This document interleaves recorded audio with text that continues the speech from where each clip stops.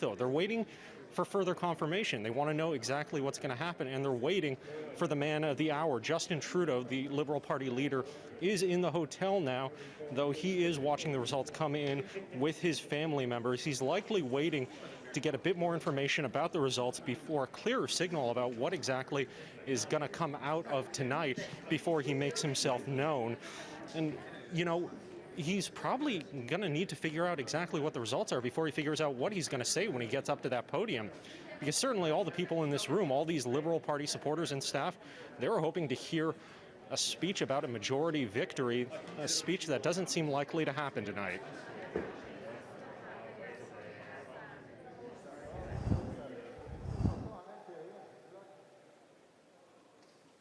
Well, there was some good news to celebrate here at Conservative Party headquarters. We're live in Oshawa, just east of Toronto, but nobody's really around to cheer just yet. We're expecting some supporters to come a little later on, but so far we are seeing the Conservatives making some gains in Atlantic Canada. Is that going to hold up as we move throughout the country? Polls are going to start closing real soon, and those numbers are going to come in fast and furious. There was some excitement here, though, within the last hour or so. We saw Conservative Party leader Erin O'Toole make his way into this venue, his family with him as well. A short time later, they made their way upstairs, a private room for the family, wife Rebecca, daughter Molly, son Jack. They were all watching some of the show. Maybe they're watching it right now here on City. We'll see later on. We might be able to check in with them. And we were able to also talk with a Conservative strategist, Jason Leader. We were asking him about the PPC, the potential of that party chipping away at Conservative support. Now, I want you to listen to his answer, and maybe we're hearing him kind of try to manage some expectations. Have a listen. A lot of members of our party, a lot of Canadians looked at him and said he ran a terrific campaign. And I think they're going to look at him, regardless of the result tonight, and say he ran a terrific campaign. A lot of people saw Prime Minister in waiting. I think people are going to be excited to vote for him again. So I think he's going to be in a really good position to continue to lead the party for sure. So some signs there. Potential to lead the party in the future, maybe vote for him again in the future. Will O'Toole remain a PM in waiting after the results come in tonight? If we finally get them all, it might take a few days. It's going to be a long evening here tonight, though. We're going to have your minute-to-minute coverage. Melissa Duggan, City News. Here in Vancouver at the NDP headquarters, it's still calm and quiet, not the flurry of activity or excitement they're seeing in other locations.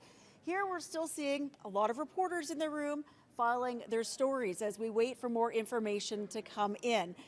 I spoke earlier to the campaign manager, Jennifer Howard, and she says, they're really happy with the campaign they've run, and they've left it all out on the campaign trail, and now they just have to wait to see what this translates into at the polls, what voters have had to say, and to find out a bit more about how the NDP are feeling about what they're seeing so far tonight. We're going to talk to the National NDP Director, Anne McGrath, just after the bottom of the hour.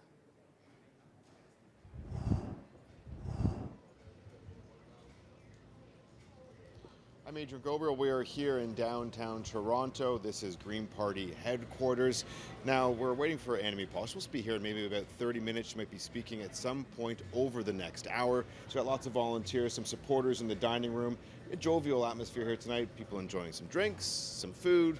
Though this is serious business for Annamie Paul. She must win this riding here in Toronto Centre. Her political future, many believe, is dependent on it. Now, she lost a by-election here in Toronto Centre about a year ago against Marcy Ian. Ian got about 43% of the vote.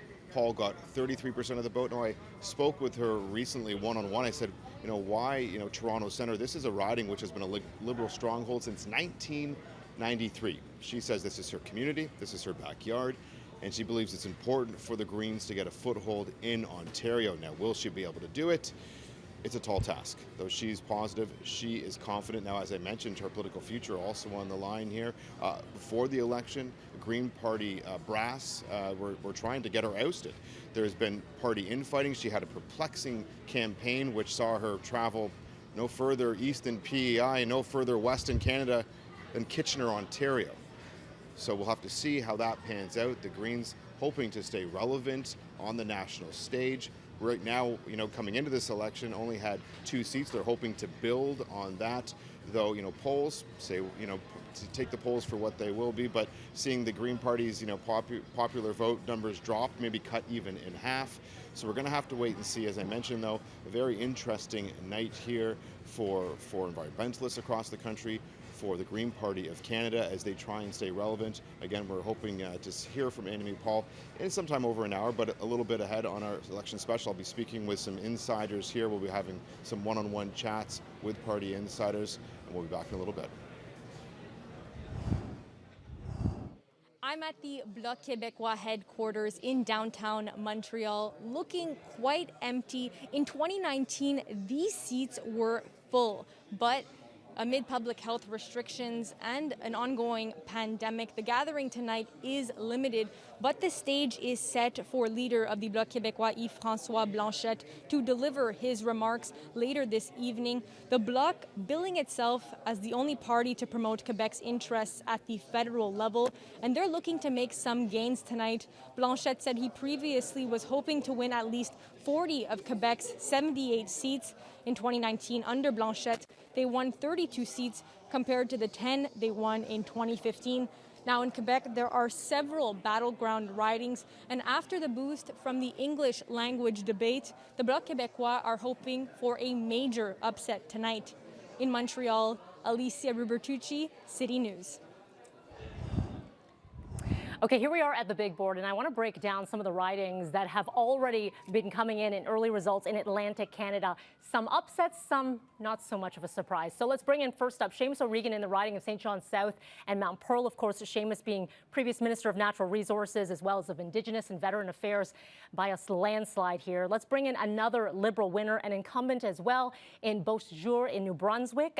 Incumbent Minister of Intergovernmental Affairs. We've got Dominic LeBlanc also taking this one. Bring you another win for the Liberals in Charlottetown PEI, and this is Sean Casey, of course, a veteran politician, been an MP since 2011.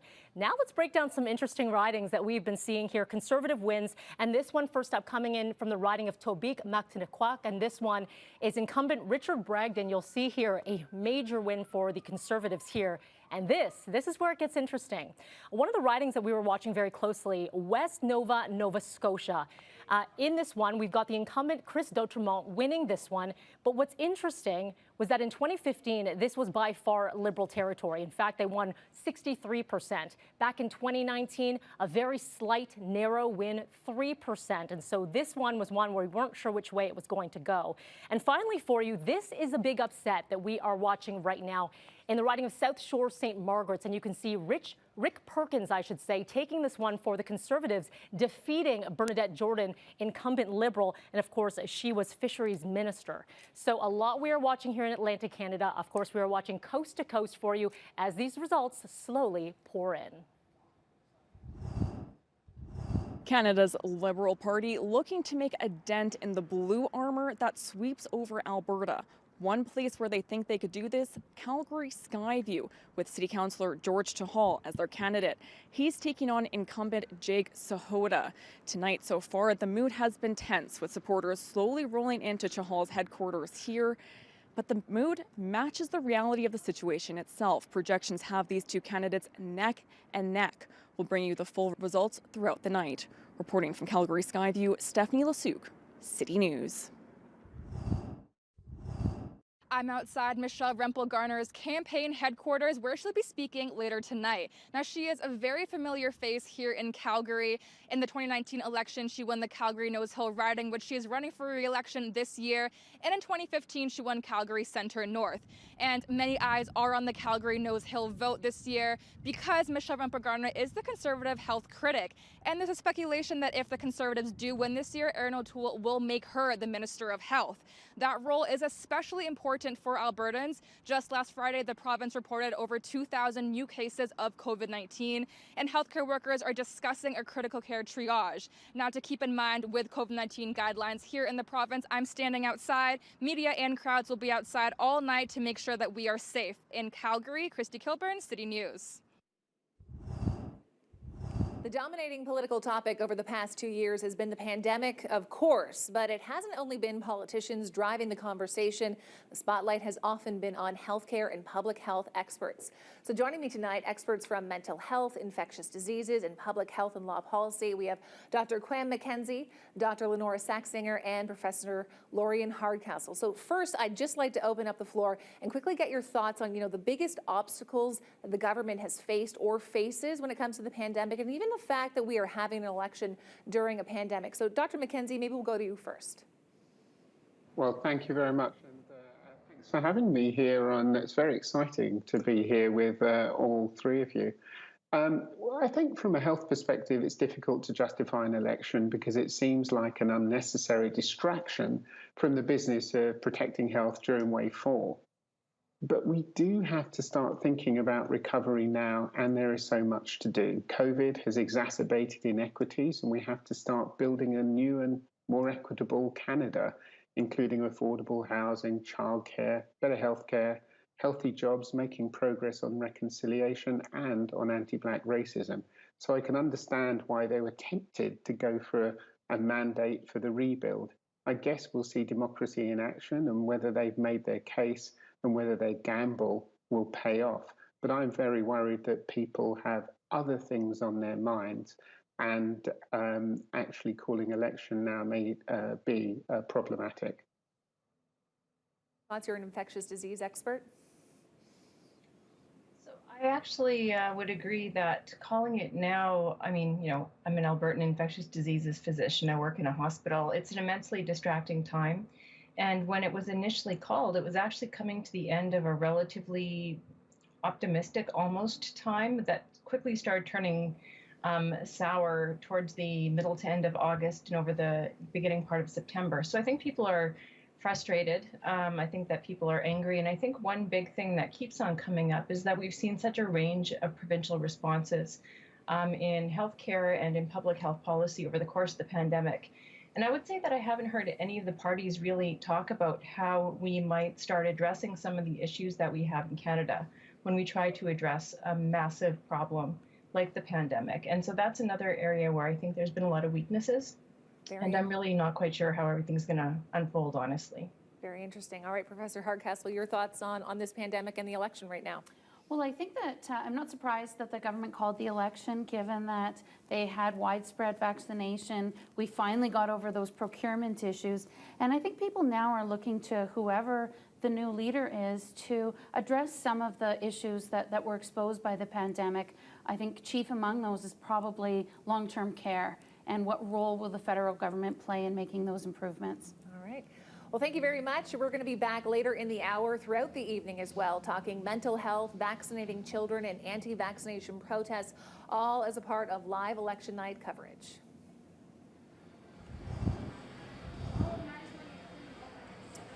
I'm Mark McAllister at Archibald's Pub in Richmond Hill, Ontario, and we're talking a little bit about economic recovery and small businesses and everything that they had gone throughout the course of the pandemic. Of course, Richmond Hill is a key riding. We'll get to that throughout the entire evening. But small business and getting out of this pandemic, key.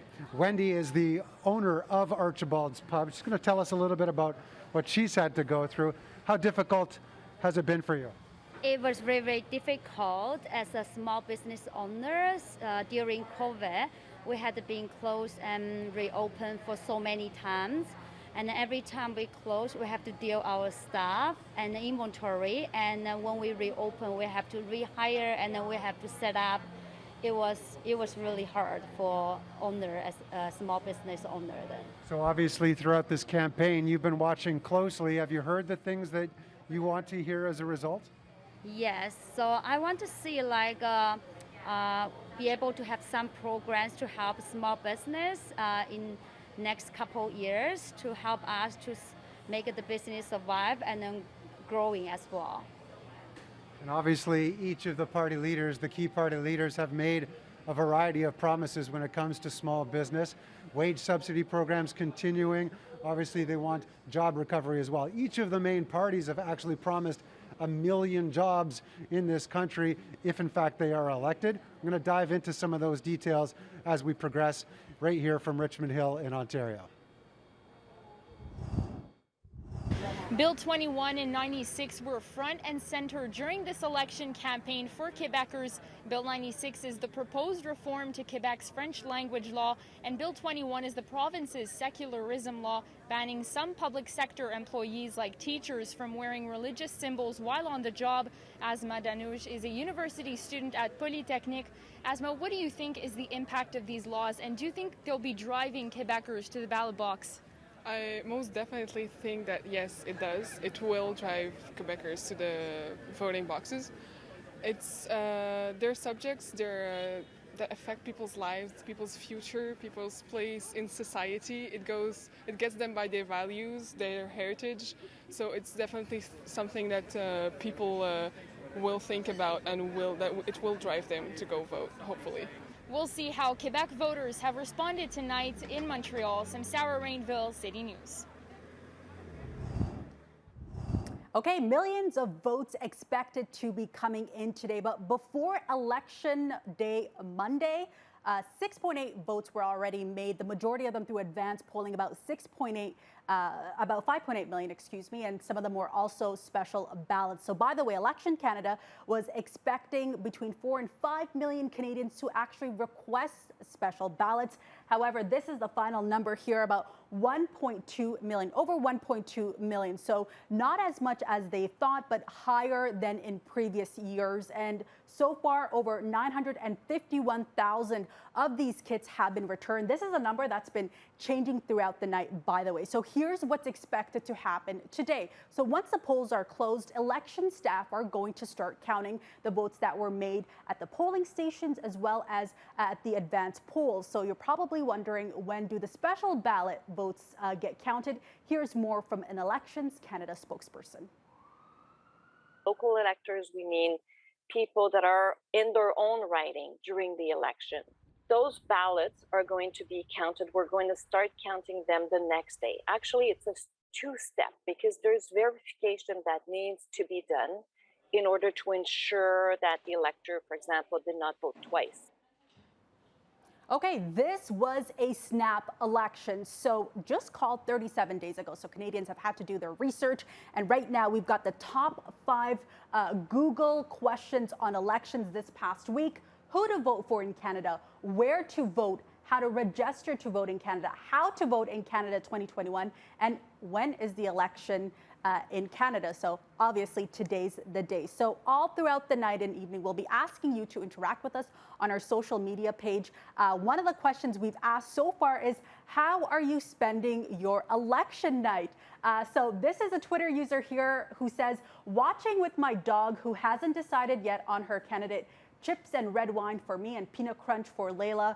Layla, of course, the cute pup, is extremely into it. So make sure you tweet us your videos and photos. We'll feature them here on City News. And we're also keeping a close watch on these polling stations. We'll have more for you a bit later on in the show.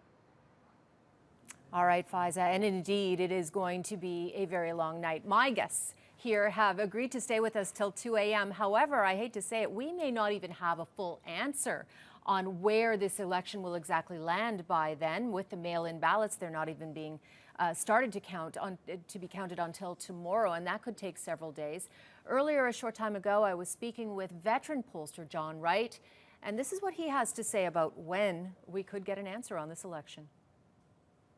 We actually don't start, counting the vote until quite late, almost tomorrow, for some of the ones that have arrived from overseas. We're going to have advanced polling. We had about 18% more than we had last year. We've got mail-in ballots. We might even have, I don't know what to predict, but if we have long lineups tonight in Toronto and in other places, we may have election officials say, okay, everybody who's in line at 9:30 still gets to vote, which means we could be into 10:30 or more. If that stretches out across the country, you and I don't know about you, but it could be 5 o'clock in the morning before we find out even a semblance of where things are going. I don't think a lot of other people are going to be up when we're actually watching what's going on. Don't worry, I'm not going to ask you to stay till 5 a.m. However, it could be a long night, and we know from Shauna Hunt, who's been reporting in the field from polling stations, that there are up to 2-hour lineups, and Elections Canada has told people that they will be able to vote if they're in line, even when the polls close at 9:30. So it could be a very long night. Estevan, I'm going to bring you into this conversation. You're in Saskatchewan. Are you hearing long lineups at polling stations as well? Actually, I was just asking around, and for most of the people around here have been able to go through the lineups quite quickly. So that's not what I'm hearing just from the local ridings that I'm checking in with. But All right. And I'm going to ask each of you, $600 million plus election, and it looks like we're going to see a minority. So very little could change, except there's a lot riding for each of the leaders here. Which leader do you think is least likely to survive after this election? Mike, I'll start with you. I'm including your own leader Yeah, with the Green absolutely. Party here. Yeah, so you know what? It's interesting you say that because, going into this election, there was a lot of disagreements happening within the federal Green Party. But I think Annamie Paul's performance during the leaders debate, especially the English leaders debate, was outstanding. Most people said that she won the debate. And so we'll see how the results and how that shakes out. What happens if she doesn't win her own seat? She's in a very liberal, traditionally liberal safe seat. Was that a wise decision choosing that riding to run in? You know what? It's hard to say. I received 20% of the vote in the 2014 election and then won in the 2018 election. She received 32% of the vote just in a by-election less than a year ago. So she's well poised to potentially win that seat. Can so I she wouldn't survive count if her she out. doesn't win? It'll be up to GPC members And to we make already, that well, we'll choice. get into the, Yeah. the issues within the party in our next discussion. Saul, what do you think? Jagmeet Singh, I mean, he did okay, not great in the last election. I'm not sure he's going to win a whole lot more votes this time around, but he's come across as one of the most liked leaders in this campaign. I think Jagmeet has brought the humanity in the process of elections, the federal elections, and when you see people suffering, like in the North example, he came to see the people, and I think it's so important that the leadership, federal leaders show up to these communities, and I think it's really important that we see that, and I think to become a prime minister, obviously it takes time. And then I think it's really, if it becomes a minority government, again, that's, that will provide some pull for others to come forward and bring solutions to the minority government. And I think that's the, I think it's so important. That's what democracy is about. And I think when we talk about democracy, it's about power to the people, right? So, right. And I think, yeah. I guess the question is does the party give the leader time? We saw it with the Conservatives the last time with Andrew Scheer. He was given the exit very quickly. We don't know what will happen with Aaron O'Toole if he does not win a minority government. Estevan, how do you feel, you're with the NDP as well, how do you feel that Jagmeet Singh has been perceived across the country? Well, I think one of the things that he should be most proud of is that he's really engaged young voters. And I think one of the challenges is that we're still doing this within a pandemic. Jagmeet has one of those characteristics and comes off as authentic in such a way that he could build momentum in an election that could be more in person. And so I'd be interested to see how that would go. All right, Estevan, thank you so very much. I am now going to send it over to Zhao Li, and you are with the Liberal Party, Zhao Li, and what is your sense about how Justin Trudeau will survive if he doesn't win a majority, which is really what this election was called for? Is he badly wounded, tarnished? Will the party keep him on? There's mixed opinions on that. That's a great question. And I mean, let me put it this way. If there is a question in the air tonight here at the Liberal Election Night HQ in Montreal, I guess the question is, are we supposed to be happy right now? Because, I mean, Liberals ahead or leading in a bunch of Eastern ridings, including some important ones, but there have been some key casualties. Of course, Fisheries Minister Bernadette Jordan, she's lost her seat. And losing a minister who handled a portfolio directly related to her riding, that is a big loss. So the question again, are we supposed to be happy with what happened? We called an election, but we're losing some key members here. Liberals unlikely to get a majority, probably going to be with a reduced minority. It's just past 9:30 now, so 262 ridings in the Eastern time zone. They've just closed their polls. I mean, barring the people still in line, of course. So we're going to start getting some results there, and there could be some cabinet casualties there as well. We've got Jean-Yves Duclos at Treasury. He only won his riding in 2019 by a few hundred votes. That would be a terrible loss if he were to not be returned to government. François-Philippe Champagne, he used to be foreign minister, an experienced hand, a valuable MP to keep around for the Liberal Party. His margin of victory in 2019, around 3,000 votes. So again, the question is, if you get returned to power, but with a reduced minority and you lose so many valuable members, potentially, are we supposed to be happy with this?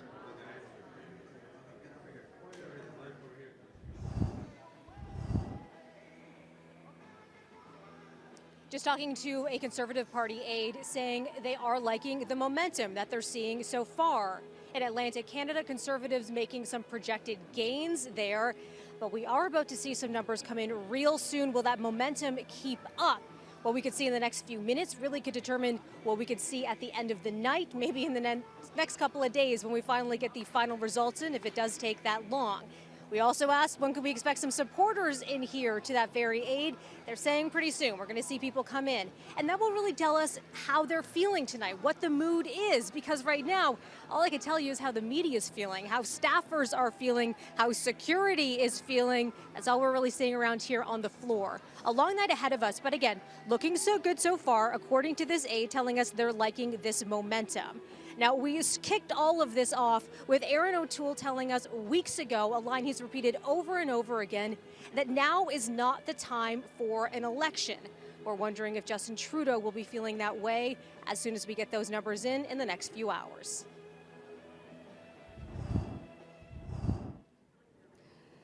As votes are being counted now across the country and polls are set to close, somewhere here near the NDP headquarters at the Vancouver Convention Centre, Jagmeet Singh, the leader, is sitting and watching the results come in.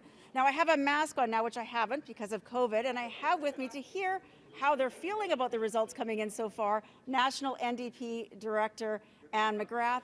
So, Anne, I mean, it's early days, early hours, early minutes. What do you think so far? Well, we're obviously really hopeful and optimistic that we're going to grow the size of our caucus after this campaign. It'll be the first time in a decade that we'll increase the size of the caucus. We came into this campaign with the leader that is the most popular. He's liked, he's trusted, he's authentic, and with a caucus and a leader that also was able to actually achieve things for Canadians during this pandemic. We were able to push the Liberals to really come forward with things like CERB, wage subsidy, all sorts of other programs. So I think that our record of accomplishment, our leader, and our really united caucus has put us in a really good position to increase the number of seats that we have. And we have a great slate of candidates across the country, diverse, strong, committed community activists. There's been a lot of buzz about your leader, Jagmeet Singh, and he really does have that, I call it the charm offensive. What do you think the odds are of increasing those seats from 24, and how many do you think you can grow it by? Well, I can't say how many because that's, it's all in the hands of the voters today. But I do know that there are some close races out there. I also know that we put a lot of emphasis on getting out the vote early as possible. So we put a lot of emphasis on mail-in ballots and on advance voting.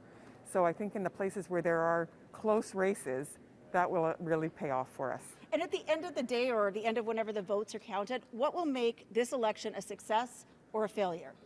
I think it's already been a success in the sense that our leader has done so well. Our campaign has been so assertive.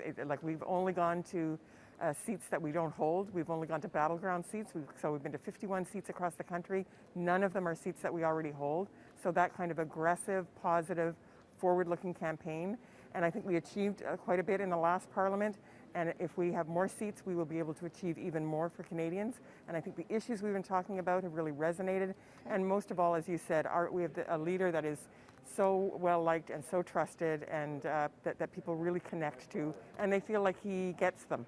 Well, thank you so much. That's National NDP Director Anne McGrath, and we'll find out how it all plays out tonight. And at the end of the night, we'll, on the stage behind us, hear from NDP leader Jagmeet Singh.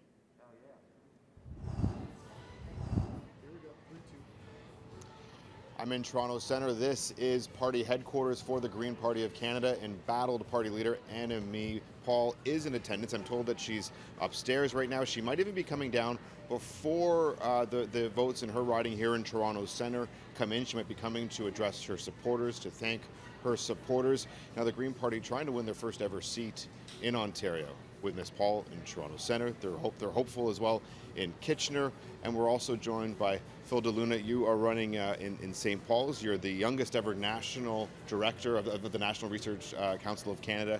You know, when you look at this, has been a really tough campaign for the Greens. You know, polling, take it for what it is. Mm-hmm. Numbers are cut in half. You've got the People's Party of Canada polling ahead of the Greens right now. When you hear that, what goes through your mind? Well, first, when I think about polling, we have to remember this is aggregate numbers across the entire country. And unfortunately, the Greens, there are some seats in ridings where there are no Green options.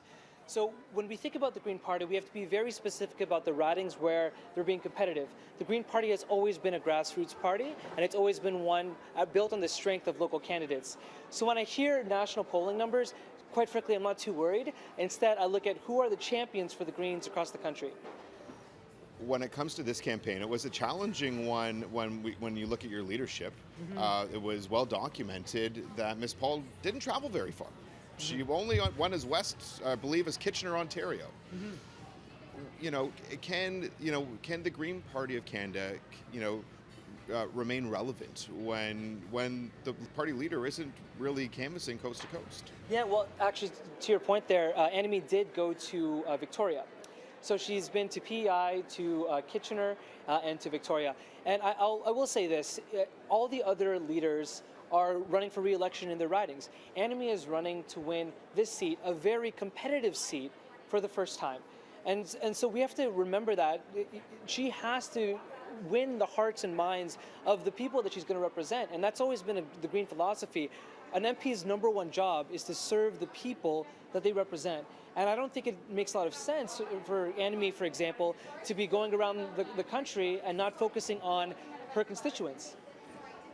When it comes to this riding, it has been well documented here in Toronto Centre that Annamie really needs to win this one. Yeah. There has been party infighting. There's members of your party who have wanted her out as leader. Mm-hmm. If she doesn't win, do you believe she should stay on as leader of the Green Party of Canada? If she doesn't win, I believe she should, quite frankly. I mean, I think it's been a very difficult year for her. It's been, quite frankly, I feel that Annamie was held to a higher standard than many other leaders, and she wasn't given the appropriate support to run a full campaign. And let's be frank, we're in an election that no one wanted in the middle of a global pandemic, surrounded by wildfires and a humanitarian crisis in Afghanistan. This is difficult times for any party to run a snap election, much less a grassroots party that is, to your point, has been looked at with turmoil, internal infighting. So I think we need to give her the shot to run a campaign and be a leader in a time that is fair for everyone.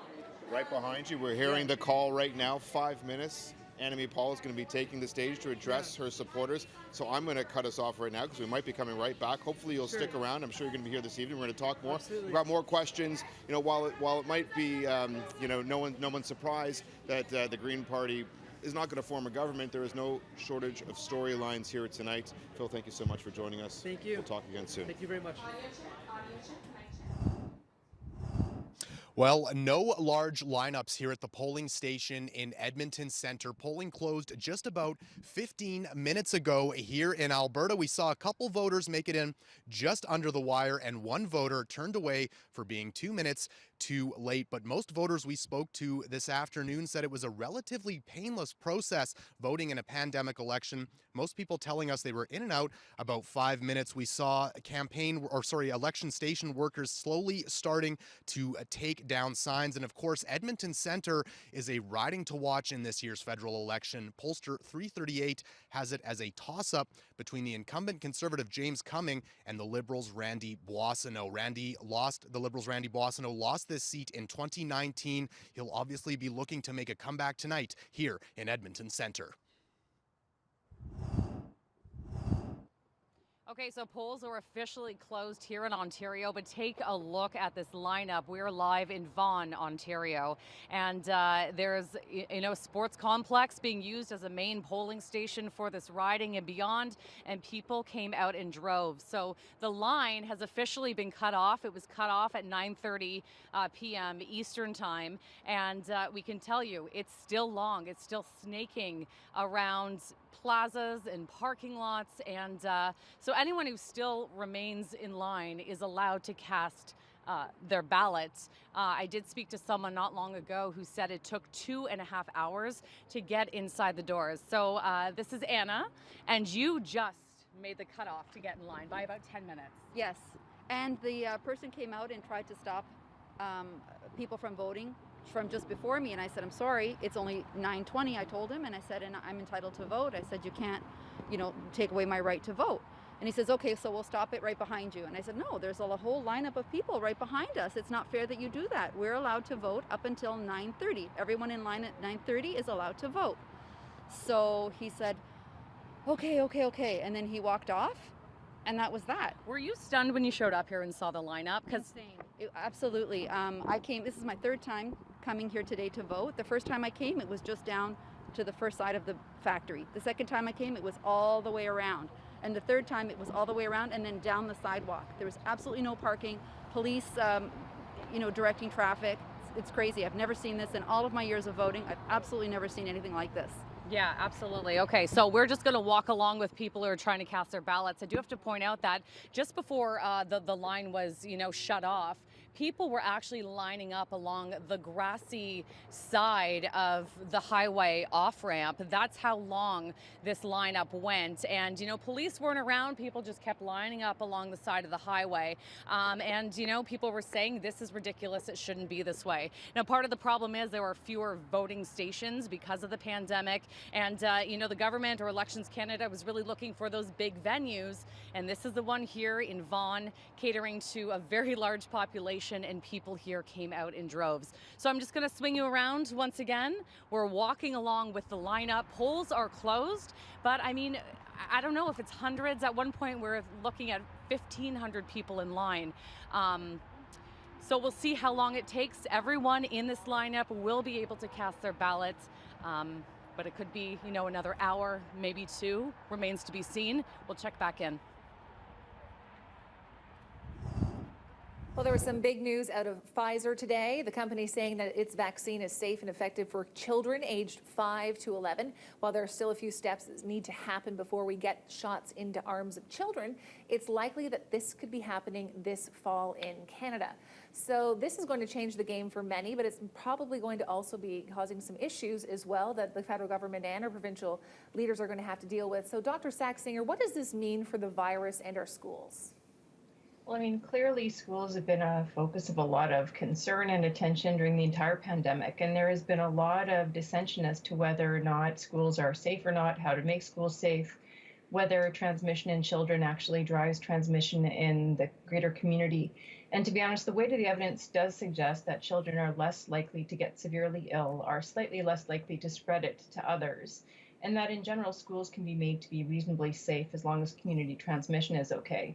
Now, if we can vaccinate school-aged children, right now we can vaccinate 12 plus, but if we can vaccinate the larger group of school-aged children, this would make school exponentially safer for everybody.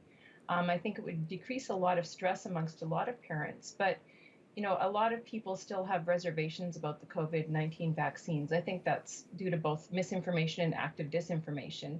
And I do suspect that although a lot of kids who have received their entire vaccine series to date, there's very good uptake of vaccination amongst Canadian children, there might be more hesitancy around these products. And we'll have to make sure that we're sensitive to that and that we're working with people to understand the recommendation and the safety. I think that's a great word, sensitive. We have to make sure that we're sensitive when this eventually rolls out, likely in the fall. Dr. McKenzie, what problems could we see when it comes to vaccine hesitancy for kids, maybe from their parents, or mandates? So I agree with Dr. Sachin there. The truth is, one of the most used cliches is from Wayne Gretzky about knowing where the puck is going, skate where the puck is going. And the problem with COVID-19 is we don't know exactly where the puck is going because COVID keeps changing. So we have to be careful. Now, we know that 5 to 11-year-olds are unlikely to die from COVID, but we know they are likely to get it. And we know they're going to end up in intensive care. They can pass on the infection, and they could be the group in which the next variant develops. So, and you know, I agree that there are the risks are much greater from COVID-19 from the vaccine, and Delta is so infectious. And I've just seen a presentation from the Ontario Science Table, which says that if we don't vaccinate 5 to 11-year-olds, it seems likely that the pediatric intensive care will be overwhelmed in Ontario. So from a community perspective, a population public health perspective, vaccination makes sense, but people make emotional as well as fact-based decisions, and all of the publicity about side effects is causing people to err. All right, thank you very much. Lori, we'll get your last quick thoughts on this. Mandating vaccines for kids, it can cause a lot of problems, right? I think that the legalities are going to be complicated, whether or not provincial governments choose to extend vaccine passports or provinces that mandate vaccines for schools. I think it will be interesting to see if they extend that to COVID. But whatever they do, I think that the governments need to get the messaging correct around this and not have it be political messaging, have it be evidence-based, factual messaging. Absolutely. Thanks for that take. Thanks so much. More with the panel next hour as coverage of the federal election continues here on City News. Here in the riding of Richmond Hill, Ontario, just outside of Toronto. This is going to be one of the key ridings that everyone is going to be watching throughout the night. Why? The last couple of elections, it has only been won by a couple of hundred votes. This will be one of the ridings that perhaps isn't decided until the days to come. The two candidates, Conservative and Liberal. The MP is, of course, Majid Johari. Right now, we're in the spot where Kostas Metagakis will be gathering later tonight. When we talk about the number of votes that it was decided by over the last couple of elections, it's because at this point, and we've been talking all night long, we've been talking about the mail-in ballot. We have found out that the mail-in ballot count in this riding is approximately 3,000. So when we're talking about hundreds over the last couple of elections, we know that this isn't likely to be decided tonight. Now, this is one of those ridings on the outskirts of Toronto, the 905 region, so to speak. And this is the area in Toronto that could potentially swing Conservatives. And as a result of that, of course, we know that they're looking for every single riding that they possibly can if they want to try and capture this election. We do know that Erin O'Toole has passed through this riding as well as Justin Trudeau, so you know this is important and everyone's going to be watching it closely. Okay, over 1.2 million Canadians opted for special ballots, and right now happening in Ottawa, some of those ballots, the counting is underway. So we'll take you to the Elections Canada Distribution Centre.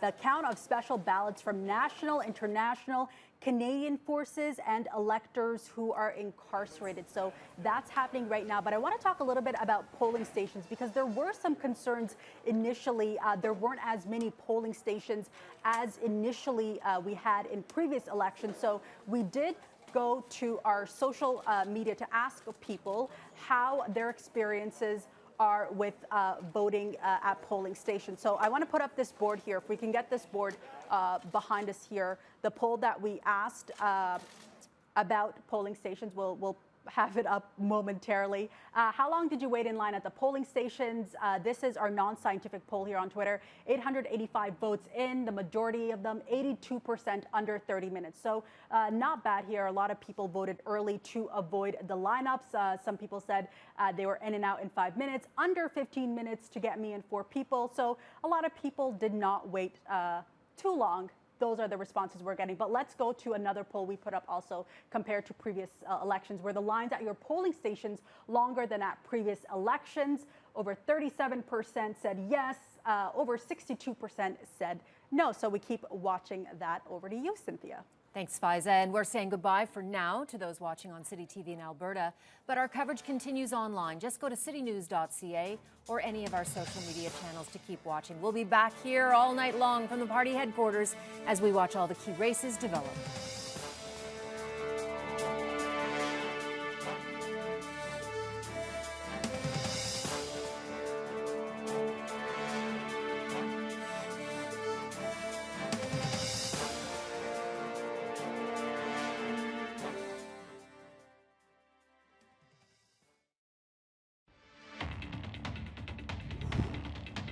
A snap election. Canadians deserve to choose what the next 17 months, what the next 17 years and beyond will look like. In the middle of a global pandemic. I think it's a good time to call it. There's other priorities, not the least of which is this global pandemic. A campaign marked by anger. That's not the solution. And differing views on how to move forward as a country. No, I'm not going to back down. There is a cost to voting for Liberals. We are running on Canada's recovery plan. It's election night in Canada, and every riding matters. Every vote matters. And City News is everywhere.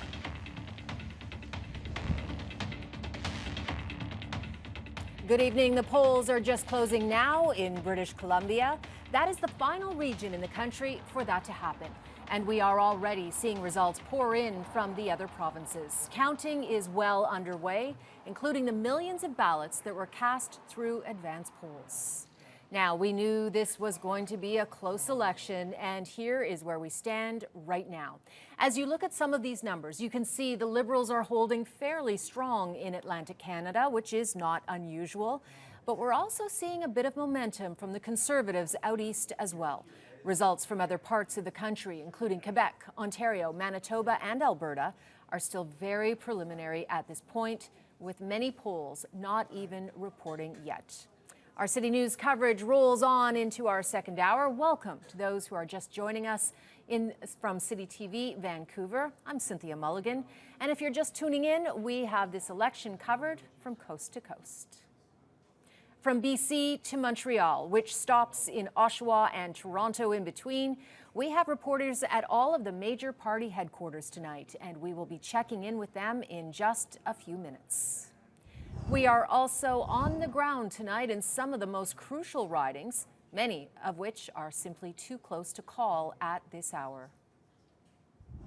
And Melanie Ng is at the big board tracking riding by riding results. She will join us in just a few minutes with a look at some of the make it or break it races, along with which parties are gaining ground and which ones are falling behind.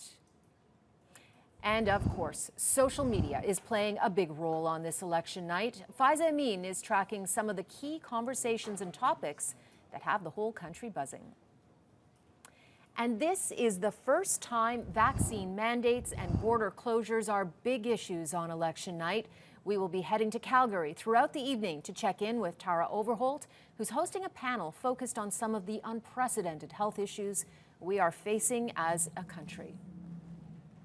And right here in our Toronto studios, I am joined by 2 guests throughout the evening. We are socially distanced, of course. We have Ontario NDP MPP Salma Makwa, and we have the leader of the Ontario Green Party, Mike Schreiner, who are here for the long haul till 2 a.m. with us. And we will also have several analysts joining us virtually throughout the evening as we discuss several of the key issues as they arrive, including why are we having this election in the first place? But as I said just a few moments ago, the polls are just closing across British Columbia. So let's head straight there to Keir Junos, who is tracking the developments in Vancouver for us this evening. Good evening, Keir. Hi, I'm here in front of the Sunset Community Center, and this is in the riding of Vancouver South. This riding, of course, held by the Defense Minister, Liberal Defense Minister Harjit Sajjan. It's been a pretty relaxed, relaxed couple of hours here. I've been here since 4:30 p.m. Pacific. And the lines haven't been incredibly long. Maybe right after work, people have kind of wrapped around that side of the building, but the waits weren't really all that bad. They probably waited 20 minutes at the most.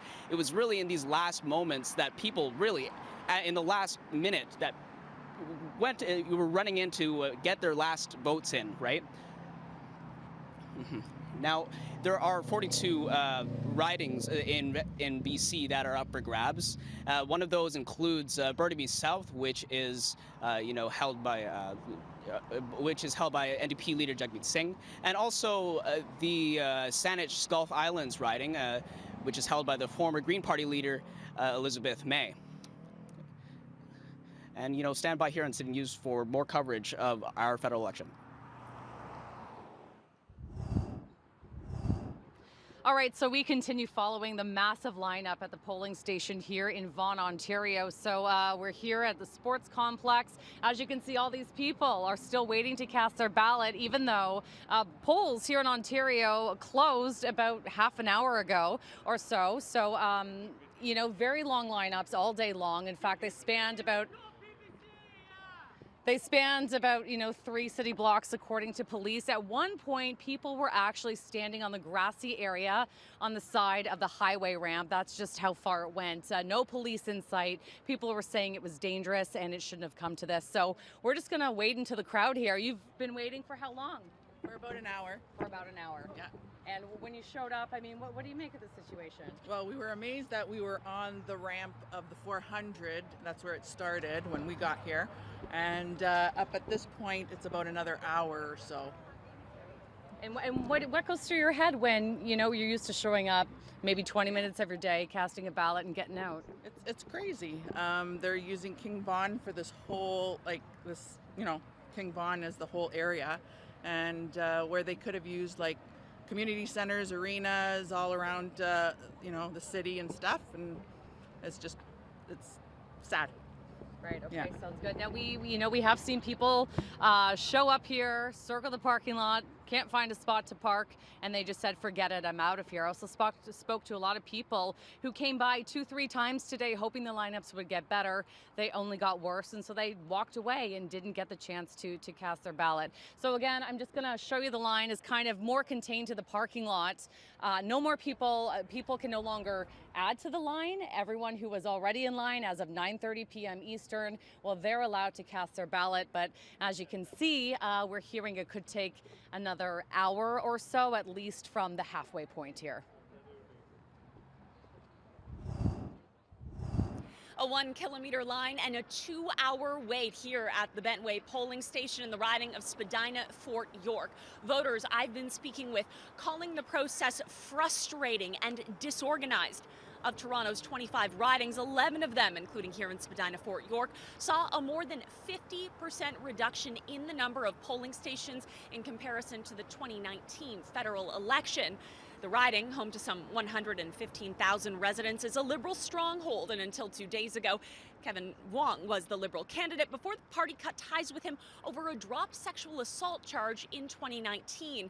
And while his name remains on the ballot, the Liberals say he will not sit in their caucus if elected. At the Bentway, Michelle Mackey, City News. Thank you, Michelle, and lots to discuss this evening with our political panel. Joining Saul, Mike, and I virtually this hour is former Alberta NDP MLA and Government Whip Esteban Cortez Vargas and former BC Liberal Attorney General Suzanne Anton. Thank you all for joining us. Suzanne, you're new to our panel at this hour. Welcome, and I'm going to start right with you, and let's discuss vaccine passports. Where do you stand on them? Do you think the federal Liberals have handled them well? Have the provinces handled them well? What is your take on passports? So I look at this from a legal perspective, and if a passport, if a public health measure is based on health, then I think it's fine. If it's based on trying to coerce people into doing something, then it's not fine. And I think that the both provincial and federal, and Mr. Trudeau and people who are talking about the passports, I think they have to tread carefully on this one because they risk going too far. It's a very divisive issue, and I think it's one of the reasons why there was so much anger in this campaign, which I must say I found very disconcerting. We don't usually have that kind of anger in election campaigns. I think it also reflected in the relative success or increase in success that the People's Party, the PPC, is having. So it has caused a lot of division. Now, people who like the passports think they're just fine, but people who don't like them really hate them. And it's that kind of division which is not healthy in our society. And I hope that whoever forms government after this can just tamp that down and come into, something that makes sense to people. It's interesting you say that there's a line, but I guess where does the line begin and end? Because the two seem to almost go hand in hand. Well, it begins and ends where it's based on health. And also it begins and ends on jurisdiction. Sometimes the federal politicians are talking a lot about things that are actually in the provincial jurisdiction and what is in the hands of the provincial authorities, not the federal authorities. So to give an example, airlines, clearly federal, but people going into restaurants, clearly provincial. So I think that, the politicians, the decision makers have to stay in their own lane on this one. Otherwise, they just don't have the authority to go into areas that are not their jurisdiction. And yet polls suggest the majority of people actually want passports. They feel safer walking into a restaurant, for example, knowing that everybody else has to be vaccinated. Mike, I'm going to let you weigh in, and then you, Saul, and then we'll get to you, Esteban, and feel free to jump in and discuss openly. Well, I agree that we need to tread carefully with vaccine certificates or passports, but I also agree that we need them. We need to be utilizing all tools in the toolbox to mitigate the spread of the fourth wave. We want to avoid a fourth wave lockdown. We want to avoid any closures of schools. We're already starting to see some, unfortunately, in Ontario. We've obviously seen what's happening in Alberta. And vaccine passports can be an important tool to help mitigate the spread, avoid lockdowns. Yes, we need to make sure that, we protect people's rights and make sure people have access to essential services like groceries and healthcare and things like that without having to be vaccinated. But when it comes to, non-essential things in our life, let's have a tool in place to help mitigate the spread of COVID-19. And it is hard because we are seeing such a rise in anger and people feel alienated, and perhaps they did prior, but this is certainly bringing it to the surface. Esteban, what is your sense in Alberta and Saskatchewan about passports? I think it's definitely, I don't know what the word is that we're trying to describe it as, an exemption record or something like that. And part of what's being discussed right now is how easy it is to actually print it off and then put whatever name you want it. And so I think what it does is it creates a lack of trust as to why we're doing this. We are doing this because our healthcare system is at a maximum right now. We need to have concrete steps in how we start re-engaging with society. We've been in a lockdown for a long time. That has impacted especially marginalized communities in lots more ways, in rural communities, access to healthcare. And so yes, absolutely, the conversation about rights should always be there, but let's not confuse what rights versus just seeing something as a privilege. And when someone is medically needing to know that they're going to be safe in a space, and there's no way to verify that they will be, we're in a big problem. And so it isn't the first time that we've had vaccination records. This is something that is common in our society. And I think that there is a way to differentiate the political conversations that we're having to what we need as a community. Okay, thank you so much. Saul, I'm afraid I have to wrap up, but I'll let you have the last word. I know Premier Doug Ford in Ontario was very reluctant to do the passports. He's grudgingly adopted them. What is your sense of people in Ontario and in particular as well in Indigenous communities? I think when we talk about individual rights versus the collective, and I think sometimes the safety and the wellness of the collective is always paramount as well. And I think this is the case when we talk about passports. It's so important that we utilize that as, especially where I come from. I come from, I represent a lot of flying communities where, healthcare access, health services are very minimal and, and non-existent sometimes. And it's so important that we keep the people safe. Thank you very very much. And we will resume this conversation. Suzanne, thank you so much for joining us as well. We'll get back to you on the next conversation. Now, this all started with Trudeau calling a snap election that most people did not want, more than 30 days and $600 million later. Tonight, we will find out if it was all worth it for the Liberals or will it backfire. Let's check in now with Zhali Li at the Liberal headquarters in Montreal. Zhali. Thanks, Cynthia. I'm standing here with, oh my God, Elliott Hughes. I almost forgot his name. What an embarrassing moment with Summa Strategies. Elliott here also actually previously worked for Minister Harjit Sajjan and Minister Bill Morneau. So he's got a good background in politics, keen eye. Elliott, we're seeing some of these early results come in. It looks like the Liberal Party is probably going to be returned, but with a reduced minority government. If you're a Liberal Party supporter, how are you feeling right now? We feel good. This is going to be a long evening. Still very early on. We've got lots of Ontario and Quebec numbers to come. And we feel as though in the last couple of days, Justin Trudeau made a very strong case to Canadians on a number of issues, whether that be vaccines, healthcare, childcare, fight against COVID. So we'll see where the results come in over the next couple of hours, but certainly, it's tight, but that's where the get out the vote strategies and work matters on the ground. Now, a lot of what we've been talking about tonight is the fact that, Justin Trudeau himself, he called this election and he's had to try and articulate exactly why he feels he needs a new mandate. Do you think he's done a good job at communicating that to Canadians? I do, absolutely. This is a hugely important election, lots of important issues.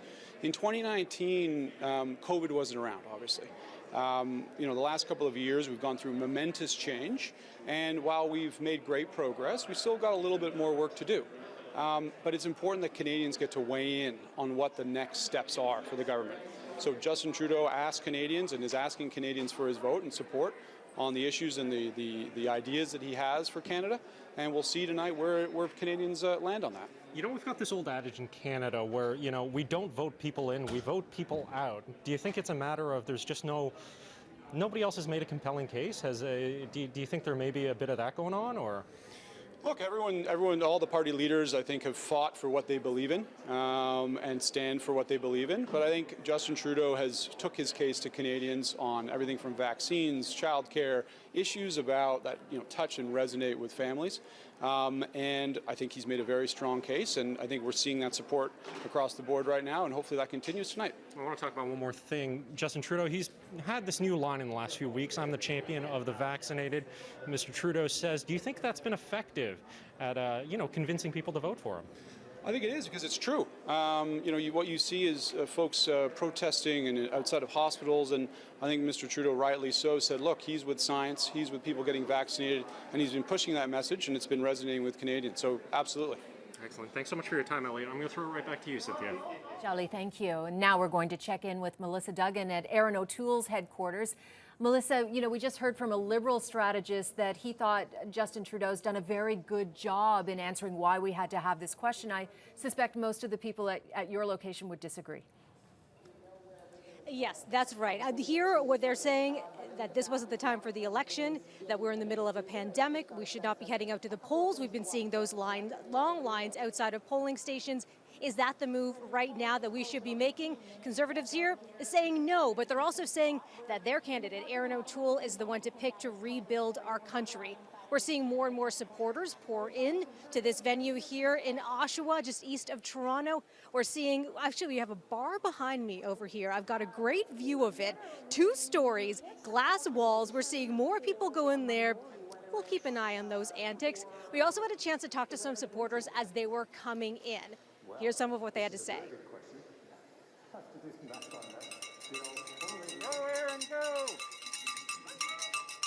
Erin O'Toole, taking it all the way. What did you like about his campaign? What didn't I like about his campaign? It was very well run, well organized. He was out there. I want to point out the cowbell there as well, really bringing in the hockey feel. We are in the Tribute Community Center, which is the home to the Oshawa Generals, the hockey team. So we're bringing that kind of feel out into the crowd as well. We expect some people behind us soon, and we're going to really gauge how they're feeling about how the night is going. And it's going to be a long one for us. Sending it back to you, Cynthia. Melissa, thank you. Next, we are going to Lisa Yuzda at NDP headquarters with Jagmeet Singh. Now, Lisa, Right now, the NDP look like they're showing with 17 seats. At dissolution, they had 24. So it looks like they're going to at least match, potentially, maybe add a couple of seats, although we're not sure yet. What is the mood there at the NDP headquarters? Unlike some of the other headquarters, it's very quiet here. Because of COVID rules, it is just reporters in here. But I have spoken to some senior folks in the NDP campaign tonight, and they say that they're optimistic that they will at least hit that 24 that you talked about, but they're really hoping to push through. You know, some saying 30 would be a great night.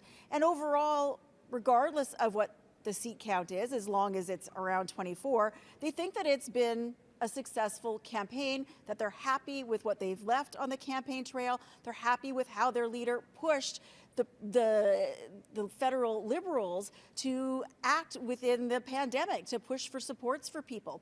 And we're going to hear more from one of the NDP candidates tonight, who is hoping to return as the MP for Vancouver East, Jenny Kwan. And her odds are looking really good to go back. And we're going to talk to her and see if she thinks there will be more NDP MPs joining her back in Ottawa. Now back to you, Cynthia.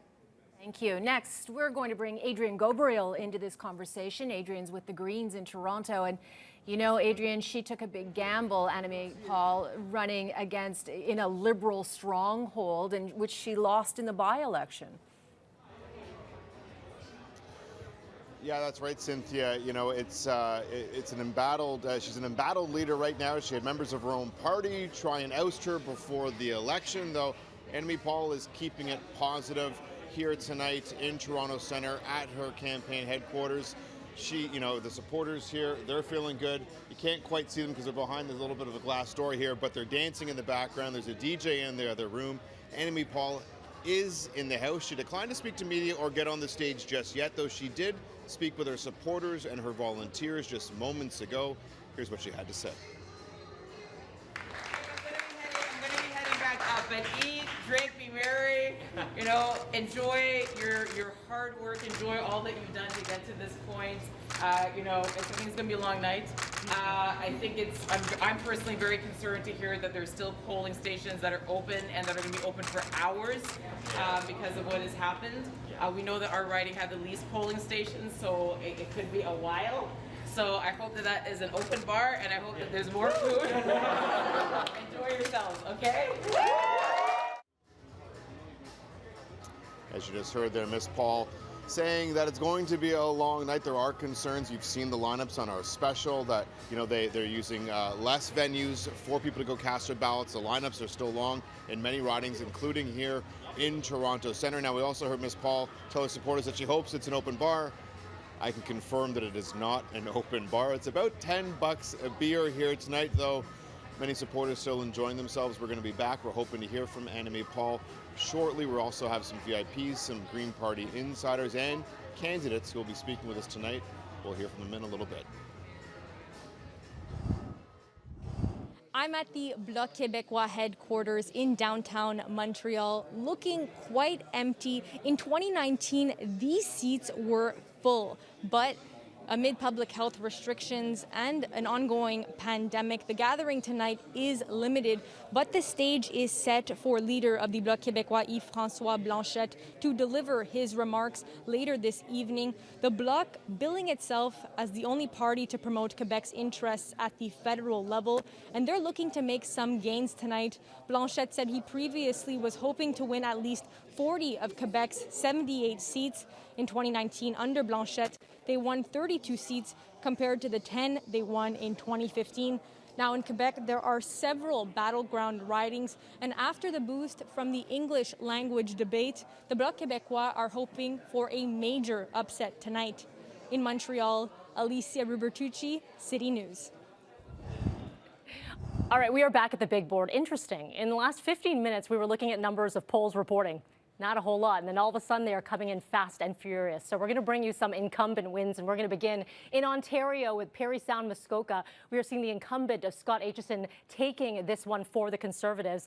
We're going to jump on through to Quebec, where there are two other big wins. The first one happening in Mégantic-l'Érable, and you're seeing an incumbent again, Luc Berthold, taking this one. Massive landslide for the Conservatives here. Again, staying with Quebec, let's bring you over to Gaspésie-les-Îles-de-la-Madeleine, and you're going to see here the incumbent Liberal, Diane Bottier, taking this one as well. Not as big of a margin that we're seeing in this one. I want to bring you back to, if you were just joining us now, what happened earlier. Selkirk Interlake Eastman, Conservative elected in this one. And there's a significant difference between herself, James, I should say, as well as the NDP. But a rehash for what was happening in Atlantic Canada. And this is a major upset, and this one coming in the riding of South Shore St. Margaret's. If you're just joining us now, Rick Perkins of the Conservatives unseating the incumbent of Bernadette Jordan, who is the fisheries minister, and this one will be considered a major upset, definitely in Atlantic Canada.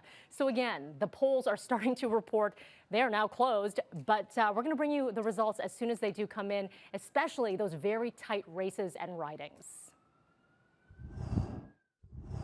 I'm outside Michelle Rempel-Garner's campaign headquarters, where she'll be speaking later tonight. Now, she is a very familiar face here in Calgary. In the 2019 election, she won the Calgary Nose Hill riding, which she is running for re-election this year. And in 2015, she won Calgary Centre North. And many eyes are on the Calgary Nose Hill vote this year because Michelle Rempel-Garner is the Conservative health critic. And there's a speculation that if the Conservatives do win this year, Erin O'Toole will make her the Minister of Health. That role is especially important for Albertans. Just last Friday, the province reported over 2,000 new cases of COVID-19, and healthcare workers are discussing a critical care triage. Now, to keep in mind with COVID-19 guidelines here in the province, I'm standing outside. Media and crowds will be outside all night to make sure that we are safe. In Calgary, Christy Kilburn, City News. Canada's Liberal Party looking to make a dent in the blue armor that sweeps over Alberta. One place where they think they could do this, Calgary Skyview, with City Councillor George Chahal as their candidate. He's taking on incumbent Jake Sahota. Tonight, so far, the mood has been tense, with supporters slowly rolling into Chahal's headquarters here. But the mood matches the reality of the situation itself. Projections have these two candidates neck and neck. We'll bring you the full results throughout the night. Reporting from Calgary Skyview, Stephanie Lasuk, City News. Well, over the last 2 years, the pandemic has dominated politics, and healthcare professionals have had public platforms like never before. Over to Tara Overholt in Calgary with a panel of public health experts offering up their unique perspectives on this election. Tara. Thanks so much, Cynthia. From isolation to misinformation to unemployment, during COVID, the mental health of Canadians has been affected negatively for going on 19 months now. Let's be honest, we aren't going to all snap back once this pandemic is over. So during this election, we've heard of talk of 10 sick days from the Liberals and the NDP. The Liberals and Conservatives also pledged to increase provincial transfers for mental health. Most plans have been a bit light on details. So let's go to our experts and what they think we need to be seeing. So Dr. McKenzie, where does the money need to flow, and who really needs to be prioritized when it comes to mental health? We had a mental health crisis before the pandemic, and the pandemic has made it worse. As you said, COVID itself causes mental health problems. Physical distances and lockdowns increase their depression and anxiety, and the economic impacts have increased stress. The way forward, however, is to protect people's mental health as well as increasing funding for mental health services. And so that means we need to look at what makes people stress. We need to look at housing. We need to look at evictions. We need to make sure people have good jobs and sick days. And we need to focus on hard-hit groups like racialized groups, Indigenous groups, LGBT groups. And this is not something that can be done by the feds alone. And that's why some people have called for a mental health social contract with the feds, the provinces, and the cities, the third sector and industry all involved in building a new 10-year plan to rebuild our mental health. 10-year plan to rebuild our mental health. All right, Professor Hardcastle, let's think about the difficulty that may lay ahead for the federal government, whoever comes into power, because really it is the province that ends up delivering these kinds of programs. So what do we need to see here? Well, I think that we'll need to see the feds work with the provinces to implement any sort of funding arrangement. And I think some of the premiers are happy to work with the feds, depending who they are, and others have been resistant in the past to conditional transfers. And so that may be a barrier to the uptake of whatever program whoever comes into power wants to implement. Dr. McKenzie, I'm just going to go back to you. You know, we're talking about how mental health, the economy, but it's also about racialized communities, and we've been talking about, you know, universal health care, basic income and things like that. Is that something that's going to be pressed upon to have shelter and food and all those things that really do help with mental health? Yes, most definitely. The social factors that keep you well, 85% of your risk of illness is linked to social factors. And so if you can improve things like housing and look at evictions, if you can look at things like the basic income, you can improve health.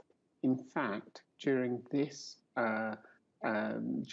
pandemic, there is evidence that the CERB protected the mental health of people who are unemployed. And so though we always think about increasing funding to provinces to build mental health services, we also have to think about social policy and economic policy and what the feds can do to make people's lives easier, because decreasing people's stress can decrease their risk of mental health problems.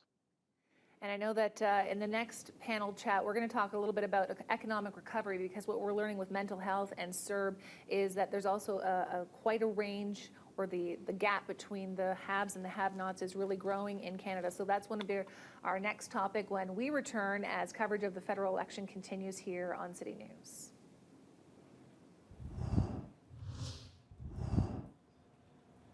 And we have breaking news, and this is much sooner than expected. The Liberal win is being declared at this hour, at this very minute. A Liberal win in this election. I'm going to send it straight to Zhao Li at Justin Trudeau's Liberal Party headquarters. Zhao Li, what is the mood there right now? Are people even understanding this yet? Has it sunk in?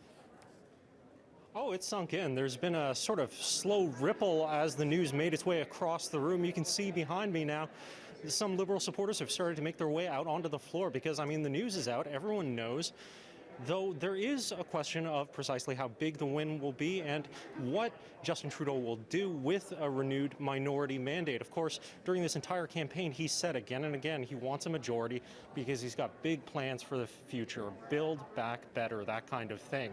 And he said that he's running on all sorts of things that he didn't run on in 2019, and he's going to need a majority to do it. Well, it's unlikely he'll get that majority, though he will be returned to power. So the question now remains, what's going to happen? Is he going to strike a deal with the NDP and return to a vote vote supply arrangement similar to what we had before the election, which then begs the question, of course, why did we do this at all? The NDP, of course, said that they'd be willing to supply the votes, and there's $600 million plus well spent, I suppose. But yes, it's a Liberal win, and there is a buzz in the air. As you can see, there is quite a bit of excitement happening here at the Liberal Election Night HQ in Montreal. Thank you, Zhao Li. Now, excitement given a COVID and pandemic. I mean, it's not like we would normally see during an election. Let's check in now with Melissa Duggan at Erin O'Toole's headquarters, and I imagine it's a rather muted mood at the moment right now, Melissa. And of course, the point is, if it's still, we don't know, Liberal minority, majority, if it is a minority, the Liberals need a dance partner. You know, just moments ago, I was talking to a Conservative strategist. I said, listen, if the political landscape doesn't change too much to what we had before the election, where's the Conservative Party at in 2 months from now? Where's the Conservative Party leader in 2 months from now? And he said, listen, sometimes it takes a few kicks at the can to become prime minister. And maybe this is just the first kick at the can. We'll see where things go from here. So it looks like they're already starting to retool, figure out where they're going to reposition themselves going forward. And they're really going to have to look to the future here. They're going to have to look back at the campaign, realize what kind of mistakes were made. maybe saying that line over and over again that an election isn't what we need right now. Maybe a different strategy was what they needed. I was also asking this Conservative strategist, O'Toole wanted to go big tent, include as many people as possible in there. Was that the right strategy, to go moderate? Maybe, not including people who would normally, traditionally vote Conservative. Did he ignore them? What kind of a strategy are we going to see next time around? Are we going to have another one of these elections in another 18 months from now? Time's going to tell. Back to you, Cynthia. How many knives are out? Thank you very much, Melissa. Now let's check in with Lisa Yuzda at NDP headquarters. What is the mood there, Lisa? Because, Jagmeet Singh, he could be the kingmaker. Well, it's quiet here right now, but it has been throughout the night. All of the campaign leadership, including leader Jagmeet Singh, are holed up in a room watching this. So, it seems like a pretty good night right now. Elections Canada showing that the NDP are leading in 23 ridings. 24 is what they wanted to match from last time.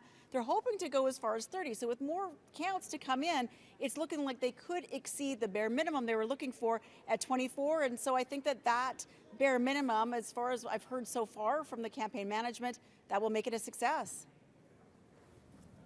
Okay, thank you very much. Adrian Gabriel, we're going to give the final word on the Leaders Roundup to you tonight. Annamie Paul, it's going to be very interesting to see how she survives this next election. And I am looking at one seat with the Greens.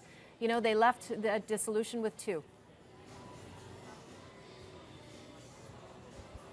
Yeah, survival is the name of the game for Annamie Paul. Cynthia, there's still a party atmosphere here at the Greens headquarters. They're still hopeful. They're going to try and take their first ever federal seat here in Ontario.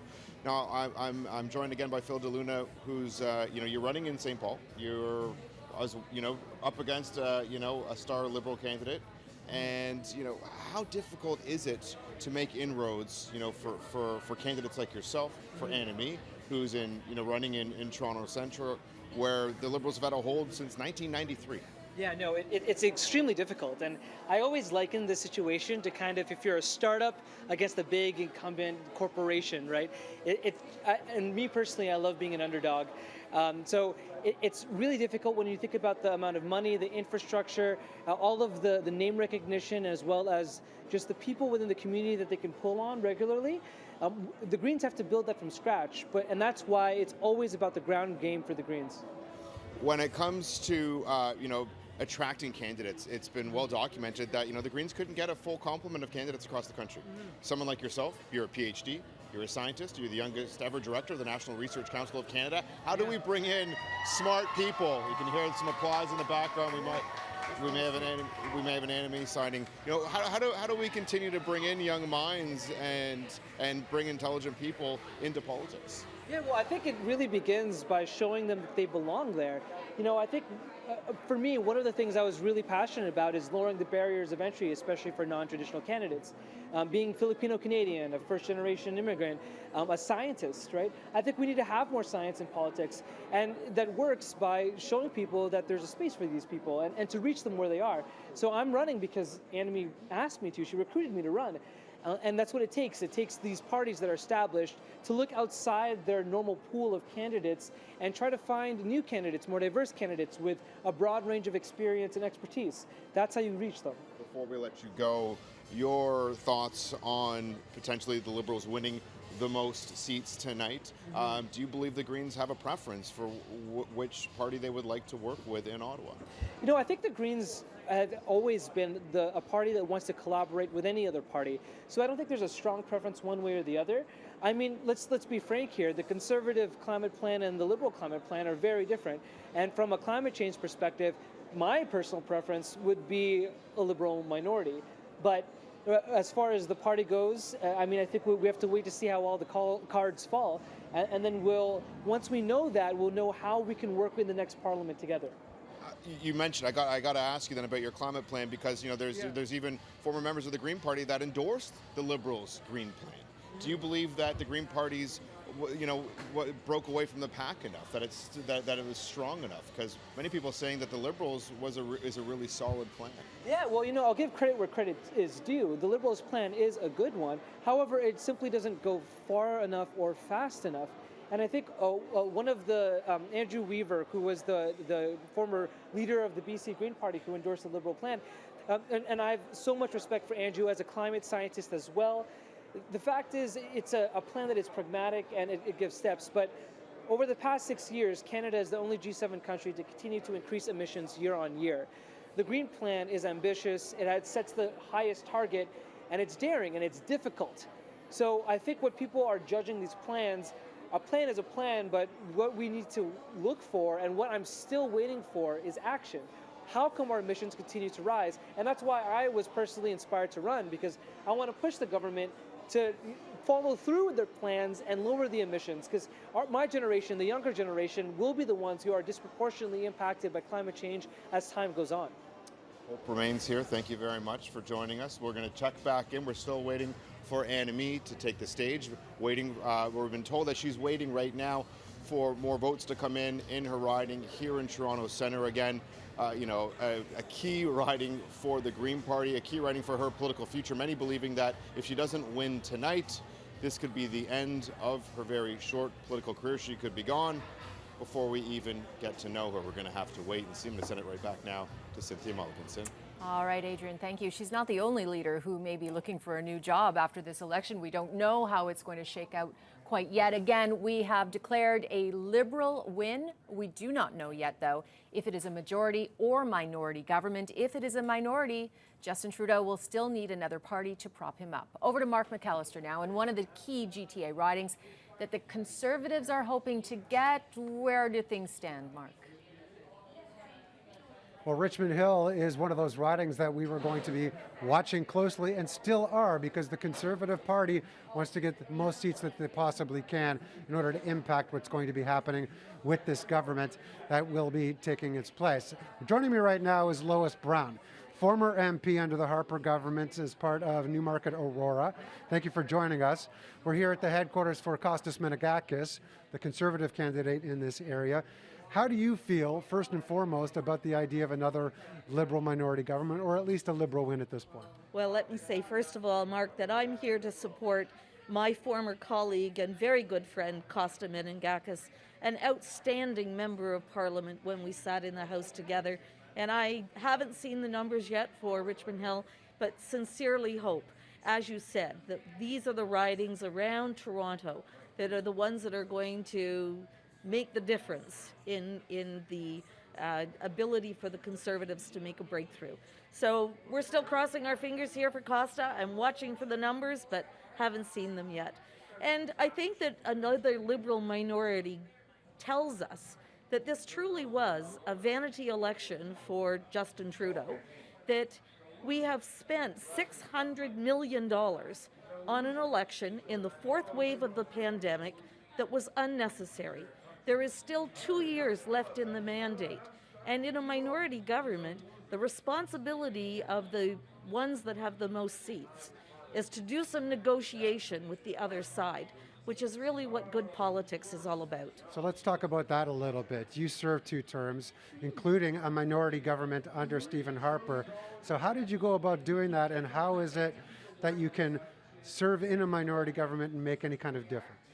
Well, first of all, it is up to the House leaders to go to their colleagues in the House of the same responsibility, and to make sure that there is some trade-offs. Sometimes there's trade-offs on private members' bills that come forward.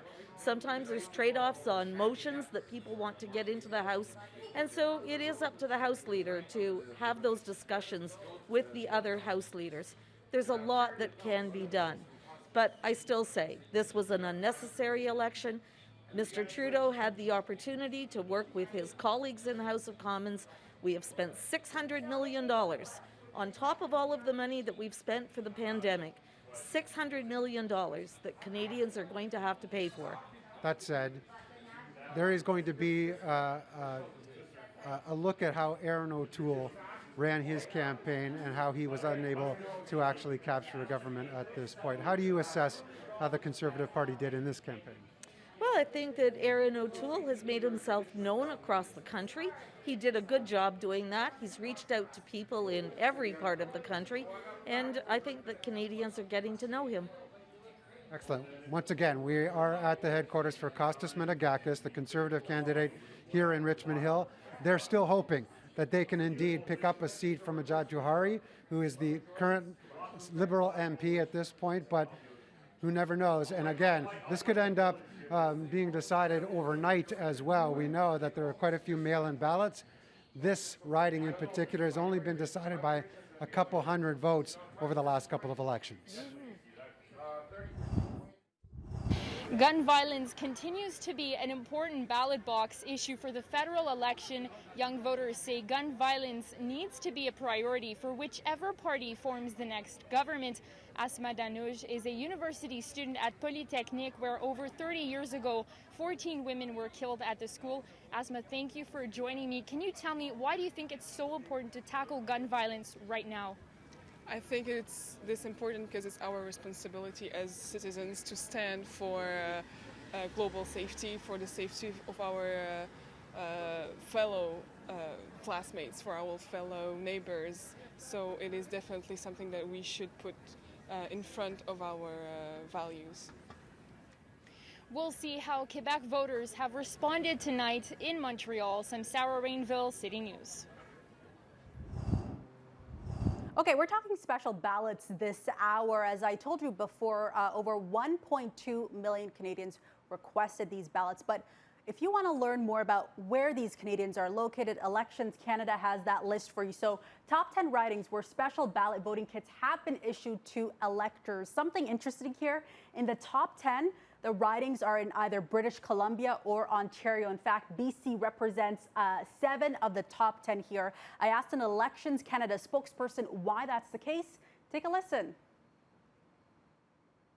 I'm sure that, all the fires that are currently ongoing or were ongoing had something to do with that, because a lot of people were evacuees, so they didn't know if they were going to be in their own riding during the election. So I'm sure that this is part of the answer here.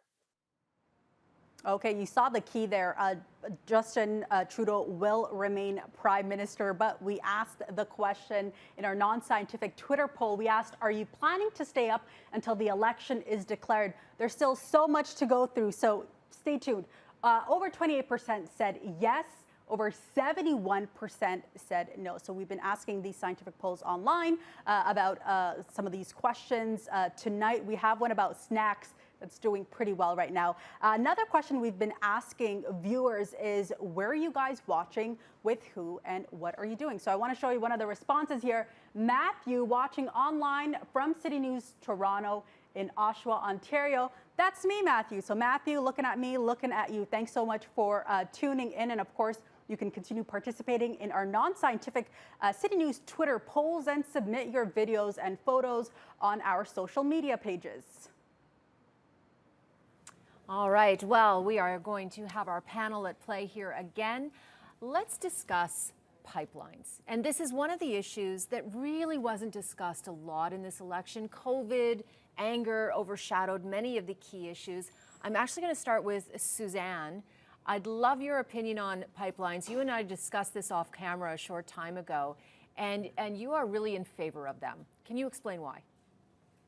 Yes, well, I'm strongly in favor of Canada's energy industry, and we really see it on the ground in British Columbia because we have several major projects underway. We've got the liquefied natural gas project terminating at Kitimat. We've got the Trans Mountain Pipeline, which is an oil pipeline. We've got Site C Hydro, so we've got big energy projects at BC. When we talk about affordability and when we talk about building the economy, I hope that it seems like it's going to be the Liberals again. I hope that they start to love Canada's energy industry because it's extremely valuable to our economy. 25% of our exports are from the energy industry. If we start saying we don't like the tar sands anymore, we don't like the oil sands, we're exporting those jobs. Instead of paving roads and building schools in Canada, we're paving roads and building villas in Russia or Saudi Arabia. We're just going to be exporting those jobs. Canada's energy, nobody does energy better than Canada does. And if we want to think of good family supporting jobs and a great industry for our country, I do think we can embrace our energy industry. Okay, Suzanne, unfortunately, because of COVID, you can't be in studio, and you can't see Mike Schreiner's face, who is head of the Green Party, the Liberal Green Party leader here in Ontario. Mike, I'm going to let you rebut this, and it is a fascinating debate and one that sadly we did not have enough of in this election campaign. Yeah, we absolutely didn't have enough talk about the climate emergency that we're facing. And yes, let's embrace Canada's energy sector. The renewable energy sector, that's where global capital investment is going. Even the International Energy Association, which historically has been pro-oil and gas, a relatively conservative mainstream organization, is saying we cannot invest in any new fossil fuel infrastructure in the world if we have any hope of avoiding a climate catastrophe. So why would Canada invest in expanding pipeline capacity when we simply can't afford to do that? We need to be honest with Canadians about what it's going to take to address the climate emergency and what it's going to take to make sure we're a renewable energy superpower. We have the capacity to do it. Let's do it, but we need the political will to make it happen. So let me ask you this. After a summer where we saw forest fires and so many issues relating to the climate crisis, why aren't the Greens resonating more? Why aren't we see right now 3 projected seats. Why aren't we seeing way more? Why is that message not resonating with Canadians? Yeah, well, I think all too often we have mainstream media and commentators saying, hey, we can somehow invest more in fossil fuel infrastructure and address climate at the same time. And physics Yeah, you're simply blaming the is media. saying, no. It's your So- party. What's going on here? Well, I mean, partly there was some internal divisions within the Green Party that I think, made it a rough go in the early days of this campaign. I will say, though, the party looks to be like it's going to expand the number of seats. Yeah, it may only be from 2 to 3. But I think the Green Party is a party that as climate becomes a bigger and bigger issue, will continue to grow and we'll continue to see our seats grow. I mean, we're seeing that in Ontario. We're setting record fundraising numbers almost every month, and I think it's because of the leadership that the Ontario Greens have been showing within the legislature on issues like climate and housing affordability. Saul, Estevan, I'm so sorry. We've run out of time. I'm going to send it over to Melanie Ng, and she's been watching all the big numbers on the board. We see them rising. We've declared a Liberal victory. We don't know if it's minority, majority. Mel, let's take a look at the ridings. What are you seeing firsthand? You got it, Cynthia. Remember when I checked in with you about 20 minutes ago and we said it was slow? Now all of a sudden we know what's happening because these results are coming in fast and furious. No surprise here. We're going to bring you right to Quebec, where Yves-François Blanchet taking this one incumbent and an absolute landslide here in his riding.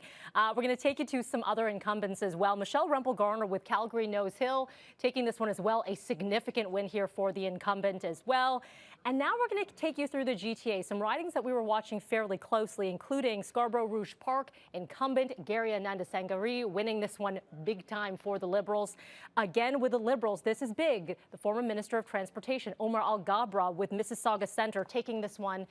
You can see a massive one as we move it through here. There we go. Thank you very much. Here are his numbers of 4,700 compared to with 61 of 233 reporting, but already a big win for Omar Al-Gabra. Finally, I just want to show you one last one in Brampton East, and that is the incumbent Menender Sidhu taking this for the Liberals as the incumbent as well. So we're continuing to tally here, Cynthia, and it's happening fast. And taking over from me here, the big board will be Erica Natividad, and she'll bring you more results coming up in just a bit.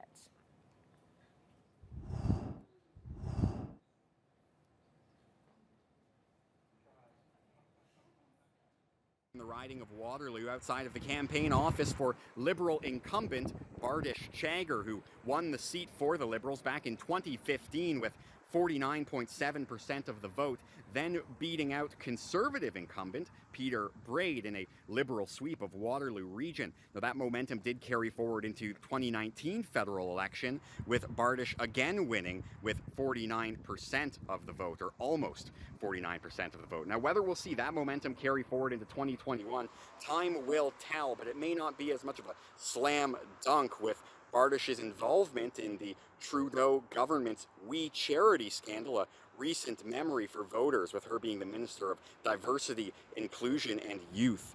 The Conservatives' Megan Shannon and NDP's Jonathan Castles will be pushing to flip the riding for their parties. The Conservatives need to win at least 2 or 3 seats if they want a shot at forming a minority or majority government. Over 20,000 voters here in the riding of Waterloo participated in advanced polling. That's the highest number in the region and marks a 51% increase over what we saw in 2019. Though with 85,000 voters in this riding, we'll have to wait, watch the numbers, and see how it goes. It's really anyone's race here in Kitchener-South Hesper, as the incumbent is not running for re-election. The incumbent, Marwan Tabara, came in as a Liberal MP, and he's been sitting as an independent since June 2020. That's when news broke of his arrest. I'm currently inside Tyler Calver's office. Now, he is the Conservative candidate running for Kitchener-South Hesper this election. But, you know, at this point, it's hard to tell. The vote could easily go to his Liberal counterpart, who's running for the Kitchener-South Hesper election, and that is Valerie Bradford. I am keeping an eye on the race, on the tallies as they come in. Stay tuned for updates. Well, the pandemic and healthcare in general have been central issues for voters this election. Let's head over to Calgary, where Tara Overholt is speaking with medical experts to get their take on where we are and what's next, Tara. Thanks, Cynthia. Well, the federal government instituted CERB, which many say helped people get through this pandemic as unemployment rose and people had to stay home. There's also been some backlash, some saying this policy led to a lack of workers opting to go back to work because they could stay home and collect. Let's get to Dr. McKenzie. What have you seen emerge as some economic issues from COVID? Well, I think that Canada actually is in the middle of the G7 countries when it comes to economic recovery and employment. And most sectors are now back to or have actually surpassed pre-pandemic employment levels. But unfortunately, the gap between rich and poor has increased during the pandemic. Long-term unemployment, is up 22%, and low-paid people are the most likely not to have gone back to their jobs, especially racialized and Indigenous populations. And so their employment remains low. So I think when we're looking at the recovery, we have to look at focusing on those populations, because those were the populations, low-paid, racialized, Indigenous, that were hardest hit by COVID. They're the people who are the essential workers. And I think we have to look at that and think about that when we're thinking about our recovery. And some of the nonsense that we're hearing about people not going back to work because they're being paid the CERB or other benefits, I think we have to dispel that and really have to look at why people won't go back to low-paid jobs without sick days, with poor worker protections. I think that if we give people proper jobs, they're going to take them. And I think that's one thing you're talking about, those proper protections, which was really key when we've gone opening businesses, closing businesses. People want to feel protected when they do actually go back to work. So is that something that you see people really pushing for when they do head back to work? I think it's reasonable to think about a new normal and to say, well, the old normal where we had not proper protections at work, where people weren't paid properly, is what made us vulnerable in part to COVID-19 in the first place.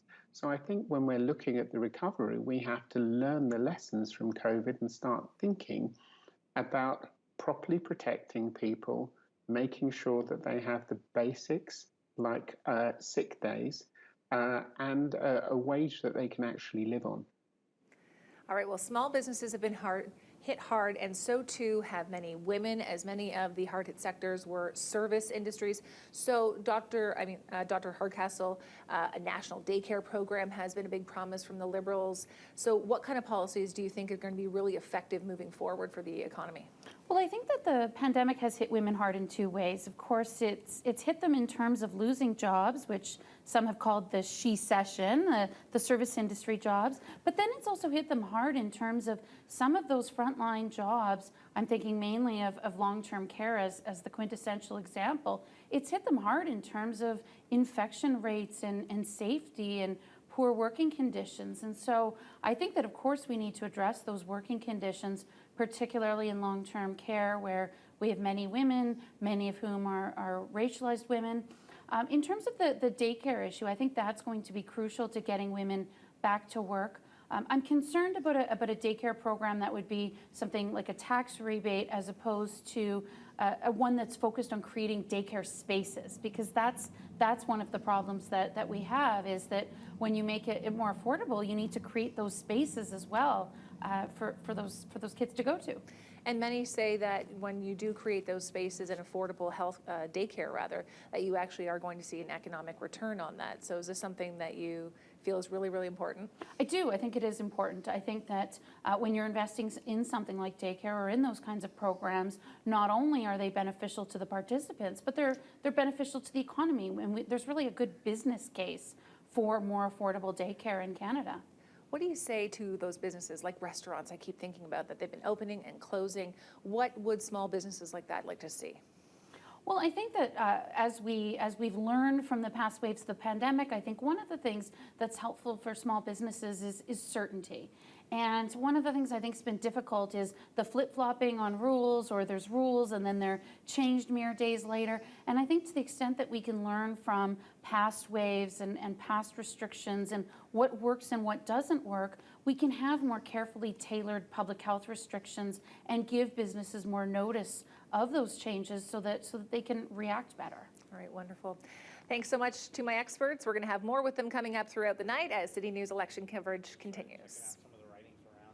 Thank you very much. Now it is time to say goodbye to those of you watching on City TV Vancouver, but grab your phone or tablet because our coverage is continuing online. Just go to citynews.ca or any of our social media channels. We will bring you the live speeches from all the main party leaders over the next few hours.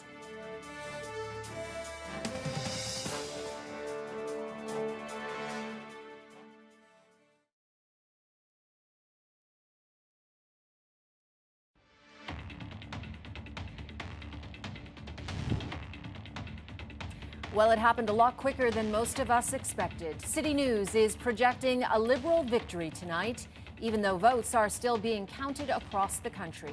You are looking at a live shot of Liberal headquarters in Montreal, where we are expecting to hear from Leader Justin Trudeau later this evening. And that is, of course, crushing news for the Conservatives. Some pollsters gave Erin O'Toole an outside shot at pulling off an upset tonight. Many others said this election was simply too close to call, and it could be a while before a winner was declared. Well, that definitely was not the case. We are expecting to hear from O'Toole a little later this evening. He will be speaking from Oshawa, Ontario. Good evening, I'm Cynthia Mulligan in our City News studios in Toronto. It is time to welcome in those watching in on City TV in Toronto and Montreal. So, we know the Liberals will be holding on to power, but what remains to be seen is whether the party will be able to win a majority or if we'll end up right back where we started with a minority government. Here's where we stand right now. The magic number for a majority is 170. You can see the Liberals are falling short of that at the moment. For reference, the Liberals won 157 seats 2 years ago during the last federal election. In just a few minutes, we'll be taking a closer look at some of the crucial ridings that are just simply too close to call right now. But the big story of the night, of course, is the Liberals hanging on to power. Let's head straight to Zhali Li, who is live at Trudeau headquarters. Yes, a victory for Justin Trudeau, but is he walking out of this election a stronger leader or one that is wounded, Zhali Li? It's very difficult to say. I was talking to a McGill political analyst, Daniel Ballon, near the start of the election, and I asked him this exact question. If he wins, but he gets a minority, how is he going to feel? And he said, Mr. Ballon said, you know, if I was Justin Trudeau, I'd be worried about perhaps getting stabbed in the back over this. But perhaps it's a bit too early to speculate about that kind of thing right now. The Liberals have won another government, though not the majority they were asking for. It would be a true embarrassment to the party if they were to come back with fewer seats than when they dissolved Parliament, but it still remains to be seen. As you said, many ridings are still too close to call. I was looking at some results for Thunder Bay Rainy River earlier, and that is still a three-way heat, with about 29% for the Liberals, the Conservatives, and the NDP. So there are probably quite a few ridings like that out there where we still don't know exactly who is going to be MP when all the dust settles. The vibe here is a bit weird. There's COVID-19 restrictions in place, so as you can see behind me, you're not seeing the usual throng of passionate Liberal supporters. Instead, when the news came in that the Liberals were likely to win and form government, it was more like a bit of a muted ripple. You saw some people make their way out onto the floor, walk around for a bit, then just leave. But everyone's still sort of anticipating for when the man of the hour, Justin Trudeau himself, is expected to take the stage. We're hearing that he should be ready to give his remarks at around 12:30, and we'll see exactly what he has to say about this result. Back to you, Cynthia. Thank you. Now we're going to check in with Melissa Duggan, who is at Erin O'Toole's campaign headquarters in Oshawa. And I guess the big question now, other than the disappointment, Melissa, is will he be able to survive? His predecessor, Andrew Scheer, was booted out quite quickly after. Even though, if you look, we have a projection of 122 Conservative seats versus 119 from the last election, it's still a big blow.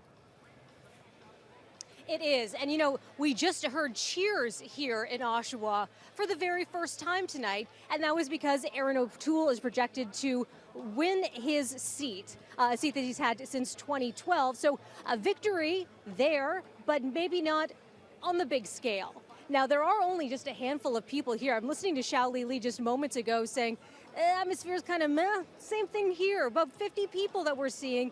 Normally, if we heard about the good news projected for the Liberals, maybe we just feel like the air was being sucked out of the room, but there wasn't really a lot of air to suck out of here. I was talking to a Conservative strategist just moments ago, asking him a little bit about the future, where things could go from here. Here's what he told me. Now, if nothing really changes in the political landscape after tonight, where's the Conservative Party going to be in 2 months from now? Well, I mean, we've got a leader who's battle-tested, who's been through an election campaign. The truth is, other than weird situations, Mr. Trudeau in 2015, for example, most times you need a couple of cracks at it. So Mr. Harper, for example, needed a couple of cracks at it. And we'll have a leader who has, frankly, been through the battle test and battle-hardened stuff that is required. These are really hard to run. And so, we'll be a step ahead of where we were before. And he's been in campaign mode for a lot of the past, a couple 2 of years, basically. A couple of years, yeah, 100%. It's a and I think everybody probably needs a rest, and it's probably time for a rest. Great, thanks so much. Yeah, thank you.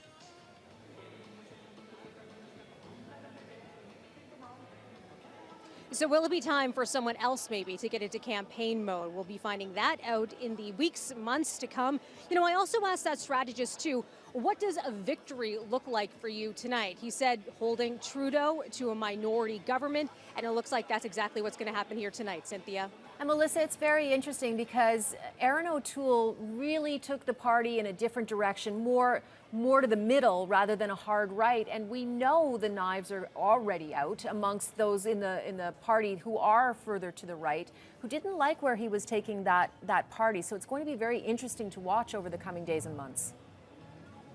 Exactly. We're hearing that word moderate when we talk about Erin O'Toole. Is that a bad word in this circumstance? Obviously, if Canadian voters aren't being, pulled into his direction, then something has got to change here.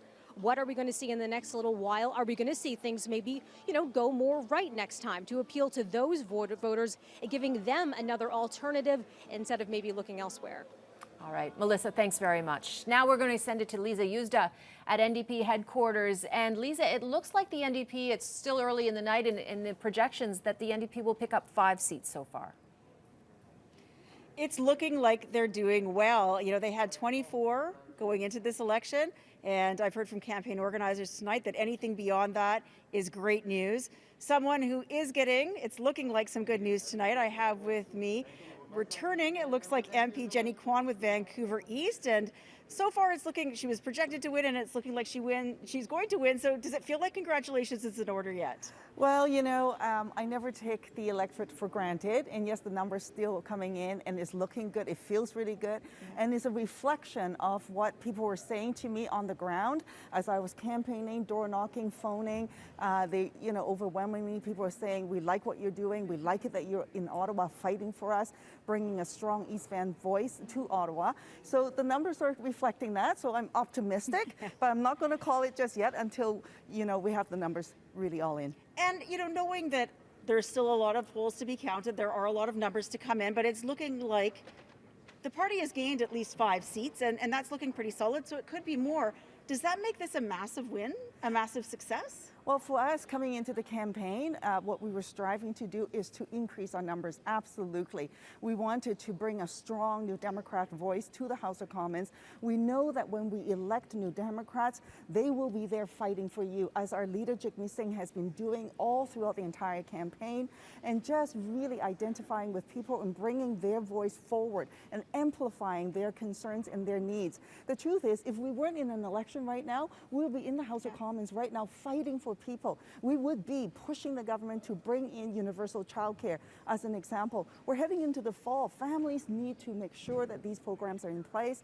And so New Democrats, the more we elect, the better it is, the stronger voice it is, and the fight for the people. Cynthia said earlier that, it's potential that your party could be the kingmaker. It's looking like that may or may not happen. So how do things change when you go back to Ottawa? If you have a few more seats, does that make a big difference, or is it going to be more of the same? Well, regardless, however many seats, we're going to do our work, and we're going to keep on doing what we did before the election, and that is to fight for the people, to get better services and support for the people. We want to consistently hold the government to account and to say to the government that we can do better, we need to do better. And as we've said all throughout the entire campaign, better is possible. We believe in it fundamentally. And so in the House of Commons, however many New Democrats we elect, we're going to be fighting for the people. So if you end up with 29, that's good. What would make you over the moon? Well, it would make me over the moon. The more we get, the better. 29 is great, 30, 31, etc. The more we get, the better it is. And why do I say that? Because then it gives us that stronger voice in the House of Commons when we try to push issues forward, right? Whether it's the climate emergency, whether it's childcare, a national housing program, the overdose crisis, all of these issues. A strong voice means better supports for the people. Thank you so much. That's Jenny Kwan, MP, it looks like, again, going back from Vancouver East. And in about a couple of hours, an hour and a half, we will hear Leader Jagmeet Singh here on the stage behind me. Back to you, Cynthia. Lisa, thank you. Now we are going to check in with Adrienne Gabriel at the Green Party headquarters in Toronto. Adrienne, I see so far we have projections for 2 Green seats. And of course, Annamie Paul, what's happening with her? Is she even close in this riding? Yeah, well, she was close in the recent by-election. She had 33% of the vote, roughly. Marcy Ian, the Liberal, who won in the recent by-election just less than a year ago, got about 43% of the vote.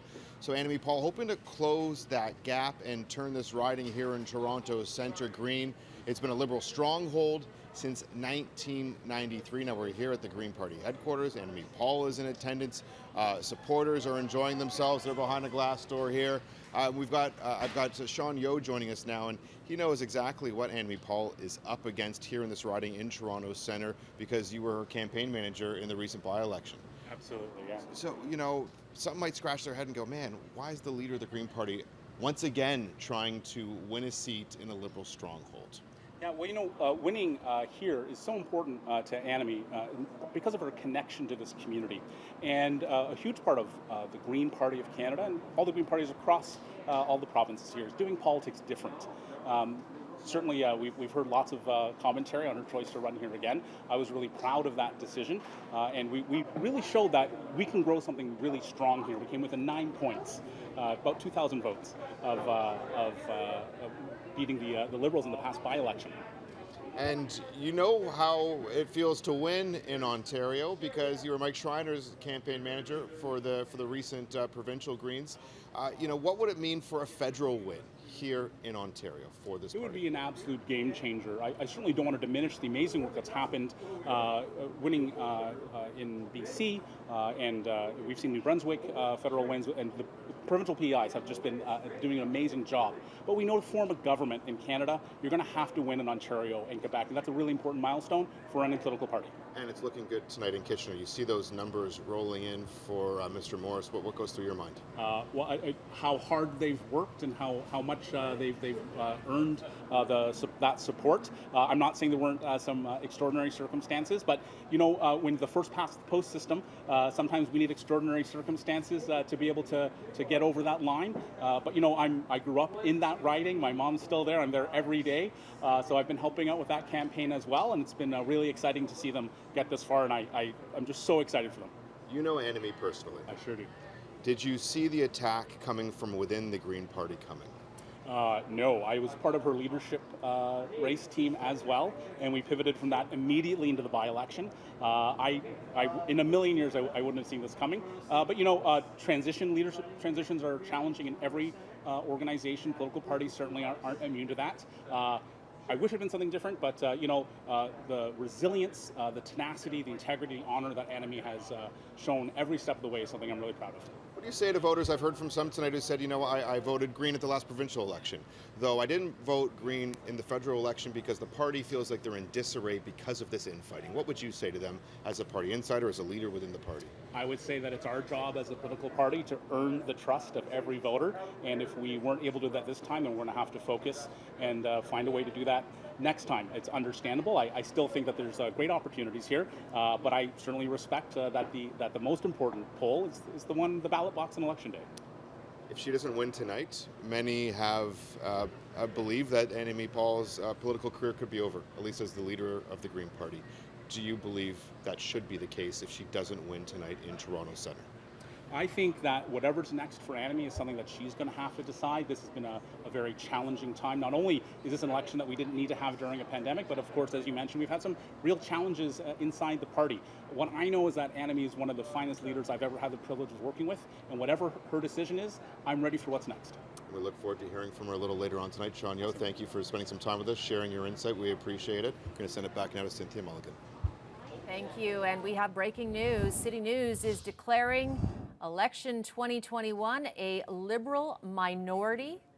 Right now, with the seat projections, Justin Trudeau's party has 155. That's exactly how many Liberal seats the government had at dissolution. So again, City News is declaring it a Liberal minority, a 600 million plus election for basically the same result.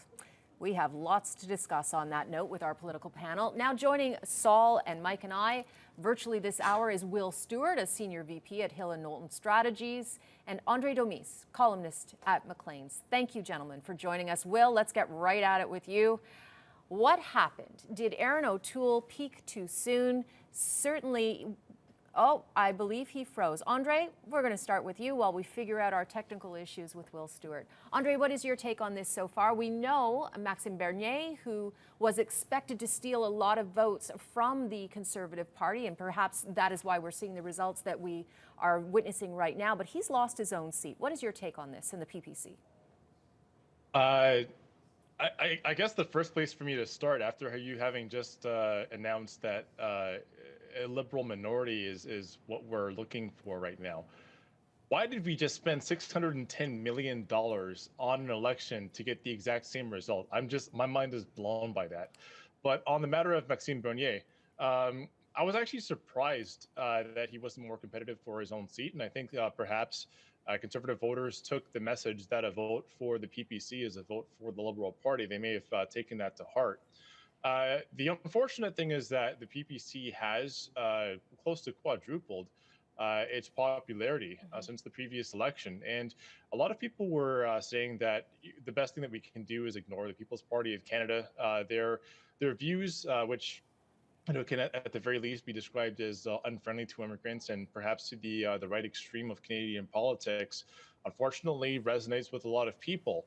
What has also happened is that I think some very basic principles of freedom, some very basic principles of civil liberties were abandoned both by the Liberal Party and by the NDP, leaving anything regarding vaccine hesitancy to freedom of movements in the age of vaccine passports, to vaccine mandates, to pharmaceutical companies engaging in some incredibly scurrilous behavior, including trying to protect their patents by stopping countries in the global south from being able to infringe on those patents to make their own vaccines. All of these were just abandoned by progressive parties, leaving that entire range of debate and conversation to the right fringe. So unfortunately, this has led to outbreaks of violence and civil disobedience on the part of PPC supporters. And I think it's going to require a pretty lengthy conversation on exactly how much we're willing to tolerate, both from government encroachment on civil liberties and how deferential that any state should be to pharmaceutical companies, especially as these companies immensely profit in the age of our pandemic. Do you think, and I'm going to open this discussion up, Andre, to my two panelists who are here in the newsroom with me, do you think, gentlemen, that the PPC has a future?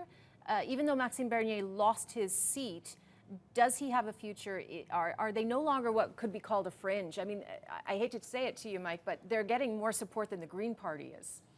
Yeah, well, they are getting more support, but the Greens are getting more seats. True, very And true. so, you know, I think it's pretty exciting from the Green Party perspective. It looks like we're going to have a breakthrough in Ontario. I think voters are going to decide if the PPC is here to stay and whether they're going to continue to support the party. And their current supporters will ultimately make that decision. What are your thoughts on that, Saul? Do you think the PPC are here to stay? You know, it's so important that we talk about how parties function within this democracy in Canada, and it's so important that you know, I don't think they were here to stay. I think just because I say that because you know, they're not. They don't align with the priorities of Indigenous people. And when we spend, like say, right now we just spent over $600 million. And how many water sewer systems could have that been in First Nations? I have 14 long-term boil water advisories in my riding. I have, you know, like Niskanaga has the longest boil water advisory in Canada, over 26 years. We're closing in on 27. And why can't we fix those? And I think and we need to be able to move forward on these issues. And when we talk about other parties, and I think, you know, I see this going back and forth of, I don't know what to call it, this colonial ping pong of governments, conservative and, you know, liberals on the rights of Indigenous peoples, right? Justin Trudeau promised to end all the boil water advisories by 2021. That has not happened. Do you have any faith that he will do it going forward? No. I say no because, like, I mean, he's never come to Niskanaga. He will attend when there's a celebration, but not when they're down, when people really need him. Like, I mean, it's a different, it's a different Canada for us when we live on reserve. And I think we need to be able to start working on, you know, the real, again, the real changes, the fundamental changes that we need to be able to see, treaty rights, land claims, you know, the real reconciliation, not just talk. And I think that's what we need. And I think, we need to be able to deliver on those promises, not break them. Thank you. Thank you. We have fixed our technical issues with Will Stewart, who is with Hill and Knowlton. Will, you're a conservative through and through. How do you explain this evening? Yeah, definitely not the outcome the Conservative Party wanted tonight. But of course, if we cast our minds back to maybe about a month and a half or 2 months ago, no one, including the Liberal Party of Canada, gave the Conservatives much of a shot. And here we are leading in the popular support. Here we are increasing our seat count potentially tonight and watching the Liberals have a smaller seat count, although minimal reduction for them as well. But what we see is not the majority that Justin Trudeau went to the Canadian public for. That was his desire to have an election. That's the reason for the election. That was the ballot question in this election. And the Liberals came up short. So not necessarily a great night for the Conservatives, but also not necessarily a great night for the Liberals either. You're putting a bit of a shiny spin on it. I know conservatives are course. smart. Of course, you are a strategist, of course. But let's face it. Does Aaron O'Toole have a future in this party? We saw what happened to Andrew Scheer after the last election. I think that Aaron O'Toole did surprise people initially, and he in a positive way, and he was doing quite well. But did he peak too soon, and what went wrong? Look, I don't know anybody, any strategist ever who has said, let's actually dampen our support during an election campaign. So I don't think you could control when the momentum hits.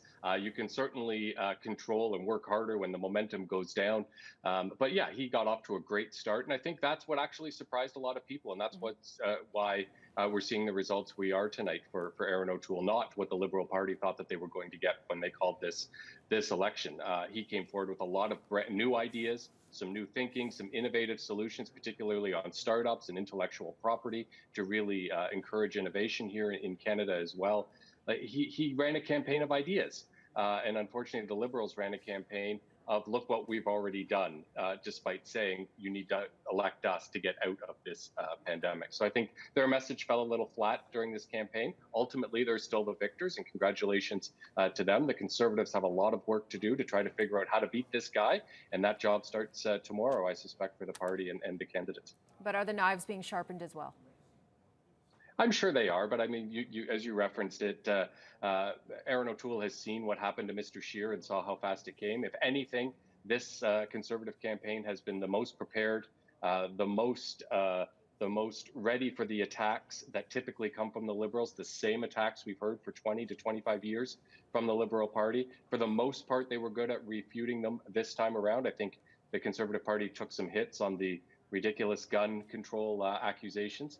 But there you have it. They were good campaigners, those Liberals, and they were victorious tonight.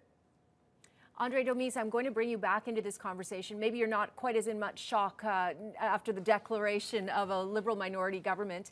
Do you think that anybody has come out ahead at all in this election? I mean, we've seen the Liberal leader sort of use some wedge issues. He's alienated people who do not want to get vaccinated. We've seen Maxime Bernier increase his support, to your point, 6, 7, 8%. Where are we now on the political landscape in this country? I don't think anybody came out of this looking better than before the election. I think that Justin Trudeau went into the campaign season possibly expecting a majority, or at the very least confident in his own position, and ended up in a dogfight. I think that Aaron O'Toole completely failed to resonate with voters. This approach that post-Harper Conservatives are taking to try and, I don't know, like cultivate an everyman approach. We saw Andrew Scheer try to do this, and Aaron O'Toole tried to do the same thing with this. I don't know, the handyman cover photo that Yes. failed to. That he got ridiculed for, yes. Yeah, pick up widespread mockery for it. I think that Enemy Paul has not only not resonated with Canadian voters, but hasn't even resonated with Green voters, and the internal strife that boiled up inside of the Green Party, including having an assistant that, due to their own Zionist views, was pledging to get elected members of Parliament scuttled from the party. I think that just about every party throughout the course of this election has come off looking worse than before.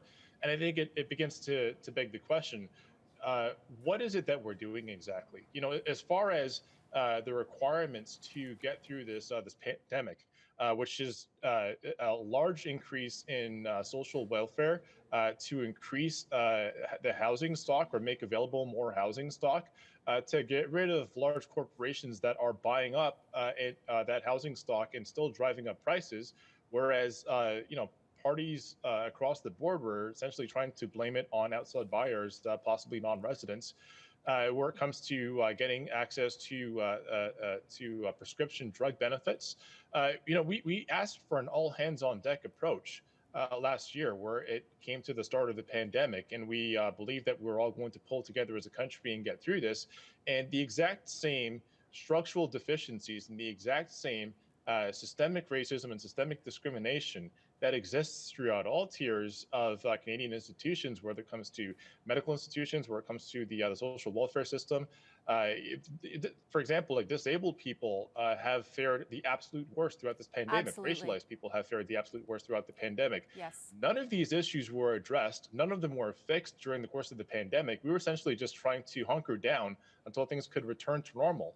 And I think what's going to be required for any political party that hopes to gain foothold among voters is to understand there is no normal that we're going back to. This is the new normal. So how do you adjust for these new structural realities? Hold that thought. We're going to end here, but we will pick up this conversation in a few minutes from now. Thank you very much. Well, meanwhile, we've seen unprecedented lineups at a few spots across the country, and Shauna Hunt is tracking that story in Richmond Hill tonight. Shauna, it's been quite a night. Oh, Cynthia, yes, of course. The scene here, though, very different from, just 20 minutes ago. In fact, we're here in Vaughan, and the final voters were shuffled finally in through those doors. And right now, the final ballots are going into boxes, as we've been reporting all night from the city of Vaughan. Massive lineups all the way down. The sidewalks around the parking lot, people were lining up basically along the street. At one point, there were lineups on the grassy side of the highway off-ramp. So really unprecedented numbers. The problem is this was really the only polling station for the city of Vaughan and beyond, and people came out in droves. At one point, police were estimating that the line was spanning about, 3 city blocks. Police had to come. They had to direct traffic. There were traffic jams in the parking lot. Some people waiting up to 2.5 hours. Now, standing by with me is a good Samaritan. So you live in the neighborhood. You saw the chaos. First of all, describe it to me. So I was driving and I saw the Teston and the exit, and the people are already lined up and they're stuck. So then I took some water bottles and started coming and offering the water bottles. Yes, Election Canada have failed drastically on this issue, but I was very happy because if you see the millions of people, they have no freedom of expression. They cannot vote. The state persecution, the law does not allow them. But here in Canada, that is the democracy is winning. People are voting and expressing their rights. At 11:04, I saw the last voter went in. Just imagine, and those voters are standing for 3 hours. So that's my 2 cents. And then I saw some other people came and they start offering the water bottles. Yep. And then there was a diabetic patient. We tried to offer get something from the Tim Hortons. That's from my side. All right, good stuff. So people coming together, a lot of frustration within this crowd, but overall people took it in stride. They were just happy that, they have this right to come and vote. But I can tell you, people were calling it ridiculous and unbelievable, and many saying that they will be filing a formal complaint with Elections Canada first thing in the morning. In Vaughan, Shauna Hunt, City News. A 1-kilometer line and a 2-hour wait here at the Bentway polling station in the riding of Spadina, Fort York. Voters I've been speaking with calling the process frustrating and disorganized. Of Toronto's 25 ridings, 11 of them, including here in Spadina, Fort York, saw a more than 50% reduction in the number of polling stations in comparison to the 2019 federal election. The riding, home to some 115,000 residents, is a Liberal stronghold, and until 2 days ago, Kevin Wong was the Liberal candidate before the party cut ties with him over a dropped sexual assault charge in 2019. And while his name remains on the ballot, the Liberals say he will not sit in their caucus if elected. At the Bentway, Michelle Mackey, City News. All right, we're at the big board now, and we're going to check in on each of the federal party leaders' respective ridings, starting with Beauce Maxime Bernier's riding. He has lost his bid for a seat here, lost it in 2019 under the newly formed People's Party of Canada. He's lost it once again to Conservative incumbent Richard Lehoux. Staying in Quebec, we're moving along to Yves-François Blanchet. He also, if it's coming up soon, has won in his riding, Yves-François Blanchet. And we're going to move on There we go. So Yves-François Blanchet by quite a wide margin here, 17,000 votes there. You can see he has won that. We're going to move along to Papineau, which is Liberal leader Justin Trudeau's riding. And again, a wide margin here. Justin Trudeau has won that riding, 75 out of 212 polls reporting. Moving along to Ontario. In Durham, Aaron O'Toole has also won in his riding. He's been declared. He's held that seat since 2012, and he has it once again. Now we're going to move on now to Toronto Centre. Liberal incumbent Marcy Ian has been declared in this riding. Annamie Paul, the federal Green Party leader, this was her riding. It was going to be a hard-fought battle, but unfortunately she has lost it to Liberal incumbent Marcy Ian. It is a Liberal stronghold, so this sort of was expected. Jagmeet Singh in Burnaby South, currently in the lead here, 35 out of 191 polls reporting here. He is in the lead. The numbers are still coming in, but that's how it's looking right now. Liberals in second as it stands. Coming up, we're going to check in on the cabinet minister's riding, so stick with us. We'll be back at the big board soon. It really still is anyone's race out here in Kitchener South Hespeler, as the incumbent is not running for re-election. But it does look like at this point, just checking the polls right now, it looks like Liberal candidate Valerie Bradford is currently leading the tally. Now, Conservative candidate Tyler Calver is picking up pace, so this could really go either way at this point. I am currently in Valerie Bradford's party here at this restaurant. There are some supporters here as well, as you can see behind me, and there's some in that area as well. At this point, we're just waiting for the votes to tally. You know, all eyes are glued onto the screen, and we just got to stay tuned for updates. Bill 21 and 96 were front and center during this election campaign for Quebecers. Bill 96 is the proposed reform to Quebec's French language law, and Bill 21 is the province's secularism law, banning some public sector employees like teachers from wearing religious symbols while on the job. Asma Danouche is a university student at Polytechnique. Asma, what do you think is the impact of these laws, and do you think they'll be driving Quebecers to the ballot box? I most definitely think that yes, it does. It will drive Quebecers to the voting boxes. It's they're subjects that affect people's lives, people's future, people's place in society. It gets them by their values, their heritage. So it's definitely something that people will think about, and it will drive them to go vote, hopefully. We'll see how Quebec voters have responded tonight in Montreal. Some Sarah Rainville, City News. Here in Richmond Hill, much of the discussion in terms of what people wanted to talk about and hear about in this election is economic recovery and what happened with small businesses throughout the pandemic. In fact, some have said that this election was going to be a referendum on how the Liberal government handled the pandemic. And so we wanted to speak with Wendy, who's the owner of Archibald's Pub here in Richmond Hill, about everything that you had to deal with throughout when you had to shut the business down. What was that like for you?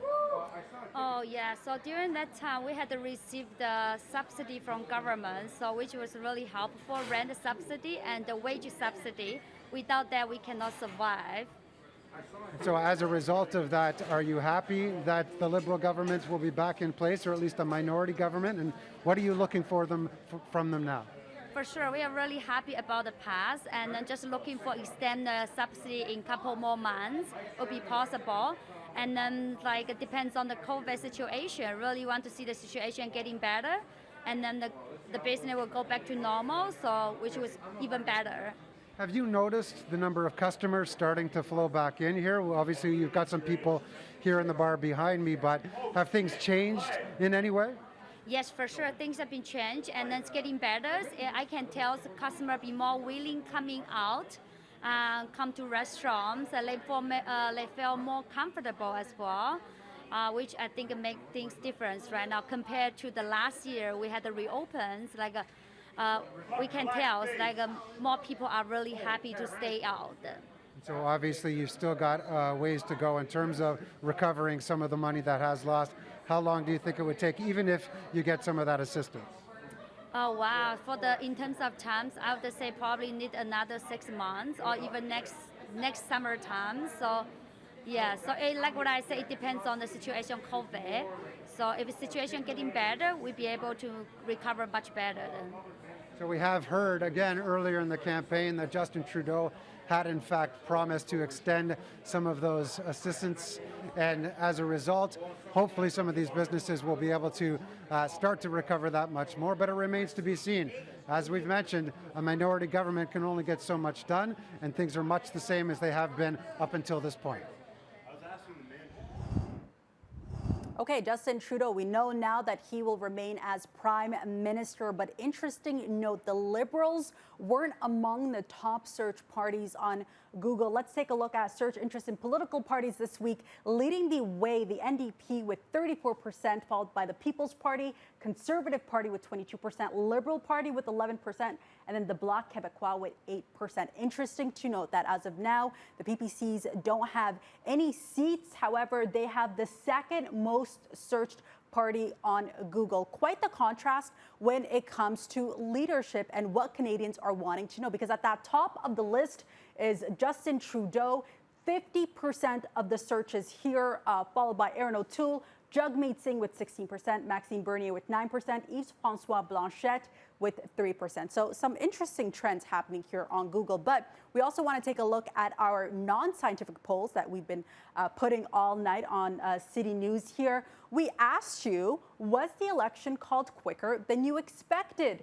84%, over 84% of people said yes, 15% said no. Another question we asked also, how many local candidates did you see campaigning during this election? One candidate came in at 65%, while about 11% of people said 4 or more. We did not put in a zero option, which is a response we got in our mentions quite a bit here. Where's the zero option? We're sorry, but we got you in there. So zero quite some time. And let's go take a look at one more non-scientific poll here on City News.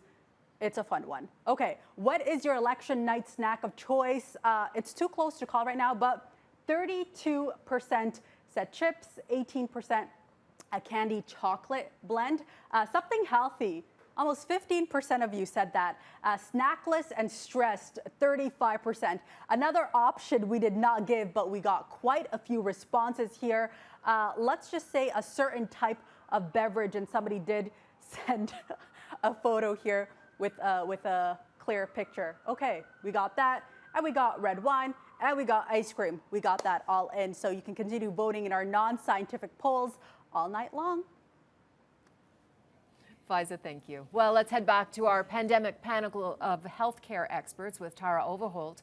Tara, you've been talking about a topic that's led to numerous protests across the country and a lot of division. Well, Cynthia, the vaccine has become a divisive issue during the pandemic. Our healthcare workers and the science community have been under assault. We've seen protests outside of hospitals right across the country. So let's bring in Dr. Lenore Saxinger. As a physician yourself, what has it been like working in this climate, and what are you seeing?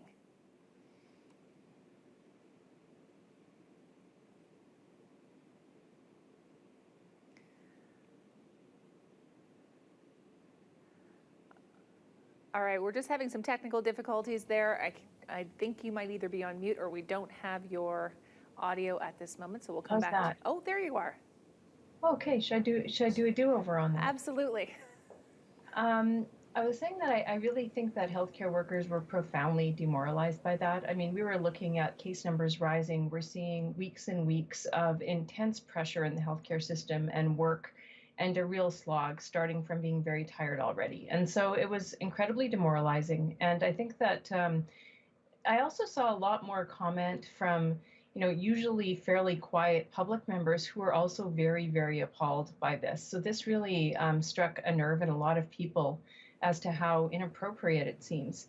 I think that one thing that it really illustrated was how deep the divisions are within our society, and how there's this fairly small, very vocal group that is really taking a lot of air and a lot of attention. And it is really distressing. And I really question how any political leaders are going to start charting a way out of this, because it's an inherently political problem. Professor Hardcastle, what are the legalities about cracking down on these kinds of protests? You know, some leaders have been talking about possibly making some changes there. Well, I think that carefully tailored legislation that would prohibit, for example, protesting in front of a hospital is likely to withstand a constitutional challenge to freedom of speech. And I also prefer that kind of legislation to the very broad legislation that we saw come out of some jurisdictions in response to Indigenous people protesting. That legislation, which was so broad and prohibits protesting on any critical infrastructure, I'm concerned that that legislation would be used to block protests by workers or protests around social movements like Black Lives Matter. And so I think while we may want to crack down on this kind of protest because we disagree with it, I think we need to be careful of normalizing cracking down on the kinds of protests that probably we do agree with. Where do you see this heading, Dr. McKenzie, when it comes to protesters and really the division between the unvaccinated and the vaccinated? I think we've got about 40 seconds for you.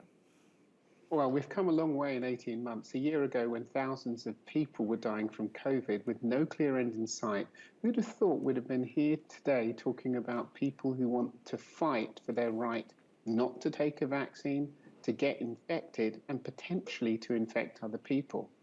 Now, I think most people agree that everyone has the right to their own view, but violence, protesting outside hospitals, hassling healthcare workers, and producing a poor environment for patients and families to recover, I think most people would say it's not reasonable or proportionate, and that carefully tailored legislation is going to be important. All right, well, thank you to our experts. Coming up, we're going to have more with them throughout the night as City News election coverage continues. All right, let's head back to Xiaoli Li, who is live at Trudeau headquarters. And Xiaoli, I know that they have been declared as the winners of this election, but I'm sure the Liberals need to do a lot of internal inspection because they called this election that nobody else wanted. It's cost $600 million plus. Nothing has really changed on the political landscape. They have a lot to answer for here. Yeah, absolutely, Cynthia. And it's worth remembering that you look at the numbers right now, they're projected to win somewhere between 156, 158 seats. It's worth remembering in 2019, they won 157. So there is a bit of a, what's changed exactly. I was talking to a political analyst, Greg McEachran, earlier. He says that we can perhaps expect some changes in the Liberal Party because some policy people are going to be burned out after a year of pandemic work, and perhaps, just perhaps, we may see a Liberal Party that's a bit more open to collaboration in a second consecutive minority government. Greg, what does this result tell you about what Canadians wanted this election? I think in part it is an endorsement of the Liberal government's handling of the pandemic. I'm sure that's the biggest thing on everyone's mind right now. I think there's also some messages there for the opposition parties about having a clear plan and when you don't, what happens. But I think obviously it's a good night for Liberals. Is this a clear mandate for collaboration, giving the Liberals a minority government, another minority? I think a national emergency, an international emergency like a pandemic is always reason for collaboration. I think part of the challenge was having the Conservatives pick a new leader during this. But I think, I'm hopeful as a Canadian that everyone gets the message that we saw a bit of the dark side of politics in Canada this election. There's lots of reasons for the parties to work together. Now, Justin Trudeau, can he live up to his promise that he can make Parliament work? Of course, he had a supply of votes from the NDP for certain programs prior to his dissolution of Parliament. Do you think he can live up to his words? I think he can, in the fact that he is one member of Parliament, but it really goes to every member of Parliament. I've seen two successive speakers say that they are going to try to improve decorum in the House of Commons without that great success. And I think it really goes to each of the individual 338 MPs about what they feel, how they should act, what they should get done when Parliament is sitting. Do you think this will give Justin Trudeau something to think about his role as PM going forward? I think it absolutely does. I would not be surprised that in the coming days, the new Liberal government will be, staffing up the people that have been working in this government are probably exhausted, and rightfully so.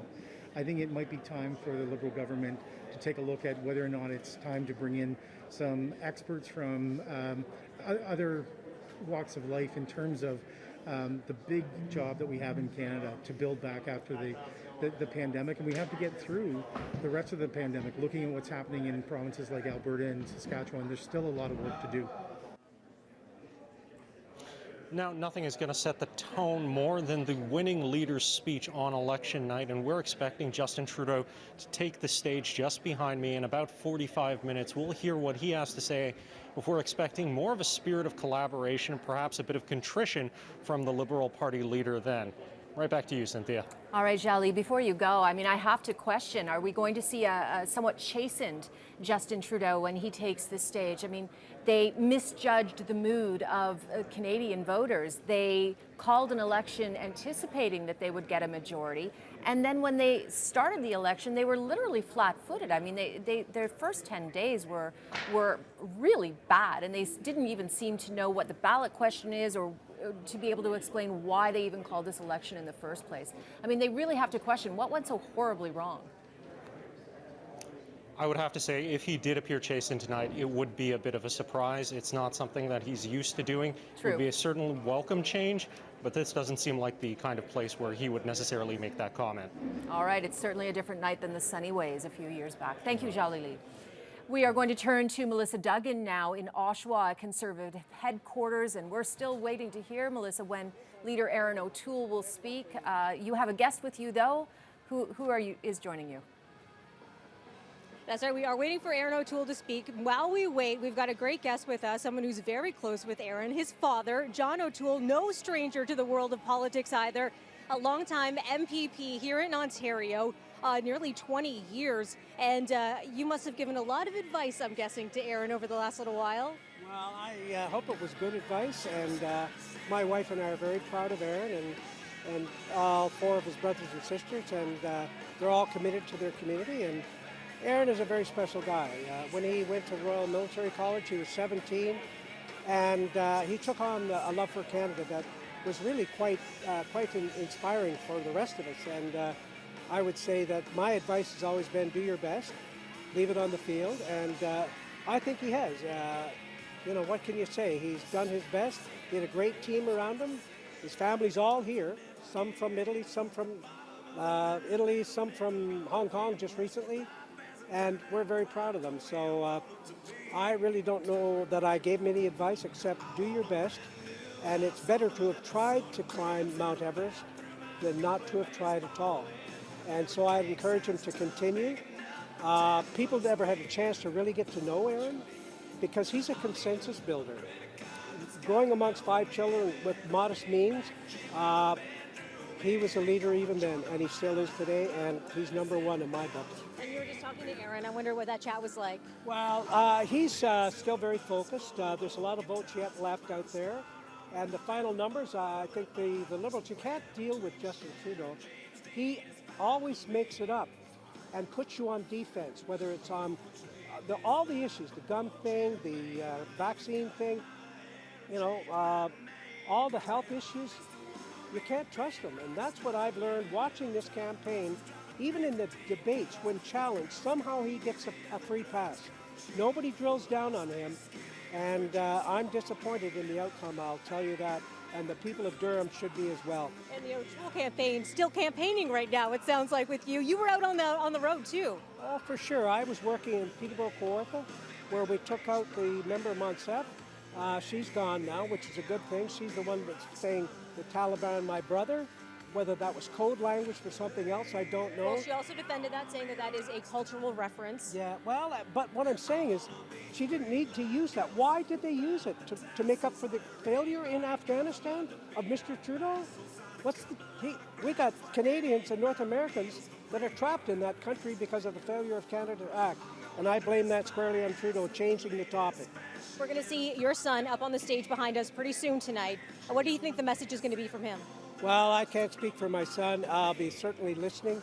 I just want him to know that his family, his brothers and sisters are proud of him, and his brothers and sister-in-laws are proud of him, and all of our 12 grandchildren. Peggy and I think the world of him, and he should be the Prime Minister of Canada, but that's not tonight, maybe in the future. He is in your books. Yes, exactly. Thanks so much for chatting with us. Pleasure to meet you. We'll throw things over back to you, Cynthia. All right, Melissa, thank you. We are now going to throw to Lisa Yuzda at the NDP headquarters. And again, you know, the NDP projections are 28 seats. Far cry from the 45. I know that their lofty goal was. It is. You know, I talked to a few organizers throughout the night tonight who have said anything more than 24 is great. But yes, of course, they wanted more. And so I'm talking now, I have with me Melanie Richer, who's the communications director, who's been there through this whole path. So we're talking about, you know, looks like 28 seats, maybe 29 seats.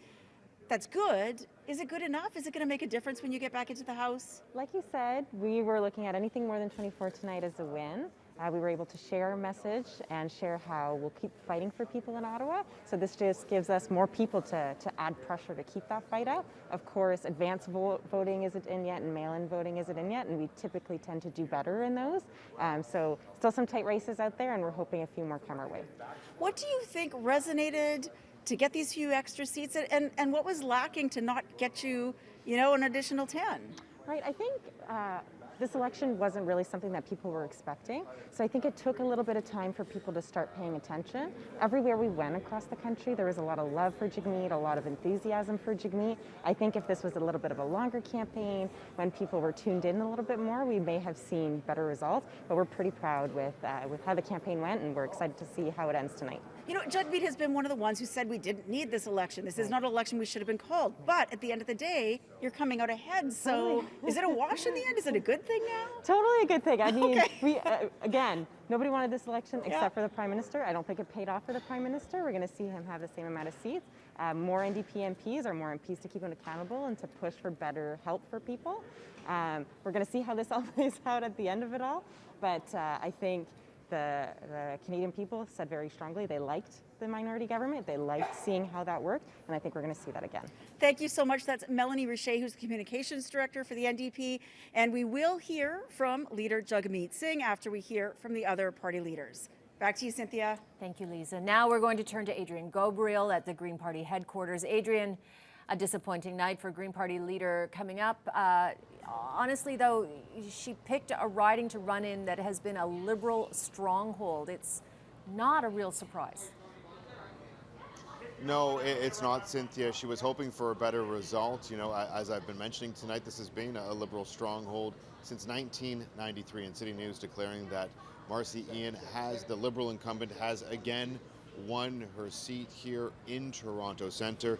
Now, currently, there's only a quarter of the polls reporting, and we've already called Marcy Ian as the winner. She's currently sitting at 49% of the vote. Paul currently sitting a distant fourth with just 8% of the vote, though important to note, only a quarter of the polls have been tallied so far here in Toronto Centre.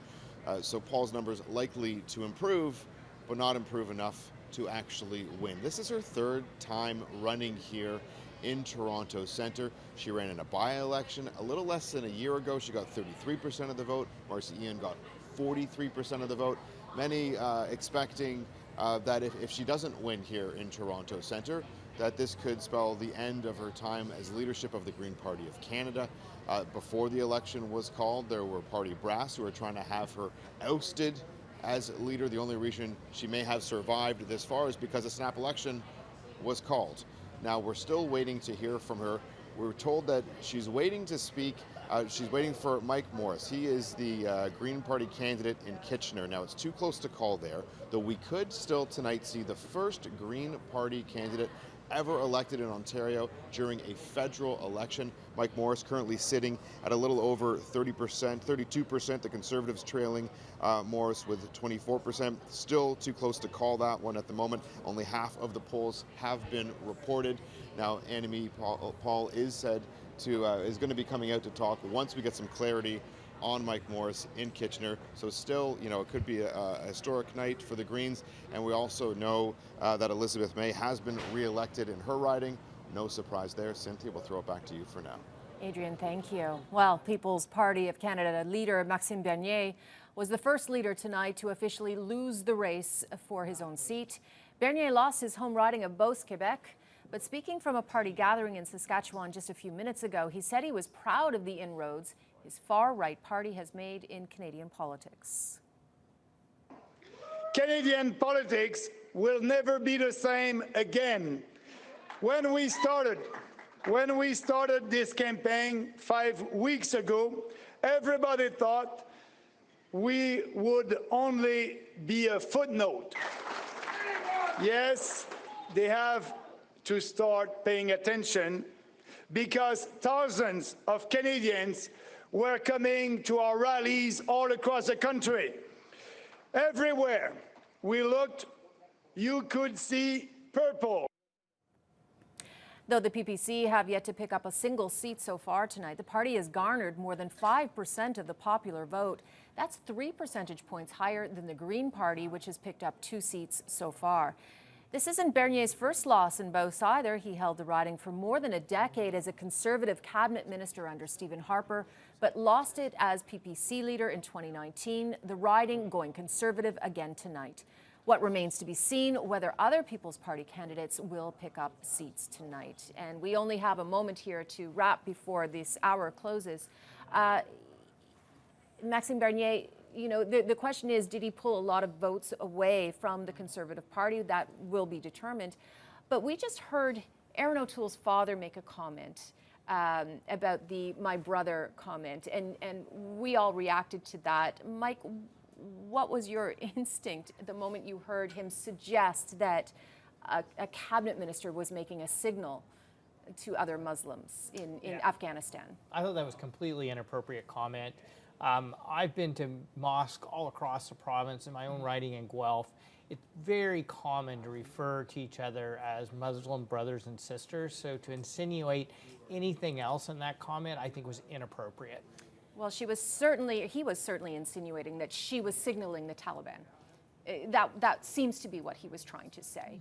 Salma Makwa, what are your thoughts on how this evening, $600 million for an election, it's almost identical to what we saw before.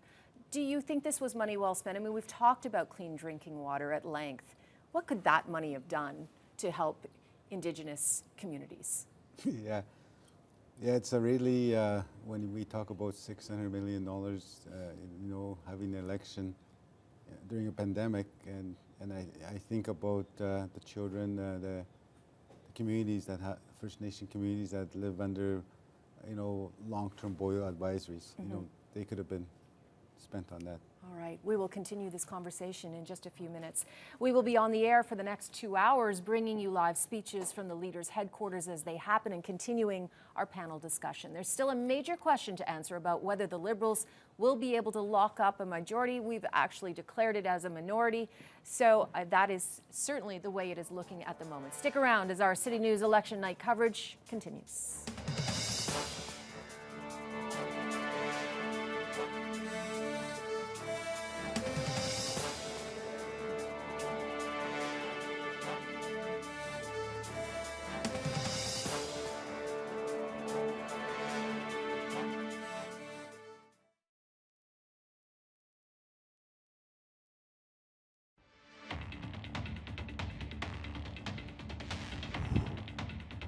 Good evening. You are watching City News. Here is the big headline. Justin Trudeau will remain the Prime Minister of Canada, but he will not be picking up the majority government he was looking for.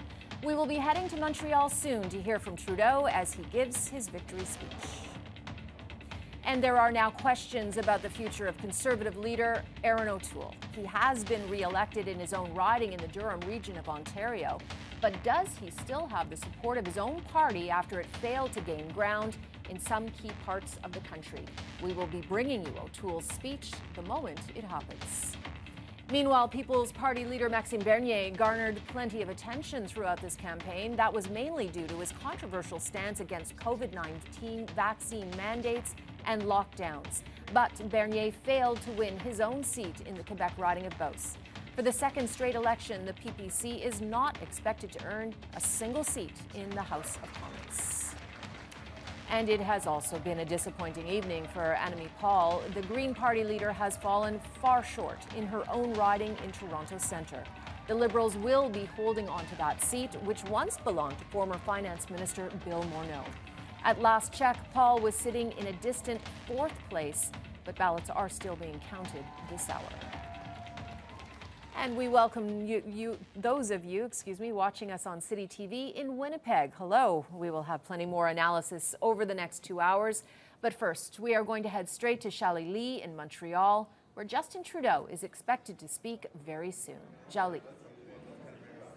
That's right, Cynthia. And I'm actually standing here right now with Pablo Rodriguez, the Liberal House leader. Pablo, how are you feeling tonight? I'm feeling good, very humble. Had the support for the 6th time from the people in my riding. So for me, that's the most important thing. You said very humble. Are you talking about the results? Because, of course, the Liberal Party returned, but with a minority. Throughout this campaign, Justin Trudeau has said again and again, we need a mandate. We need a clear mandate. We want a majority. Do you feel like that's what Canadians told you? We're not asking for a majority. It's more and more difficult these days. You know, this is my 6th victory and my 5th minority. I only won a majority mandate. And for us, that's not the important thing. The important thing is that we're getting the confidence of Canadians to move forward with the childcare, taking those guns out of the street, fighting climate change, and I think it's the right decision for Canadians. What do you think Canadians told all the parties really tonight with the results that came in? Well, I think they told us that they want a progressive government that wants to be aggressive on climate change, that wants to finish this fight against COVID. We have to finish it, and we're very strong on that. And I think the difference was very clear between us and the government, and Canadians chose a progressive voice. I have to say, though, you're talking about a progressive choice, the clear difference between the parties. I mean, there's been a lot of questions about what this election was about exactly. Why we call it was about getting a mandate, how to finish COVID, and how to move forward with the rest. Because in 2019, the word COVID didn't exist. Like, we weren't talking about it, right? And we went along, and as House leader, I was negotiating day by day, all the time. And now we had the opportunity to ask Canadians, how do you want to move forward? And they answered. Right, but Pablo, my God, what are you going to do that you couldn't do with the previous government? When we sit down with others, we'll say we have this mandate from the population, which was not the case before, because we had never discussed about how to come out with this COVID, from the COVID crisis and all the rest. It didn't exist. Now we have a mandate. Okay, all right, fair enough. We were talking with Pablo Rodriguez, who has won re-election both in the government and in his own riding. Cynthia, back to you. Thank you very much. Okay, we're going straight to Adrian. And Adrian, Annamie Paul is about to speak or has started to speak? Found in Saskatchewan and British Columbia. Yes, Cynthia, she's just about to take the stage. We're doing a land acknowledgement before Annamie Paul takes the stage. We know that Annamie Paul is coming 4th place, or rather she's sitting in 4th right now. There's still lots of polls still to count here in Toronto Centre, though. City News declaring Marcy Ian, the Liberal incumbent, has won Toronto Centre again. Many predicting that if Paul lost here again in Toronto Centre, that she simply would need to resign. We're going to wait and see what she has to say. We can listen to the end of this land acknowledgement as Paul gets set to take the stage. This will start with acknowledging the actions that take place and to make a pledge to hold our governments accountable. And I will say this again. Let's make a pledge to hold our governments accountable. Thank you very much. And now, please join me in applause for the Leader of the Green Party of Canada, Annamie Paul.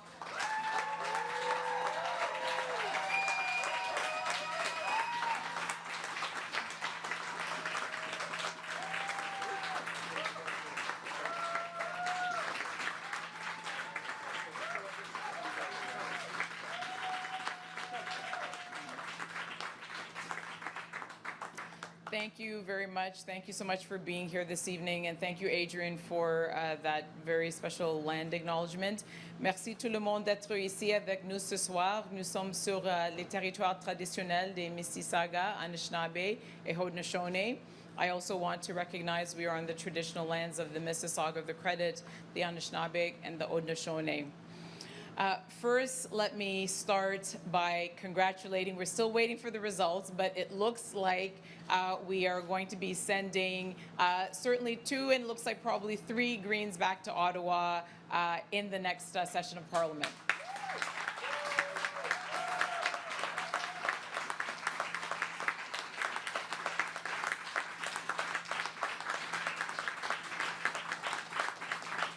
Je veux féliciter sincèrement Elizabeth May. Je vais le faire maintenant. Je sais qu'on attend encore quelques résultats, mais je veux féliciter Mike Morris in Kitchener Centre.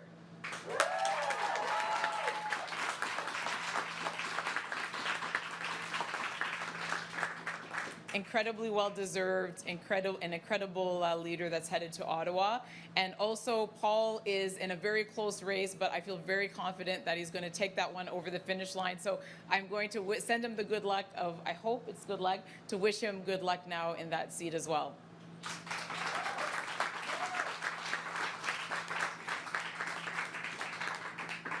Alors, je veux sincèrement remercier tous nos candidats et candidates autour du pays. Ils ont fait un incroyable travail dans très peu de temps.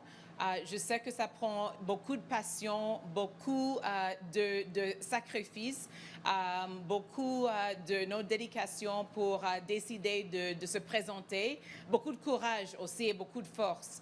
Alors, je le remercie sincèrement pour leur effort, pour avoir décidé de faire le saut dans cette élection. Sincèrement, de ma part et de la part de tout notre parti et tous nos membres. I want to sincerely thank every single candidate who ran for the Green Party in this election.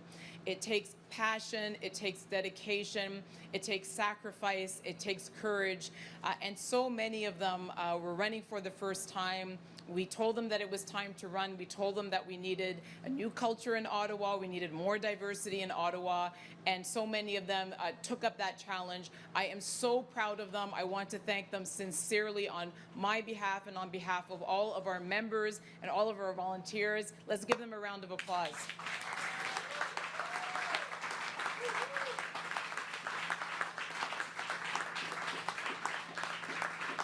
And I say that particularly so because this was a pandemic election. This was the 4th wave. This was a very difficult time to be running in the first place, very difficult circumstances. And so it means even more that they stepped forward. It means even more that they chose to live their values by standing up for us and running for us in this election. I'm so grateful to them.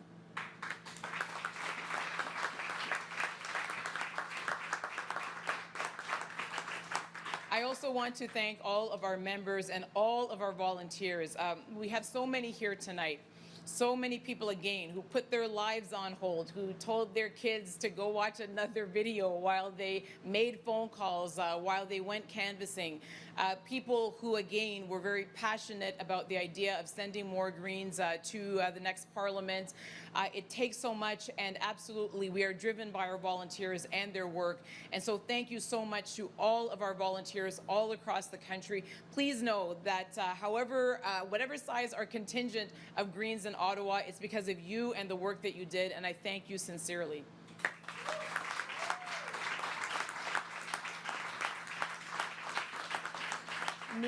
Nous sommes un petit parti dans un système qui est créé pour des grands partis, qui est créé pour les partis traditionnels.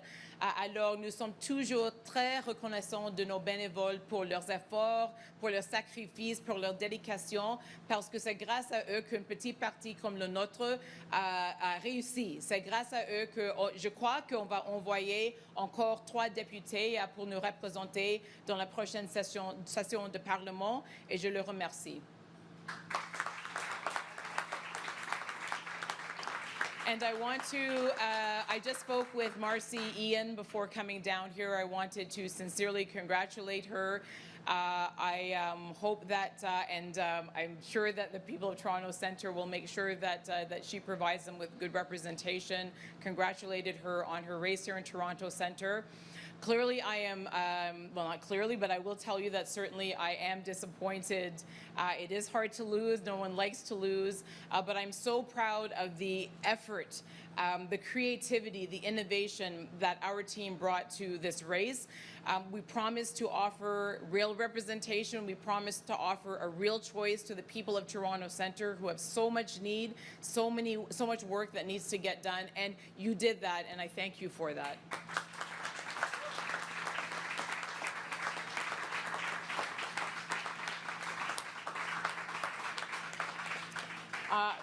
I have some of my family here and some of my family in the audience, and I want to thank them as well. This is something where we're all in this together. You know, they lived every second and breathed every second with me.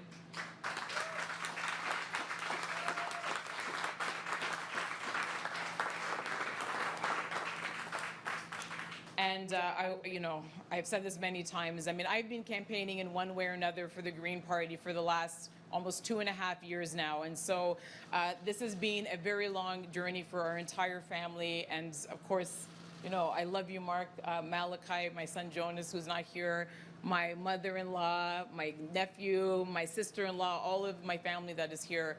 Et en plus, la famille qu'on a créée pendant cette élection et pendant les dernières années. There are so many members of my family that, you know, they're not necessarily family by birth, but they're certainly family because of what we've been through together. They're the most special people in the world. They are everything that is good about our country, everything that is good about our party. And I love you, and I will be grateful to you forever.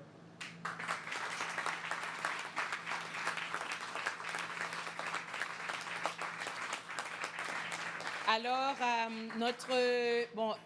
je crois qu'on note maintenant que la décision du peuple du Canada, c'est de renvoyer presque les mêmes députés dans les mêmes proportions pour la prochaine session du Parlement.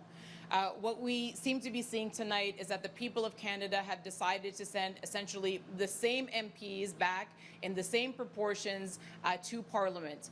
They're sending back another minority government in basically the same numbers that we have seen before. And so we are now back to the status quo. I would say that we are back to the status quo, except that we are returning, unfortunately, more divided and more polarized than before this election was called.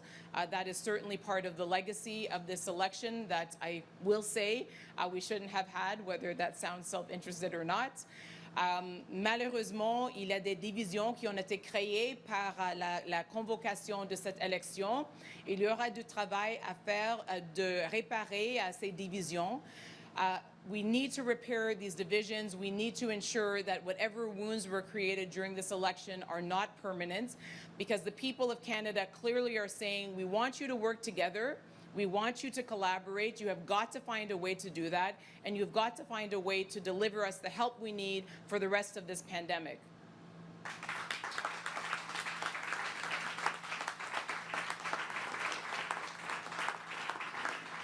They are also clearly hoping, and certainly I am hoping, my hope to those who have been given the privilege and honor of going to Ottawa to represent their communities, that we will deliver, that they will deliver on the promise that is Canada. The promise that is Canada in terms of the climate, because certainly we have everything that it takes within us if we decide to unleash it, to truly attack that existential crisis, to reduce our greenhouse gases, to ensure that we have the strong, sustainable, world-leading green economy of the future. I believe that is what people in Canada expect of the next Parliament.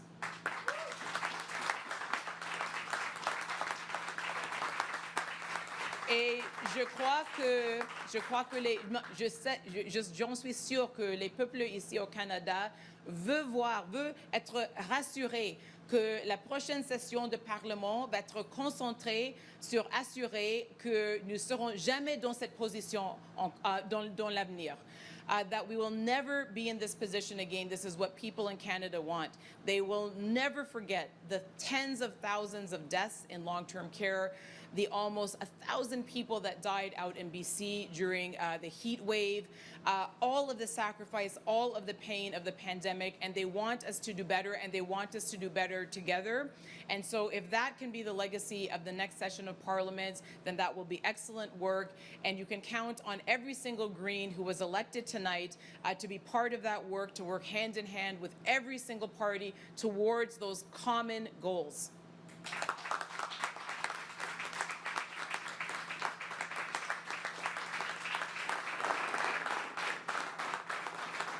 And so just finally, I came into politics because I believed in the power of positive collective action to create strong public policy, to create a better world, both here in Canada and abroad. I still believe in that. I still believe that we have that greatness within us, and I believe that this is the time for us to truly unleash it, as I said.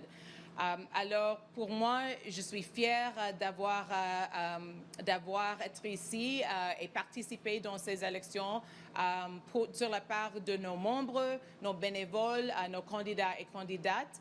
I was very proud to be able to represent our candidates in this election, our members and our volunteers who also believe those things about Canada. Thank you very much. Thank you very much again to all of you for being here. My heart is full for the future of Canada. I'm so optimistic for the future of Canada. I'm optimistic that this Parliament will be the best one ever. We always have to believe that. And thank you so much for being here this evening. Thank you again for everyone for participating in these elections. Merci beaucoup, and it was an honor.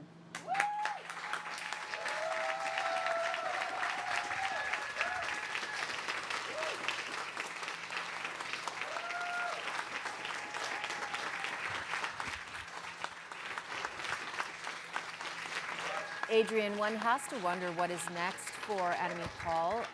She did very well, by all accounts, during the debate.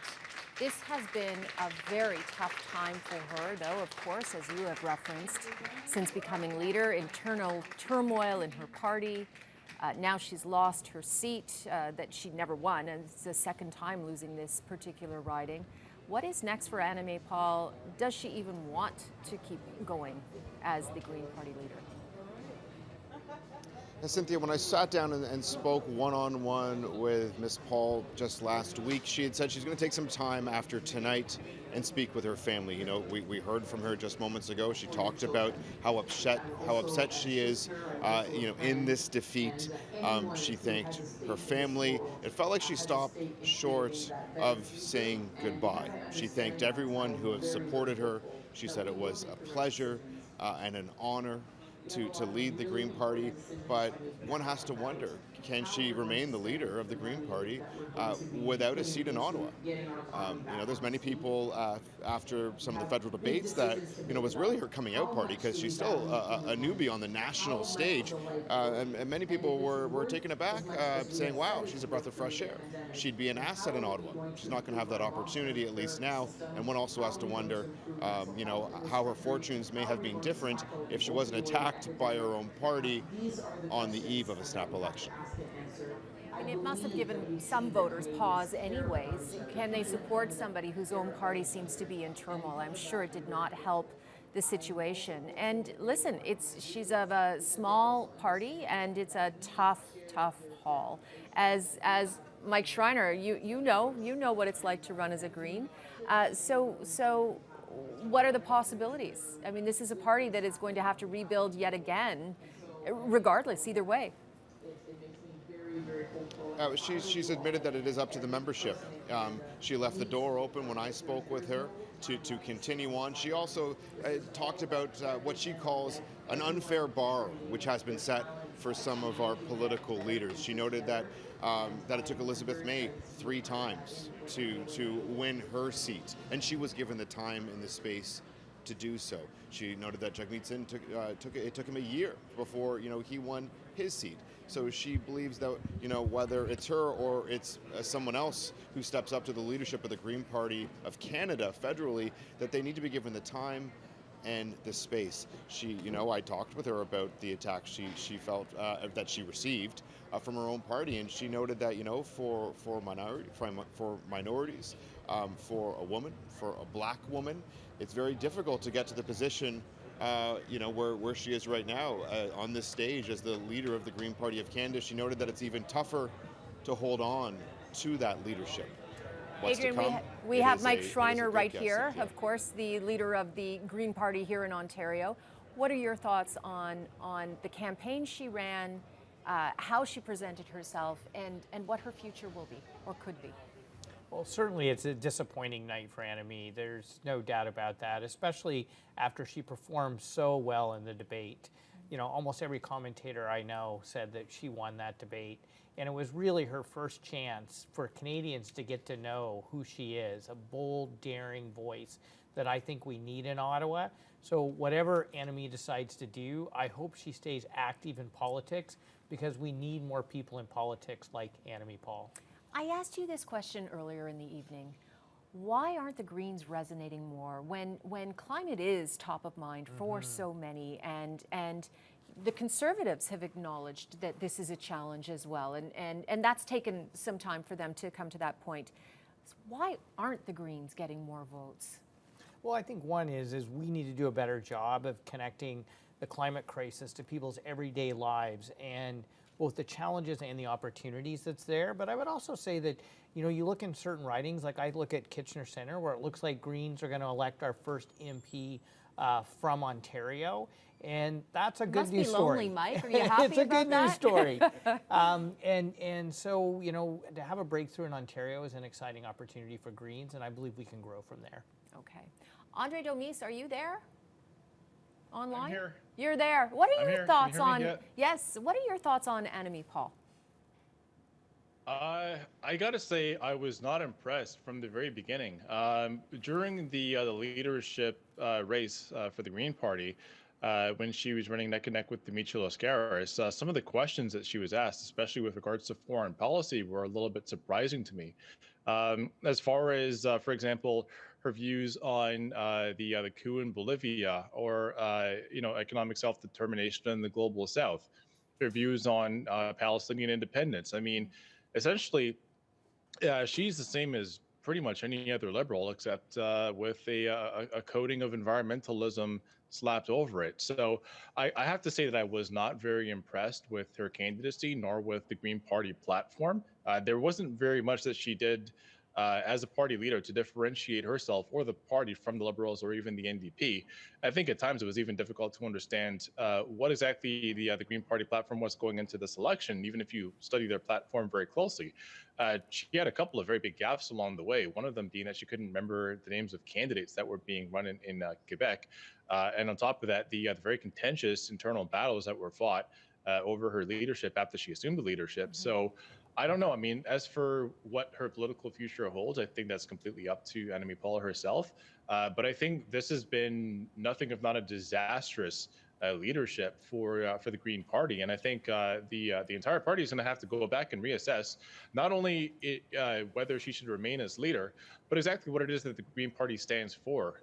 They have a reputation as being all over the place where it comes to certain policies and having some very strange and outdated views. If you ask, for example, Elizabeth May about a woman's right to choose, the answer seems to change every single time she's asked the question, as well as some very weird and bizarre views on Wi-Fi radiation, etc., and a sovereignty for First Nations across Canada.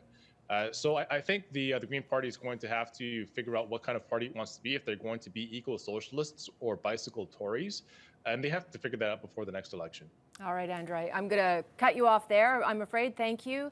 Mike, I'll let you respond. I see you're seething a little bit. You want to say something. But first, we're going to check in with Melissa Duggan at Erin O'Toole's headquarters, and he will be speaking any moment now, Melissa. Yes, be prepared to cut me off at any moment too, because we are expecting Erin O'Toole to be out on the stage behind me any moment. We had a 2-minute warning maybe 2 minutes ago, so it could really happen at any second now.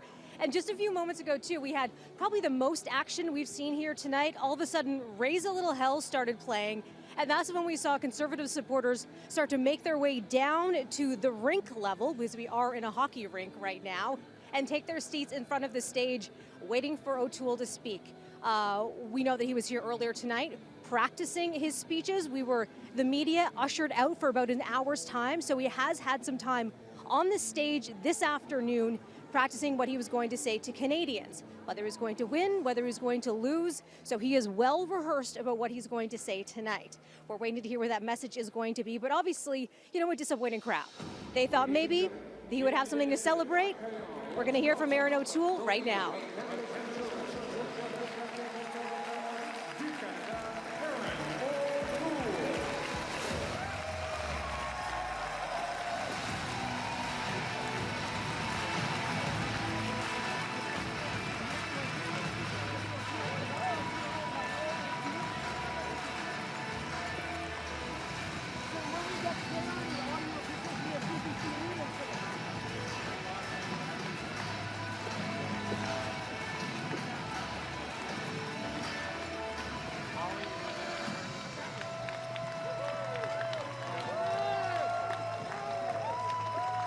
All right, there we see him, Erin O'Toole.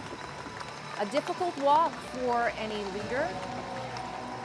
And he entered the election with great promise initially, making a mark right out of the gate, impressing a lot of people who did not know initially who he was. There he is with his wife, his children. The Conservatives are projected to have 120 seats. That's up one from the last election. And Melissa, as we have discussed through the night, the question is, what is next for Erin O'Toole? He tried to take the party more to the center after running a leadership campaign that was further on the right. And he has alienated some of within his own party who stand on the further right. And what is he going to do next? And will they let him have a second chance?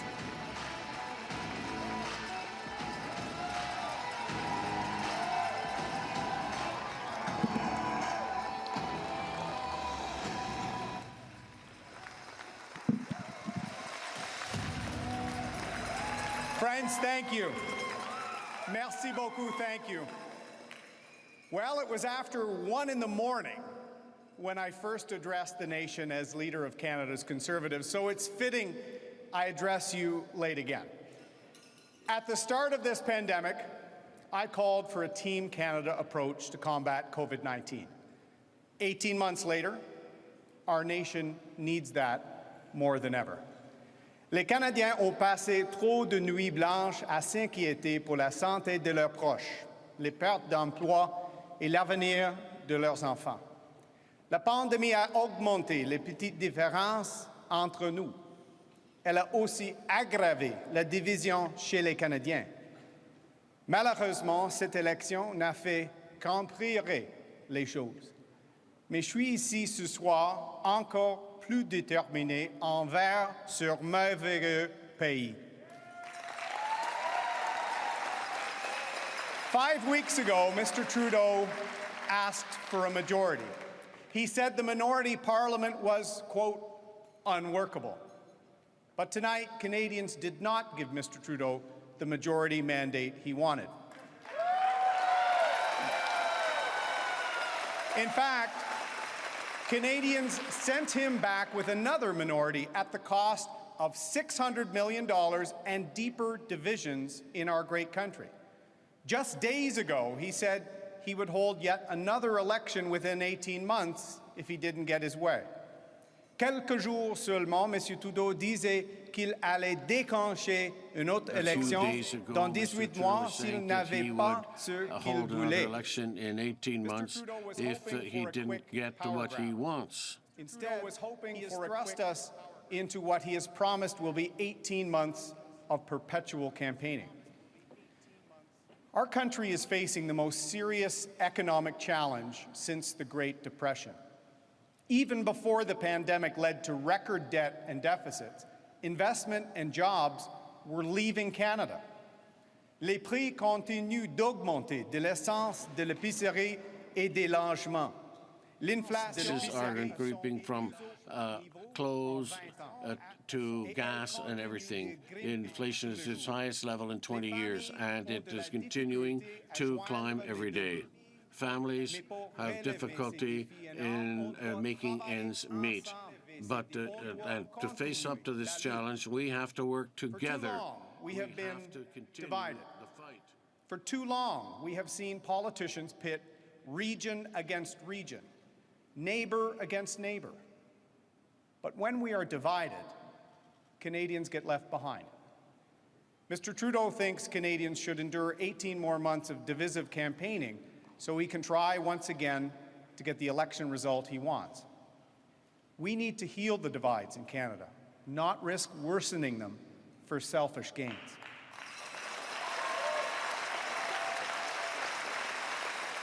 A few months ago, I told Conservatives that our party needed the courage to change because Canada has changed.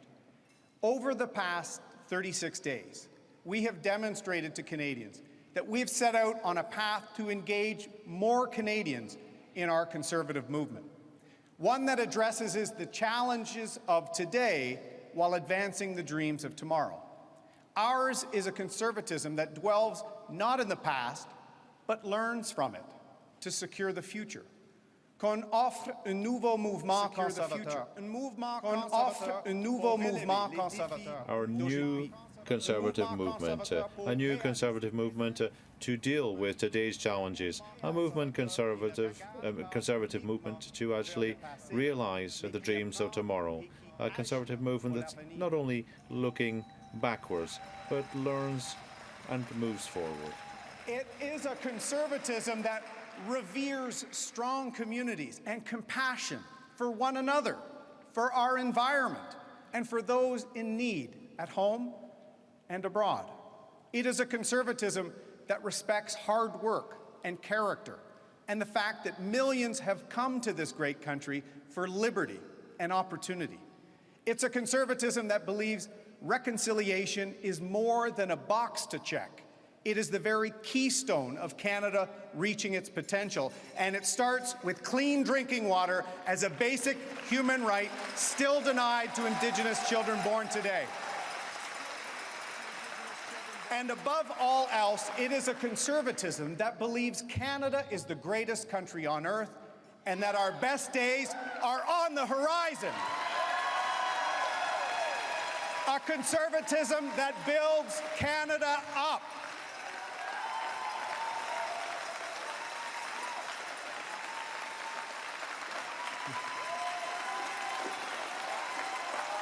Let's build it up. In the months ahead, thank you, friends. In the months ahead, as Mr. Trudeau gears up for yet another election, we must continue this journey to welcoming more Canadians to take another look at our party. More people voted for Canada's Conservatives than any other party, and that's a strength to build on. Our support has grown. It's grown across the country, but clearly there is more work for us to do to earn the trust of Canadians. On est le parti fondateur de ce pays. On est le parti fondateur de ce pays. We're the founding party of this country. We're the party of its future as well. The Conservative Party will beat the Liberals, but only if the party continues to grow. And to have the courage to be bold. We must hold fast to that courage. We must show Canadians that we will not waver in our commitment to grow. On doit continuer de gagner la confiance des Canadiens. On a travaillé fort de gagner la confiance des Canadiens. We must continue to gain the trust of Canadians. We've made progress, we've worked hard, but progress wants in another 18 months. We will take stock of what worked and what didn't. And we will continue to put in the time showing more Canadians that they are welcome in the Conservative Party of Canada. Above all, we must continue to show Canadians that whether you're black, white, brown, or from any race or creed, whether you're LGBTQ or straight, whether you are an Indigenous Canadian or came to Canada 5 weeks ago or 5 generations ago, que le français soit votre première ou deuxième langue. Whether you're doing well or barely getting by. Whether you worship on Fridays, Saturdays, Sundays, every day or not at all, you are an important part of Canada, and you have a place in the Conservative Party of Canada.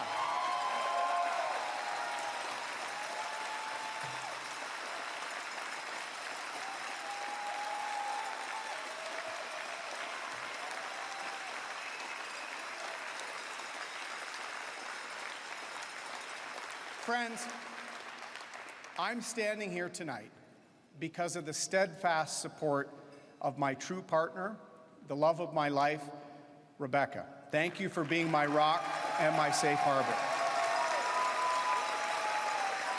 And I'm so glad more Canadians got to know the wonderful person you are these last 5 weeks.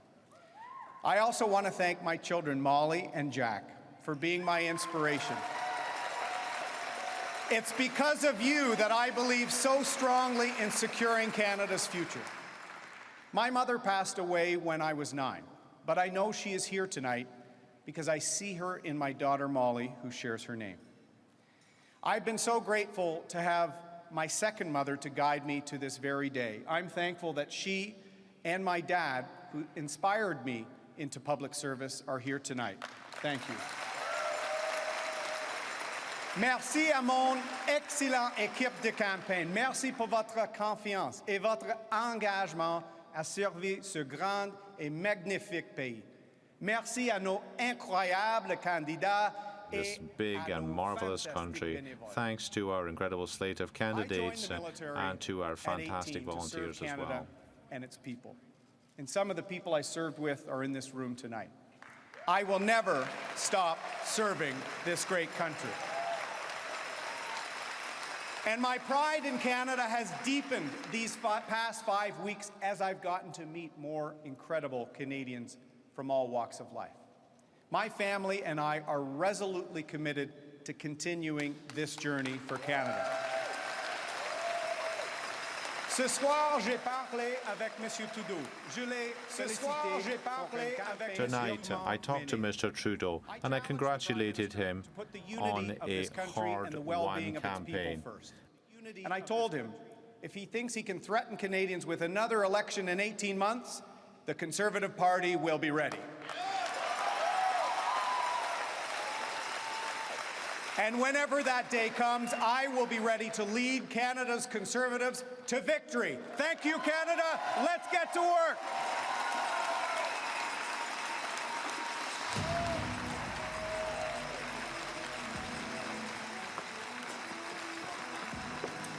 All right, Melissa Duggan, that did not sound like a leader who has any intention of leading. That was a very positive message. Erin O'Toole was talking about healing the divides in Canada, how there needs to be a new Conservative movement. It was not a speech or a tone from somebody who just lost. Yeah, the message there seemed to be, this is not over yet.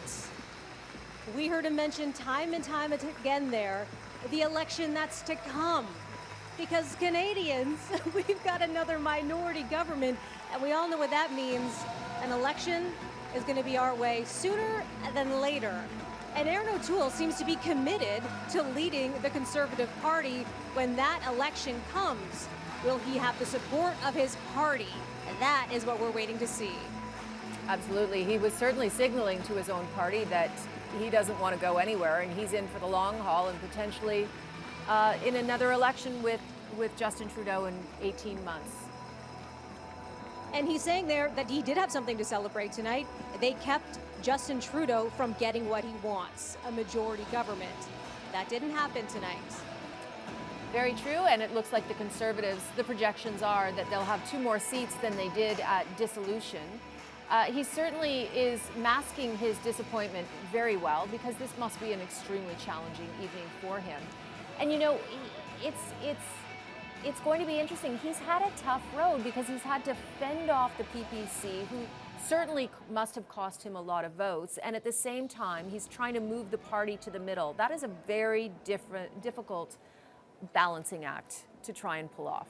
He met it. he made a bet, Cynthia. His bet was to go moderate, and that would bring in more people to support the Conservative Party, and it did not pay off this time around. It did not, and you know, many commentators have suggested that he's tried to go the Brian Mulroney, you know, set that tone, and it is an interesting debate because many wonder if a hard right conservative leader can actually win a national election in this country. And certainly he was trying to take it down a middle path, but it didn't work, as you said. Now let's bring in Will Stewart, who is a conservative with Hill Knowlton and known for his strategy. Will, what do you think about this and how Erin O'Toole fared this evening and how he was trying to redirect the party? Look, I will be very extreme that it's hard that four leaders from Kane to be a hard losing. I am certainly would go. Oh no, Will, I'm just going to stop you there for a moment. I'm so sorry. We can't hear you very well. So let's play with your audio for a moment and we'll come back to you as soon as our technical crew get you back so that we can hear you properly. Melissa, are you still there? I'm still here, Cynthia. Okay, so let's talk further about how will a Conservative government be able to win against a Justin Trudeau down the line, or perhaps even if he leaves? What will it take for a Conservative win? Well, they're going to have a lot of work ahead of themselves. You know, they brought in Erin O'Toole. They had to introduce him to an entire country, let us get to know him. He's been on the campaign trail to try to become the Conservative Party leader, and then all of a sudden launched into this federal election. Are they going to start that all over again? You know, something I was thinking about too, when we were hearing Erin O'Toole speak, I'm wondering how much he was speaking to not just Canadians, but directly to the Conservative Party. You know, we heard from him that he is resolutely committed to keeping up this work. But I wonder if we're just going to have to recast the whole thing and to also maybe re-energize the party again. Give us a fresh start, maybe, from this side of things. I mean, the next couple of months are going to maybe see that shift. Well, it's certainly hard for a brand new leader, especially during COVID, to make a lot of inroads. And many could argue that he actually did exceptionally well under the circumstances. He only became leader a little more than a year ago. And I would also suggest, you know, look at Jagmeet Singh. It takes a while to get in your stride. And I suggest that perhaps it takes one or two tries before you can actually make your mark. So I wonder if the Conservative Party will give him one more chance or if they're going to show them the door. Now, Will Stewart, are you there? How are we doing with your audio? No, not yet. Salma Makwa, he specifically referenced clean drinking water for Indigenous communities, and I saw you react to that. Yeah. What are your thoughts? Do you think that was? I was just surprised to hear him say that when he was talking about conservatism and you know, and addressing boil water advisories, and I think sometimes you know, that we are not just check boxes as Indigenous people when we talk about Indigenous policy within the federal, you know, the House of Commons, but also we are not talking points. You know, I mean, we're talking about real issues. You know, like I'm not sure if he's ever been in the flying community where, you know, the overcrowding, the housing crisis, the mental health crisis, and the water crisis that exists, and you know, like we need to be able to work together. You know, there's so much room for improvement in this in Canada, because the biggest room in the world is room for improvement. And I think no matter who you are, I think you know, the access to water should not be just a political issue. It's a basic human right, and we live in one of the richest countries in the world, and why cannot we have water? And I see you in Queen's Park in the legislature bringing up that point over and over and over again. Thank you. Yeah. Andre Domis, are you with us? I'm here. There you are. Okay, you're not holding any punches or pulling any punches this evening. So tell me how you're reacting to what you heard from Erin O'Toole and what you think he needs to do for the Conservative Party if they indeed let him stay on as leader. I would be surprised if the Conservatives turfed Aaron O'Toole as leader. I think that his approach was much more measured than his predecessors. I was actually surprised when I went through the Conservative Party platform to see that there were so many concessions made to environmental regulation, that he was looking to strengthen anti-corruption legislation, which of course is, as a result of the Wee fiasco and several other alleged corruption or several other corruption allegations against the Liberal government. I don't know exactly what the formula is here. I think for a lot of Canadians, we're, I think, a little bit too fatigued under COVID, with this impending climate catastrophe, with income inequality and our economic mobility being practically non-existent. The fact that your average income earner in Canada simply can't afford a house. And I don't know that any of the parties really have a solution for that. I don't think the Conservatives had necessarily a magic bullet either, but I think his platform was a lot more moderate than you would normally expect from that party, especially considering their right-wing roots. So I think what's going to be necessary is for, rather than getting at the Liberal Party on the matter of Trudeau's personality or whether or not he's, fit to be a leader for the country, as to whether the Liberal Party is engaging in woke politics, I think they're just going to have to drill down on policy matters and start exposing a liberal hypocrisy on some of the matters where they've actually drifted much farther right than they campaigned in 2015, in some cases taking conservative positions. And second, fielding a slate of candidates that actually do connect with people. I think the party has had an identity crisis since the Harper years, and connecting with people in communities where they live is going to involve getting to know people in those communities. I think there were a few too many, I guess you could call them paper candidates, and people that weren't necessarily from the communities that they were running in. I think if they got to know people a little bit better leading into the next election, they might stand a better chance. All right, Andre, hold that thought. Will Stewart, we have your audio now, I hear. I hear that. Yes.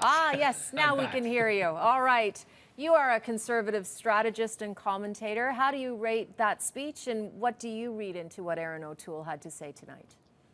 Well, look, I think he gave an incredibly good speech in an incredibly difficult set of circumstances. I've worked on campaigns. I know what it's like to prepare a leader to give a speech like that on a difficult night for them when things don't turn out as they've expected. But what I think you saw was a little bit of statesman, a little bit of putting the Liberals on notice, and a little bit of reminding Canadians that the ballot question here that was put to them was, do the Liberals deserve a majority?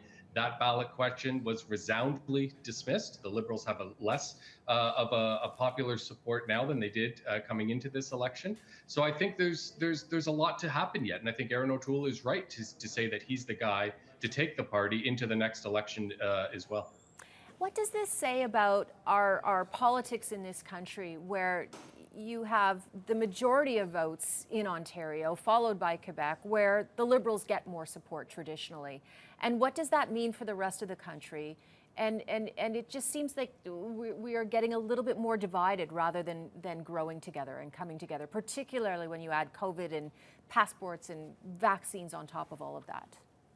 Yeah, absolutely. I think this election has divided Canadians. I think we saw some political leaders out there pointing at people on the street and calling them those people. I won't listen to these people. They won't stop me. That is incredibly dismissive for a leader of any party to start dividing Canadians in their official remarks from the stump during a campaign. I think the country has become divided, and it's incumbent upon all party leaders, Aaron O'Toole and Justin Trudeau together, included rather, to bring Canadians back together. What we've seen largely is popular support that is split almost equally between the Conservatives and the Liberals, with the Conservatives again being just above the Liberals by a few percentage points. More Canadians actually marked an X beside Conservative candidates than any other party in this election. I think Aaron O'Toole had a lot to do with that. Most of the people sitting in the studio tonight and talking to you on this television screen would have said that the Liberals were destined for a majority maybe a month and a half or 2 months ago. That's clearly not the case, again, with Canadians voting more votes for the Conservatives than for the Liberals. So I think Aaron O'Toole and his team did run a fantastic campaign, and he deserves the right to run another one. But will the party let him? Well, that's the ultimate question. And I think what the party has seen is we've tried many different types of leaders, some on the right wing, like Stephen Harper, some more centrist. And I think that's where Aaron O'Toole has been. He has the support of the party. They voted to make him leader. And now he does face a leadership review like most parties do when they don't win a majority government. And, we'll have to see how Aaron O'Toole does in that fight. But, by all metrics, it seems that he's well positioned to beat the Liberals in the next election. Was he sending quite a message to his own party tonight as well? Not just to all Canadians, but to his own party?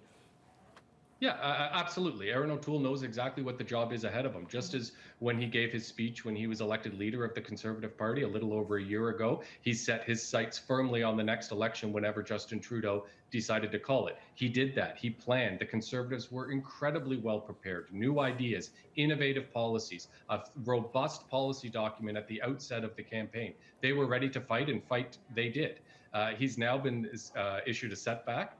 He's not the prime minister at the end of the day, which of course was always the goal, but that popular support is right up high again. Number of seats almost exactly the same. It's certainly a different outcome than what many thought would happen in this campaign. And he's immediately setting his sights on the next challenge ahead of him. And that challenge ahead of him is the next 18 months and the next general election that Justin Trudeau is already plotting in his calendar.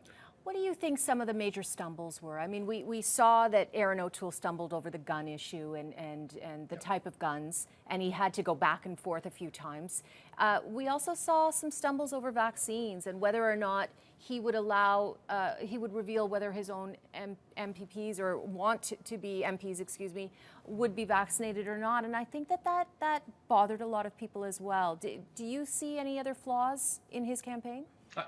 I certainly think the gun issue was an unforced error. I also think the Liberals played into the confusion that the terms that are used create. They worked well with that, with American-style terms, which, we consume a lot of American-style popular culture and media up here. So it did resonate with people, and the Conservatives were caught flat-footed on that for sure.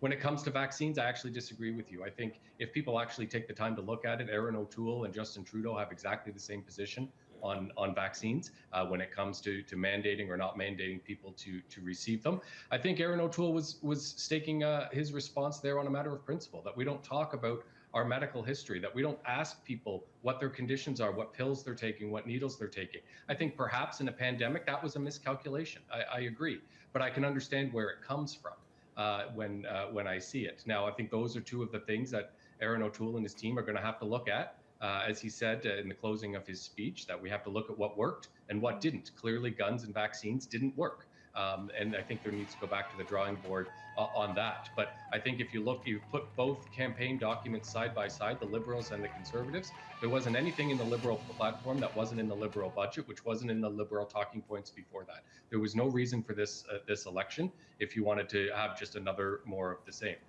Aaron O'Toole brought forward a robust policy document. It was heavily debated. You can debate whether you liked it or not, but at least there was something in there to talk about that was new, that was innovative, that had actually a focus on moving Canada forward. I think what we saw from the Liberals was, look what we've done, give us a mandate to do something more. I don't think there was a plan to get out of the pandemic. I don't believe that there was an inspirational thread that needed to happen or that needed to be pulled to make this campaign happen. All right, Will Stewart, we will check in with you again in a little while. Right now, though, we are going to check in with Liza Yuzda at the NDP headquarters for Jagmeet Singh. Liza. Hi, the music just started pumping just a moment ago, and you can see over my shoulder, Jagmeet Singh is coming into the room. It's been a quiet night until now. There he is with his wife. Very different here than what you saw at the Conservative Party headquarters. There are no supporters here. COVID rules in BC are a lot different than they are in Ontario, and it means that they really have to limit the number of people there. And we're waiting to see him bust a move. He said he was going to dance tonight. It's not like he usually does, because he usually has a lot of people around him. But tonight he's going to try and do it himself. And here I'll leave you to hear Jagmeet Singh. Un grand merci. Thank you so much to our team, to all the volunteers, to all our candidates, and grand merci. Thank you so much. I want to recognize the hard work of all the leaders and their teams. Thank you for playing your role and being a part of our democracy. I want to congratulate the Prime Minister on his re-election as Prime Minister of Canada. And I want to thank Canadians for voting. And I want to let Canadians know that you can count on New Democrats to continue fighting for you. As we've fought for you in the pandemic, when times were difficult, when people were struggling, when people were worried about their future, we were there for you. We fought to make sure people got more help. We fought to increase the CERB, we fought to increase the wage subsidy, we saved millions of jobs, and we helped millions of Canadians stay at home. We are going to continue fighting for you. Just the same way we fought for you in the pandemic, you can count on us to continue those fights. We're going to make sure that we fight hard to defend our environment, to make sure we're fighting the climate crisis like we really want to win. You can count on New Democrats to keep on fighting to make sure you can find a home that's in your budget for all those people struggling to find a home. We see you, we hear you, and we're going to fight to make sure that there is a home in your budget. To people out there that are struggling with health care, you can count on New Democrats to keep on fighting for you to make sure we get profit out of our long-term care system, to make sure our loved ones, our seniors, never again bear the brunt of any sort of pandemic or any sort of outbreak, that we care for our loved ones and our seniors and put them before profits by eliminating profits in long-term care. And we are going to continue to fight to make sure our healthcare system is there for you when you need it, there for you and your loved ones when you need it, by making sure we include medication coverage, pharmacare, that our teeth are covered through dental care, and making sure that our mental health is also covered and included into our healthcare system. Friends, I also want you to know that we are going to keep on fighting to make sure that the super wealthy pay their fair share, that billionaires pay their fair share, so the burden doesn't fall on you and your families. And I want you to know that we're going to continue to fight for justice for the first people of this land. Indigenous communities that continue to be denied basic human rights, clean drinking water, adequate housing. We are going to continue to fight for you. We've heard your stories. We see you. We are going to fight for you with everything we have. You can count on all of us, all New Democrats, to continue that fight. Pour les Québécois et Québécoises,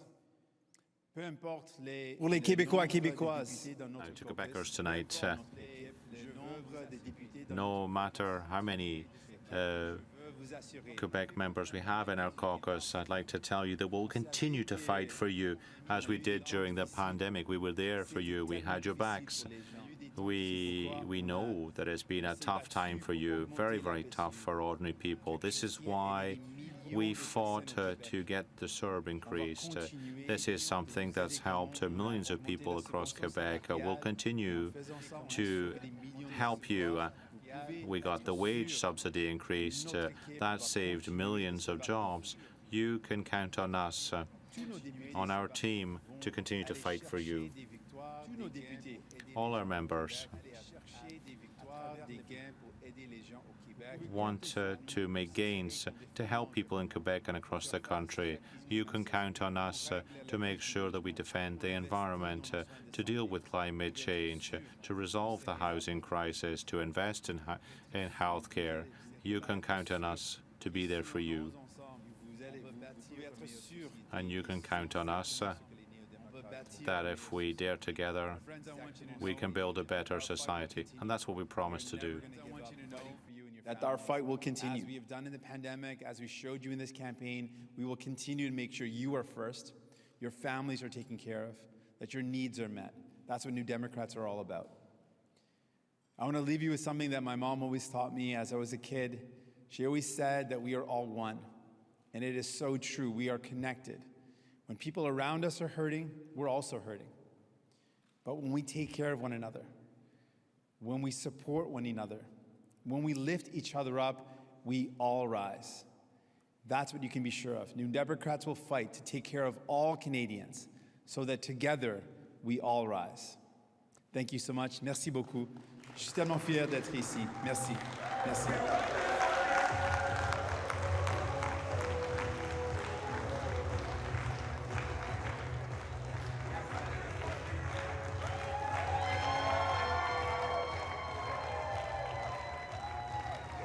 NDP leader Jagmeet Singh giving a message of hope on this evening. His party is projected to win 27 seats. That is up 5 seats from the last election and at dissolution. Lisa, let's bring you into this conversation and welcome to Alberta. Viewers joining us on City News. We have just witnessed Jagmeet Singh giving his speech this evening, and we are being joined now by Lisa. Hi there, how are you? Finally have the first festivities here that we've had tonight. You can see, unlike other places, as I said earlier, you're not seeing the throngs of supporters that are allowed in Ontario, but Jagmeet Singh is receiving hugs from some candidates, from some staff members, and it looks like he might get a little bit of the dancing that he hoped to see tonight. Yeah, because it's been very quiet in here most of the night, but he is, there's finally some jubilation. Of course, it's not exactly the win they were hoping for. There are some seats still to be counted. There's a couple here in BC that certainly will not be known tonight. But you know, they were hoping to really break through past that 24, and they certainly will go back to Ottawa with a handful more, at least a few more MPs that they had when they went into this election. But it won't necessarily be the 30 plus that they were really hoping for. But for a leader that really struggled and lost a lot of seats in the last election, he really has gained ground, and it looks like his, what I call his charm offensive has won out, and you certainly see his charm offensive on display here. He's someone who has a very easy time talking to people, putting people at ease, and has a very vivacious and joyful personality. You can see him here doing the celebratory arms with some of his senior campaign staff there that we spoke with earlier tonight. So as I said, it's not the win they were hoping for. They were really looking for more than 30 seats, but I think it's definitely a win they will take.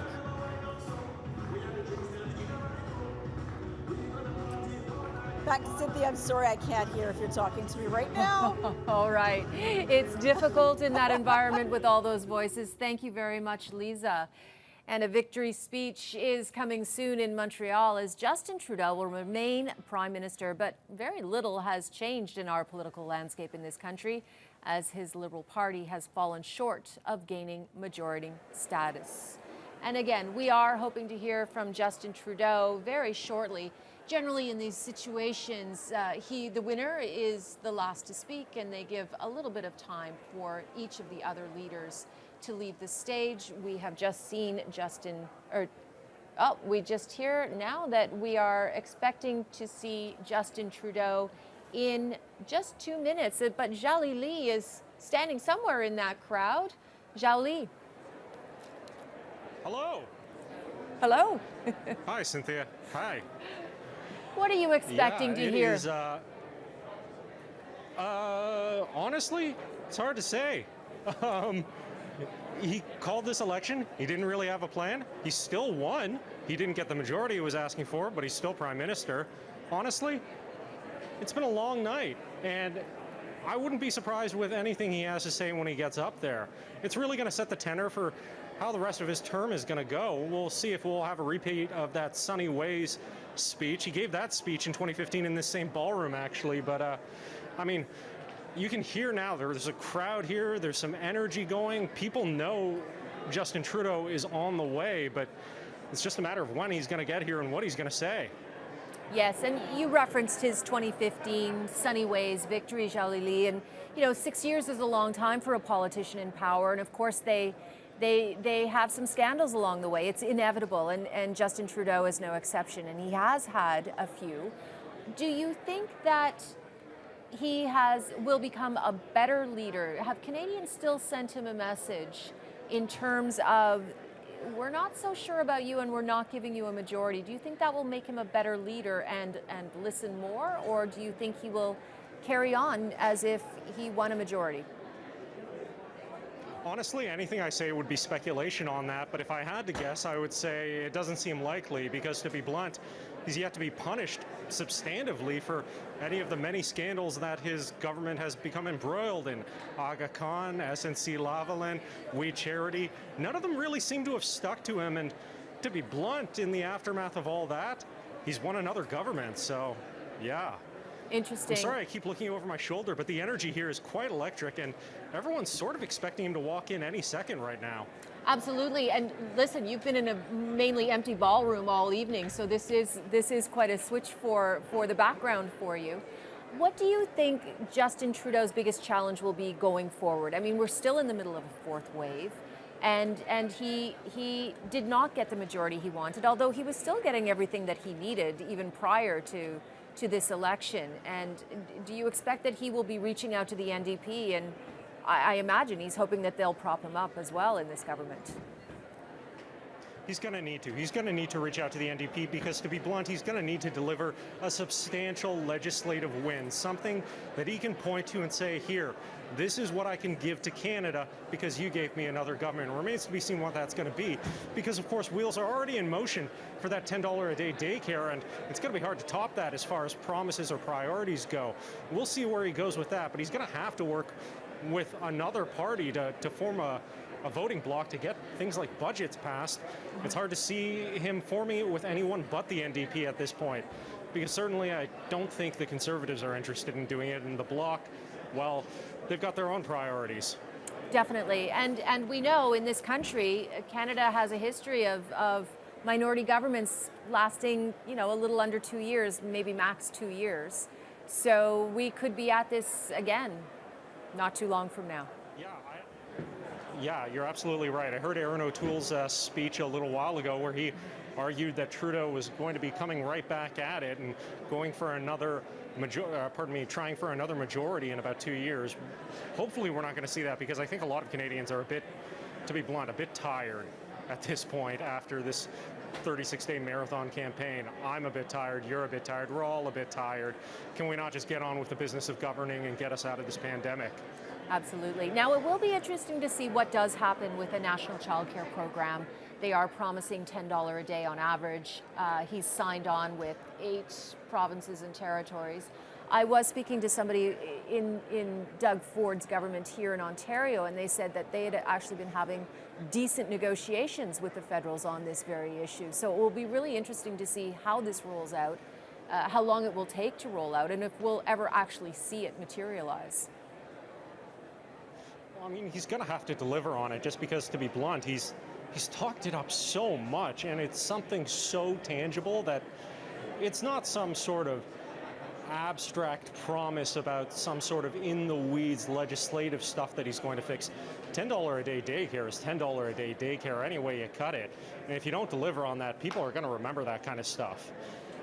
Definitely. Hopefully he's going to be able to get some more provinces on board with this, because to be blunt, I think the other provinces are going to come on board with this, because it may not have been, it may not have been a majority, but Canadians have registered their opinion tonight pretty clearly.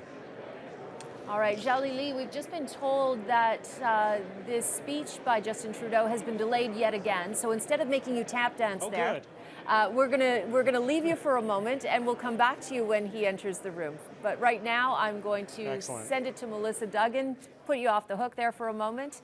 Melissa, Erin O'Toole just spoke a few moments ago. What stood out to you from that speech?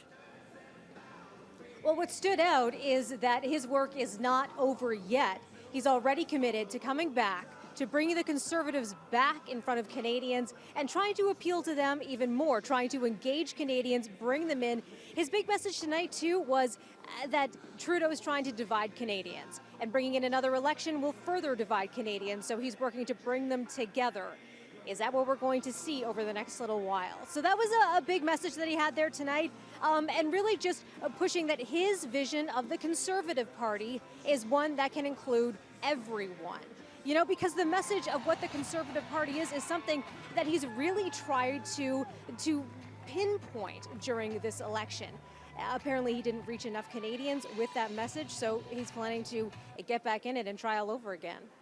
If you think about it, though, Melissa, really what he did accomplish was people now know who he was. He really entered this election with very few people really knowing what Erin O'Toole really represented or stood for. And he has come a long way. So he has made his mark in the consciousness, I think, of people at least know who he is, and they've gotten to know him a little bit better. Yeah, and I wonder if this election is just setting the table for the next one, right? Now we have candidates who are established. You know, they have good name recognition now. Now when we get to vote for them a second time, is it going to change anything? This is a bit of a Groundhog Day election, you know, a second verse, same of the verse sort of thing. And I wonder if Canadians might be thinking differently about how they're going to vote next time. If, you know, and we're seeing just how much each vote really matters, and thankfully everyone stood in line so long to finally get them in. And I'm interested to see what turnout is like too when we finally get those final numbers. And you know, next time around, will those numbers change? I'm very interested to see what the voter turnout was. I believe it was, what, 68% in the last election, somewhere in that range. So I'm very curious to see if it's lower because people didn't want to come out of COVID. They were angry about this election in the first place, and they didn't want to stand in line. So that will be very interesting. I'm also really interested to see. Yeah, and you know what? Sorry, I don't mean to cut you off there, Cynthia, but I've just been also just thinking about Canadians too. You know, we have been seeing politicians in our living rooms like never before. True. You know, during the pandemic, and inviting them in and seeing in real time just how much the decisions they make affect our lives. So I don't know if there's something to that. But I've just been thinking so much lately about how we have been listening to so many politicians speak, and are they saying what we want to hear? I mean, people are frustrated. This has been a really tough time. And now we're going to have to go to the polls again in, 18 months, 2 years from now. I wonder how fed up people will be by then. Well, it depends, I think, to your point, where we are in COVID, and if it's behind us, if we're still battling wave after wave, we really don't quite know yet. The other thing I'm really curious about, Melissa, is how much the PPC vote pulled away from Erin O'Toole, and I think we'll see that in the coming days, but how much of an impact did it have on this election and the outcome that we're seeing today? Yeah, I think that will definitely be kind of the fallout in the next couple of weeks when we really are able to examine each riding and see where those votes went. The Conservative strategist I spoke to today said, listen, if you were going to vote for Conservative, you were going to vote for them. You weren't going to switch to the People's Party of Canada and vice versa. He said, that is the that is the activist vote that was looking for something different there, and they were never going to come into the Conservative tent. That's, of course, their line right now. But when you start to look, when you really look at how things kind of will whittle down in some of those ridings, would there have been a difference if the PPCs weren't in those ridings? We'll have to see when we can delve deeper into those numbers. Melissa, thank you very much, and we'll check in with you again before the hour is out. And it was also a disappointing outcome for Green Party leader Annamie Paul. Adrienne Gabriel was in the downtown Toronto riding, where she ultimately lost to Liberal Marci Ien. Adrienne. I'm Adrienne Gabriel. A disheartening defeat for Green Party leader Annamie Paul. She was hoping to win here in Toronto Centre, though Marci Ien, the Liberal incumbent, winning. This has been a Liberal stronghold since 1993. Paul was hoping to break that trend and also hoping to hold on to the leadership of the Green Party. That leadership is now up in the air. Speaking to her supporters, she admitted this defeat has not been easy to stomach. I will tell you that certainly I am disappointed. It is hard to lose. No one likes to lose. But I'm so proud of the effort, the creativity, the innovation that our team brought to this race. We promised to offer real representation. We promised to offer a real choice to the people of Toronto Centre who have so much need, so much work that needs to get done. And you did that, and I thank you for that. My heart is full for the future of Canada. I'm so optimistic for the future of Canada. I'm optimistic that this Parliament will be the best one ever. We always have to believe that. And thank you so much for being here this evening. Thank you again for everyone for participating in these elections. Merci beaucoup, and it was an honor. Before the snap election was called, members of the Green Party were trying to get rid of Paul as the leader. That infighting didn't help. many individuals I've spoken with saying that where they had voted Green in the provincial elections here in Ontario, they decided to take their vote elsewhere this federal election, feeling that the Green Party is in a state of disarray. Though they did have one breakthrough tonight, winning in Kitchener. Mike Morris, that is the first time the Greens have won a federal seat in the province of Ontario. As for the political future of Annamie Paul, she tells me she's going to be taking some time to speak with her family and figure out her future, a future that also rests in the will of the party members. I'm Adrian Gabriel for City News. And it has been a very rough 18 months for everyone, but especially for frontline workers. We're going to send it over to Tara now with our pandemic panel of healthcare experts on what they want to see from the federal government. Tara. Thanks, Cynthia. Well, Adrian was just talking about disarray for some parties, and some might say that we have that in our healthcare system. You know, alarms have been sounding right across the country that ICUs and our healthcare workers are being overworked and burned out due to the pandemic. So it's going to be incredibly important for this next leader, Justin Trudeau, to really bring people together and also to take a look at the hard facts when it comes to our healthcare system. So let's pull in Dr.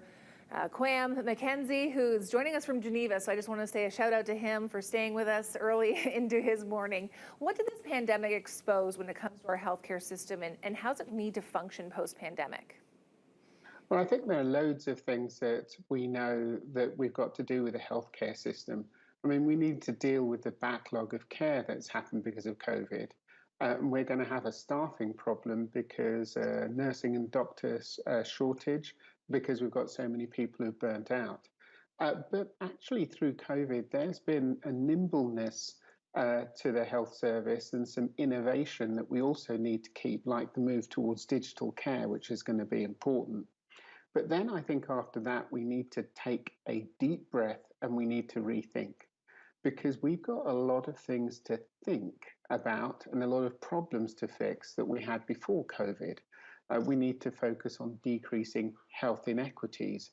I mean, before COVID and still now, we've got populations like the racialized populations, indigenous populations, and low-income people who get worse healthcare, worse outcomes, and worse access to healthcare. We have to properly fund mental health and substance use treatment. We've not done that before, and not surprisingly, we've got problems there. And then we need to focus more on prevention because we've really got a illness service rather than a health service. And it would be great if we could ensure that our social policies dovetail with our health policies so that we try and keep people well. Professor Hardcastle, this really opens the question. We've seen the gaps in our healthcare system to privatization. What are your thoughts on that? Well, I think that with the election of a Liberal government, it'll be interesting to see where they take the healthcare system and the Canada Health Act, and will they expand it to the much needed pharmaceutical services, dental services, the things that are truly medically necessary. Right now, we really focus on hospital and physician services. So I'd like to see an expansion there. I wonder too whether they will stick by some of the discussion around cracking down on provinces who allow privatization to creep in and to allow a greater role for the private sector. On the other hand, I think that we had heard from Mr. O'Toole, we had heard discussion around allowing provinces that greater room to innovate and perhaps some erosion of the Canada Health Act. All right, I'm going to have to cut it there. Thank you so much to my guest tonight. And now we have Justin Trudeau that is coming out, so we're going to head to that. And as you can see, Justin Trudeau has entered the ballroom and about to speak with his wife Sophie at his side. You are sending us back to work with a clear mandate to get Canada through this pandemic and to the brighter days ahead. And my friends, that's exactly what we are ready to do.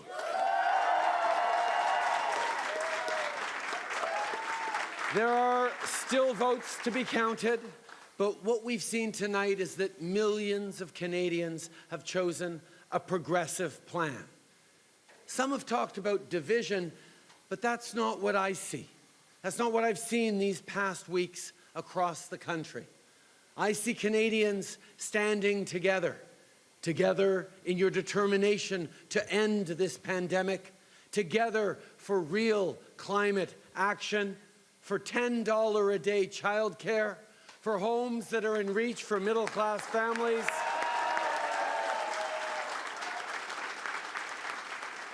For our shared journey on the path of reconciliation. As Canadians, you've elected parliamentarians to deliver on all this, and our team, our government, is ready.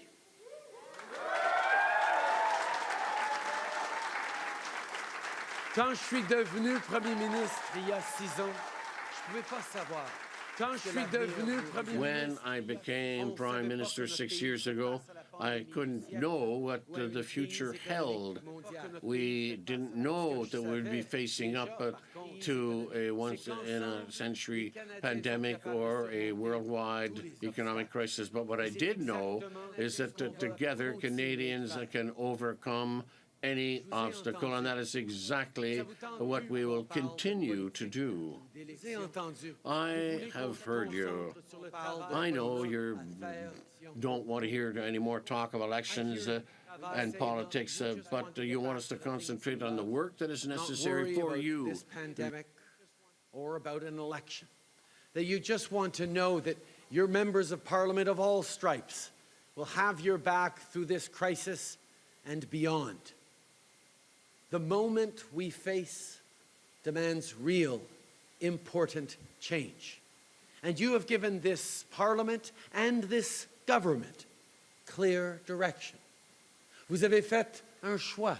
Vous avez donné aux parlementaires un mandat clair pour qu'on en finisse avec cette pandémie une bonne fois pour toutes. Gave to parliamentarians a clear mandate so that we put an end to this pandemic once and for all and build a better future.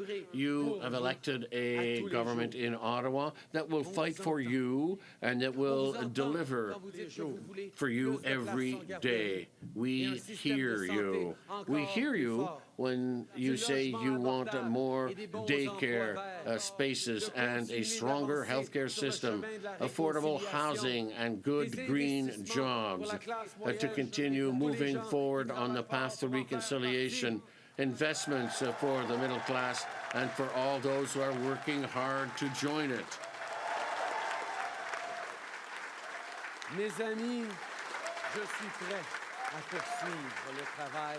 Mes amis, friends, I am ready to carry on with the work. My team is ready, but above all tonight, I want to take the time to thank some Thank you for being part of this important moment. Political life isn't easy. This is a path you choose because you believe in serving those around you. Thank you for your service. To the Elections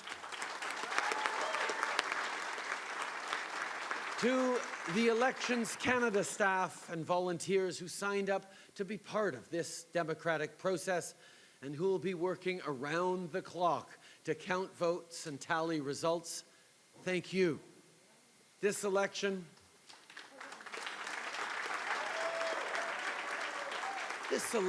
has confirmed that our democracy and our institutions remain strong. And to my fellow Canadians, there is no greater honor than serving you and serving this country. If you voted for our party, thank you.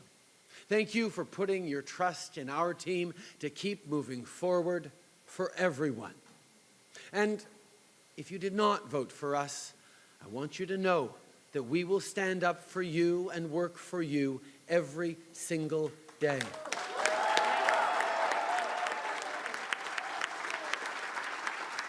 Because no matter how you voted, just like no matter where you come from, what language you speak, the color of your skin, the way you pray, I hear you. I hear you when you say that we can only move forward if no one is left behind. Our shared future is built vote by vote, door by door, and above all, person by person.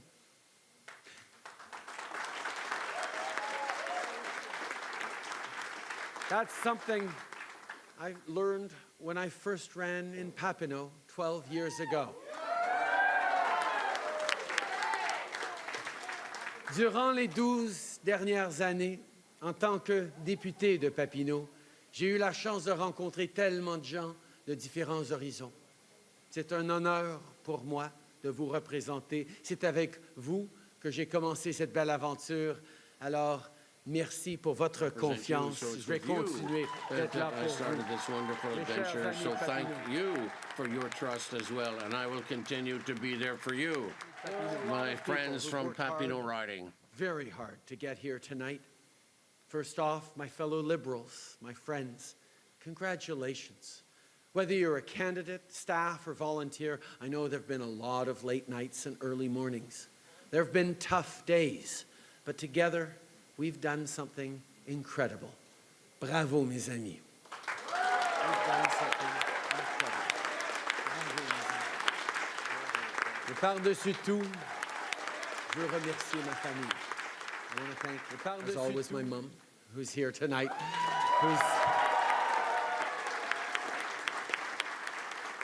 who started going through election nights like this when she was a little girl, when my grandfather was running for Parliament in Vancouver North. But thank you, Mom, for always being there. Thank you. Et Sophie, il y a 12 ans, quand on a pris la décision de s'impliquer ensemble en politique, il y a 12 ans, And Sophie, 12 years ago, when we made the decision to become involved together in politics, it's because we wanted to defend our values, because we wanted to contribute to build a stronger Canada. And since the very beginning, we did it together, so thank you. Et à mes enfants, Xavier et Ella Grace, à mes enfants, Adrien qui dort depuis And to plusieurs my heures children, déjà, Xavier, comme Ella Grace here, Adrien qui dort, Adrien who's been sleeping for some hours now upstairs. As we also need to do, we're working hard to build a better future for you, a better future for your generations and those to follow. Every day you remind me that this work is important, this work that we're doing together. So thank you for your patience while I have to be off on the job. And thank you for the sacrifices that you are doing. We've all worked so hard over the last few weeks and over the last few years, and we have come so far. My friends, tonight I think of something Prime Minister Wilfrid Laurier said as his generation was at the dawn of a new century. He said, "Let them look to the past, but let them still more look to the future." Let us not forget the past and the dark days we have come through together, but let us still more look to the future and all that is still to come and all that we have still to build together. Let us feel the warmth of a new dawn, and above all, let us seize the promise of a brand new day. Merci, mes amis. Thank you, my friends. Merci tout le monde.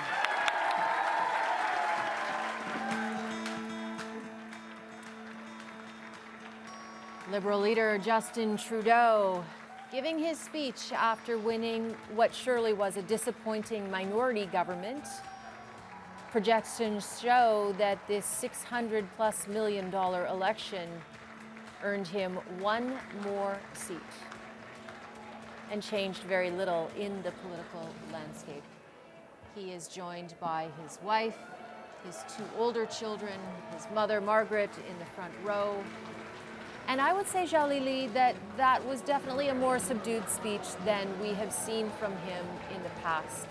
He did talk about ending divisiveness, bringing the country together, tackling climate action, and $10 a day childcare. Absolutely. He knows how to give the right speech for the right occasion. And in this case, this was one that really focused on, now it's the time to get to work. Earlier tonight, we heard Erin O'Toole give a speech that almost sounded like he was gearing up for the next campaign. But Justin Trudeau just now really put that out of mind for most Canadians, emphasizing, you know, we're going to get down to work in Parliament, we're going to deliver on these promises. And he's underlining again and again that he considers this a clear mandate, not a majority, but he does consider it a clear mandate. So we'll see precisely what he's going to do with this, you know, renewed Parliament. Absolutely. Were you surprised at his tone, Zhao Li? No, not necessarily. I think it was the right tone to strike because he did that sort of thing he does where he does the breathless, hopeful, inspirational speech, which gets all the people excited and G'd up. And that's what the people in the crowd wanted. But he mixed it with this pragmatism, this sense of, you know, we got to roll up our sleeves and get down to the dirty work and, you know, thanking all the people who had worked on the campaign. It was the right speech for the right occasion. He is good at doing that. Yes, he is. Yes, he is. And, you know, as he was speaking, I was thinking back to 6 years ago and the difference in tone. And 6 years of politics and being a leader weighs heavily on anyone, but this had to have been a challenging night and a challenging election to realize that he wasn't going to get a majority, which he clearly was counting on and expecting when he called this election. I think it's undeniable that most observers would say they wanted a majority. But earlier tonight, I was talking to House Leader Pablo Rodriguez, Liberal House Leader Pablo Rodriguez, and right off the hop, he immediately said, whoa, whoa, whoa, we never asked for a majority. We just wanted a mandate. So you could see they were already starting to temper expectations, trying to manage people's expectations right off the hop. And we heard a bit more of that today with, well, pardon me, just now with Justin Trudeau saying, we wanted a clear mandate, we got a clear mandate. The word majority not entering the frame at all. Right. So clearly some expectations management happening here, Cynthia. Well, I would call it good old political spin, Zhao Li. All right, yeah. Let's be real, yeah, okay. Why not? Let's just call it. But it is interesting, and it will be interesting to see if he changes his style of government or how he manages people. He's lost, 2-3 cabinet ministers? None of them necessarily his top cabinet ministers, but he still has some seats to fill now. Absolutely. It'll give him a chance to blood some more people into the cabinet, maybe pick some up-and-comers that potentially could move into some of the more senior portfolios later on. But as he said, he's going to have to try and form a working sort of vote supply arrangement, likely with the NDP, and it is going to be certainly interesting. I wish I could be on a fly on the wall for that conversation, because, you know, here we find ourselves once again with basically the same situation. What now?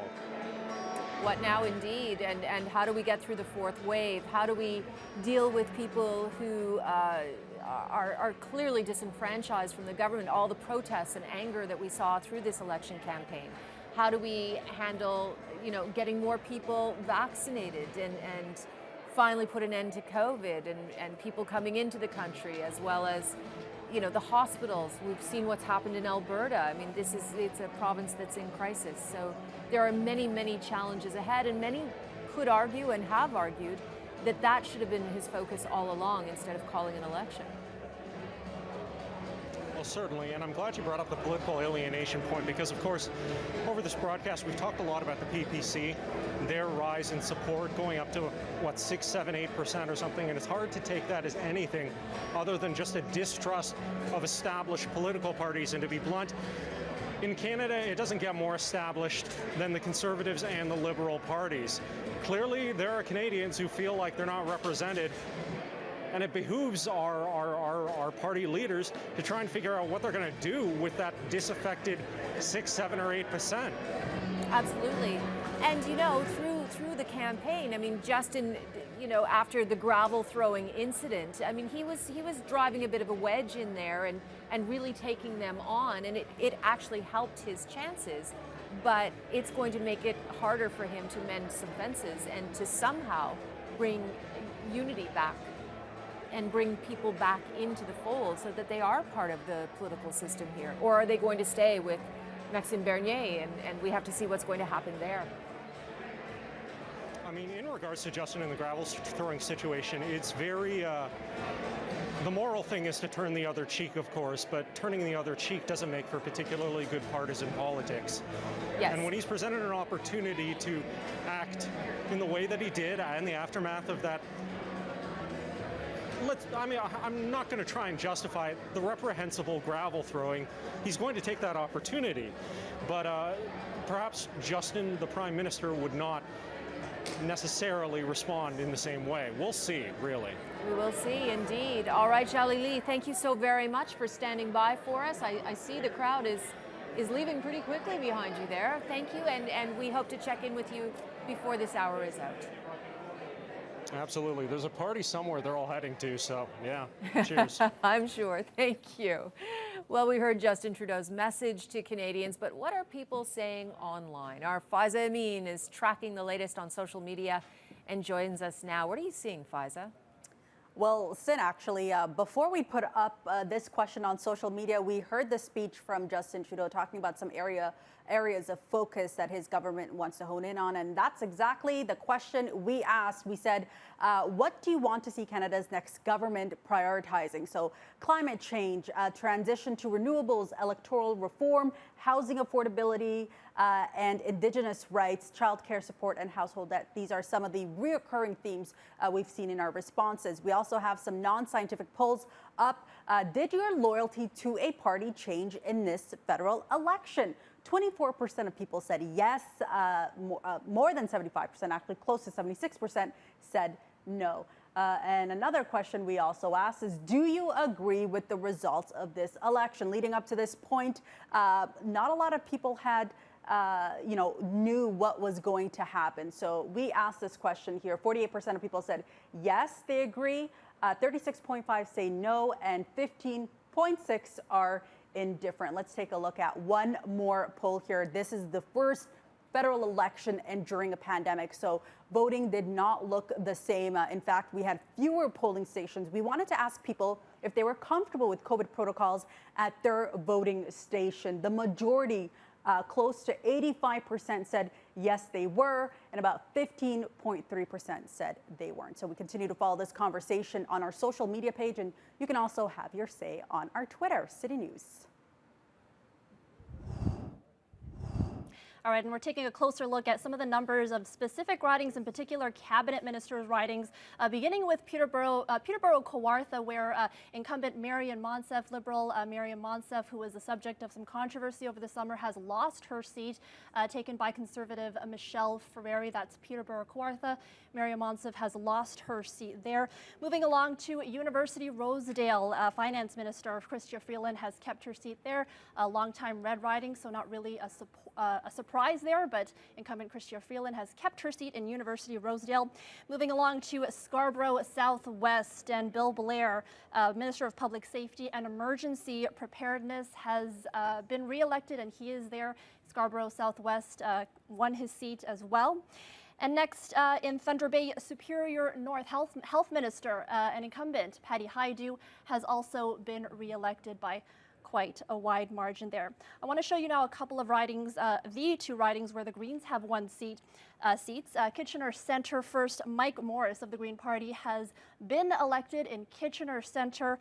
This is the same riding where incumbent Raj Saini was also the subject of some controversy and had to drop out of the race, and now the Greens have won that seat.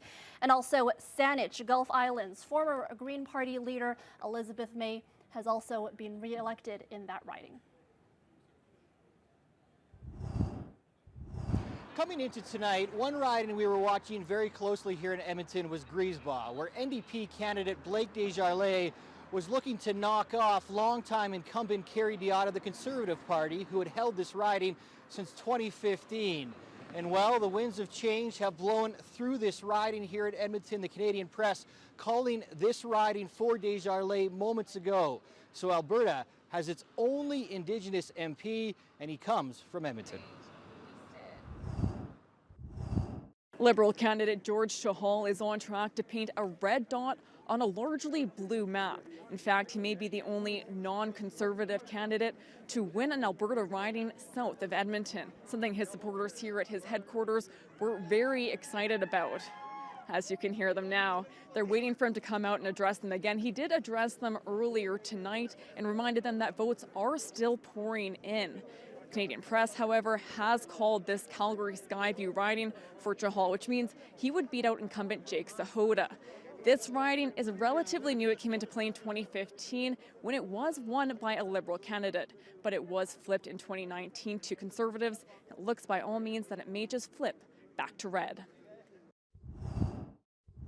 I'm at the Bloc Québécois headquarters in downtown Montreal, where the crowd here has grown in the last few hours, and periodically they are cheering for their candidates who are either taking the lead in different ridings across Quebec or have been re-elected, like their leader Yves-François Blanchette, who will hold his seat in his riding of Belleuil-Chambly, just south of Montreal. So many here are rejoicing over that. I'm joined by Jean-Philippe Molnar, president of the Bloc Québécois Youth Forum. Thank you so much for joining us, Jean-Philippe. Thank you for having me. How are you feeling tonight? Very good. We're feeling happy here.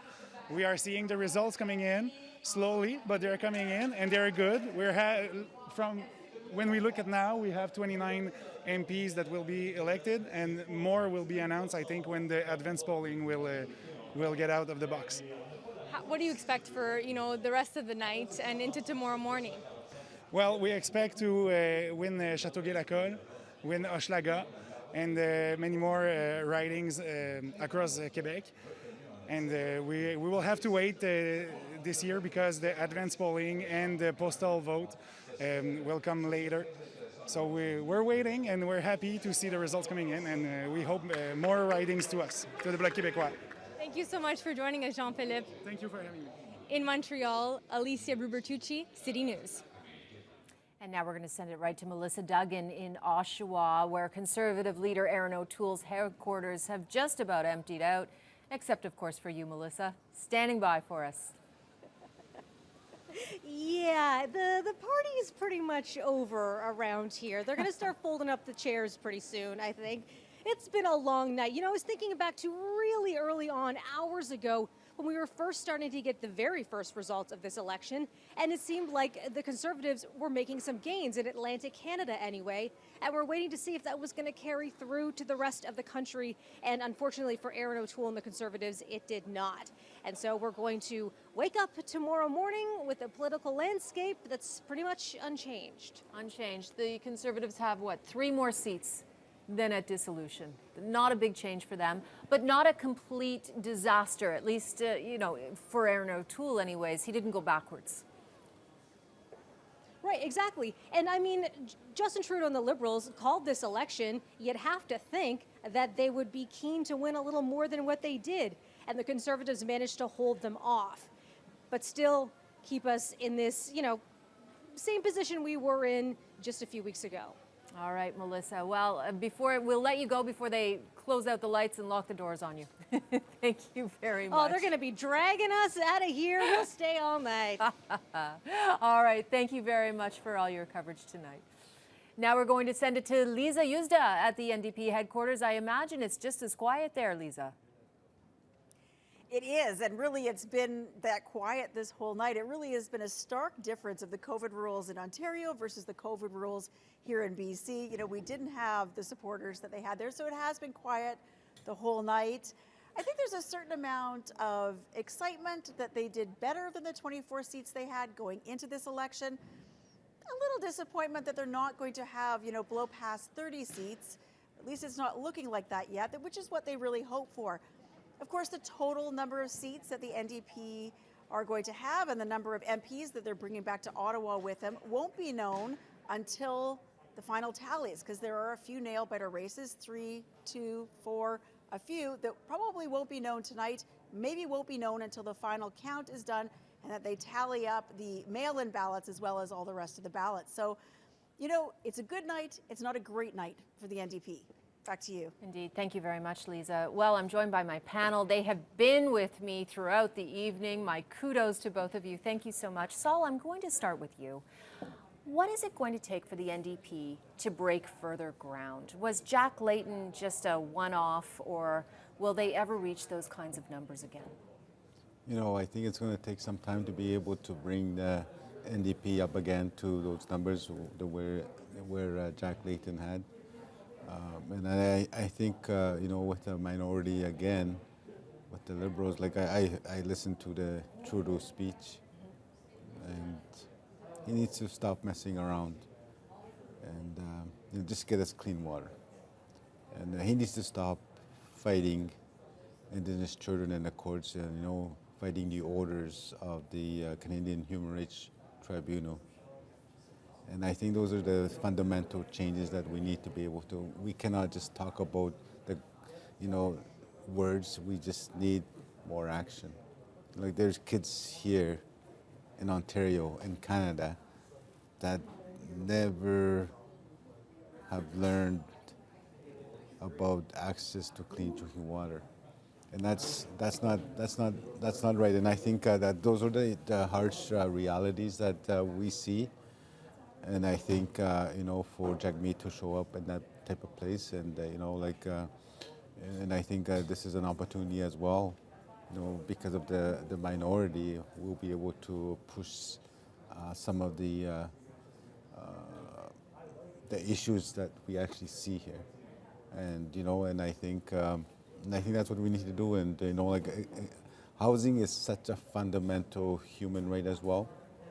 I know where I come from in Northern Ontario, there's 49 First Nations there that are part of Anishinaabe Nation.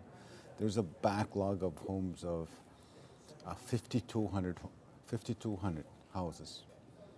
And when you multiply that with the number, that's $1.2 billion. And that's only 49 First Nations. There's over 600 First Nations in Canada. Yes. Those are that's how oppression works. That's how colonialism works, is to chronically underfund Indigenous people in education and healthcare and housing and water, the basic things, right? And I think that's where we need to be able to head. Thank you for bringing these issues to us throughout the evening. Thank you very much. Thank you for having me. It's been a pleasure. I'll get to you in just a moment, Mike. I'll go to Will Stewart, and then I'll come to you, Mike, and then Andrew Domise. I'll give you the last word on this panel for the evening. Will Stewart, what's next for the Conservatives, and how do you see this unfolding in Ottawa? Look, I know off the top you accused me of putting a positive spin on it, and it's fair for you to do that. I'm going to continue to do that here. But I listened to the Prime Minister give a very good speech.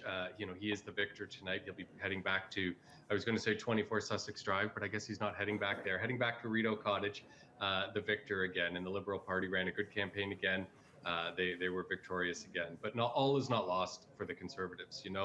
They were threatened by this rumored wave of the PPC. The PPC only increased their vote share by 3.6%. So they weren't the threat that most people said they were. You've got the Conservatives at about 34% of the popular vote, pretty much where they were the last time out. You've got the Liberals that have actually lost 2% of the popular vote over the last time. And for a party that came into this searching for and requesting a mandate of a majority government from Canadians, they fell woefully short of that. In fact, they have less support now than they had just in the last campaign in 2019.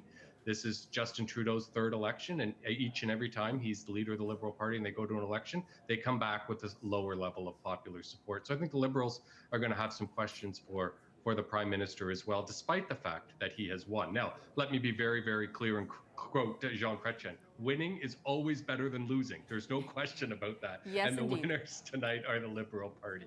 But perhaps as you go to your next guest there, maybe he can comment on his plans for perhaps the leadership of the federal Green Party now that he's been so successful here in Ontario. Okay. Well, we're losing Andre Domise in and out, and we've got him right now. So hang on tight, Mike, for a moment. Andre, I'm going to let you have a few words here. I feel like Mike should be able to respond to my earlier broadside, I would say that you were asking before what's going to be necessary for Jagmeet Singh to break the ceiling that the NDP has encountered since his leadership, and unfortunately, it's not going to be one on TikTok. It's not going to be through appealing to young Canadians about taxing billionaires. Canada has, I think like 47 billionaires altogether. So this idea that we're going to go after the ultra wealthy and that's going to be our path to success is just not going to resonate with enough people. It's not going to make enough money either. Politics. Well, no, absolutely not. If you are going to talk about class politics, let's talk about it for what it is. The fact that Canada's largest industry, as far as percentage of GDP, is real estate development. So you have to start talking about going after real estate developers. You have to talk about the importance of social housing. The idea that people who are looking to rent a home, people who are looking to buy a home, real estate investment trusts, that they're all competing in the same market for the exact same items is absolutely ridiculous. And unless you begin to develop social welfare policies that start to untangle some of the profit motives behind everything from housing to oil and gas, pharmaceuticals, natural resource extraction, et cetera, none of this is going to change. You have to start talking about actual class politics. You have to start speaking to the Canadian working class, and you have to sow those divisions. Unfortunately, it's very hard when your background is as a lawyer and not somebody who is, typically part of what we think of as the working class. But that's pretty much all we can do. The idea that he has to follow in Jack Layton's footsteps, I don't think is correct. Jack Layton was, I think, a once-in-a-lifetime opportunity for the NDP. And if you look at his actual politics, it wasn't that much different than today's Liberal politics. The difference being that he was up against Paul Martin, who was one of the most stodgy and, listening to Paul Martin speak was like chewing sawdust. He was very fortunate to run up against that kind of Liberal opposition. But I think Singh is going to have to really start speaking to the working class in this country to get any success. All right, Andre, thank you so very much for hanging in with us through the night, and thank you for your thoughts. Mike, he basically said it's your turn. We don't have a lot of time, I'm sorry, but I'm going to give you the last word here. You know what? Let's think about this next parliament. Canadians want minority government to work. Yes. And minority government can work. Some iconic legislation, Medicaid, the Canadian flag, CBP, so many good things have come out of minority governments. So my challenge to all the parties is make this minority government work. That's what Canadians want. Don't willy-nilly send us back to another election. Make it work and put the people of Canada before politics. All right, well said. Thank you very much, Mike Schreiner, again, for your time this evening as well, till 2 a.m. Thank you. Well, in his concession speech tonight, Conservative leader Erin O'Toole highlighted his efforts to run a more moderate national campaign than the party has put forward in the past. But our party needed the courage to change because Canada has changed. Over the past 36 days, we have demonstrated to Canadians that we've set out on a path to engage more Canadians in our Conservative movement. One that addresses the challenges of today while advancing the dreams of tomorrow. In the months ahead, as Mr. Trudeau gears up for yet another election, we must continue this journey to welcoming more Canadians to take another look at our party. More people voted for Canada's Conservatives than any other party, and that's a strength to build on. Our support has grown. It's grown across the country, but clearly there is more work for us to do to earn the trust of Canadians.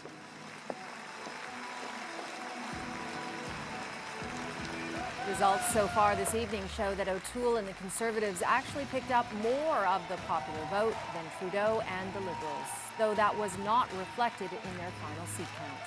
O'Toole ended his speech by putting Trudeau on notice tonight, saying if he calls another election in 18 months, the Conservatives will be ready to welcome more Canadians into their big blue tent. And Justin Trudeau called this snap election with the hope of upgrading his Liberal government to majority status, but in the end, he pretty much ended up exactly right where he started. But the PM tried to paint a positive picture during his victory speech. What we've seen tonight is that millions of Canadians have chosen a progressive plan. Some have talked about division, but that's not what I see. That's not what I've seen these past weeks across the country.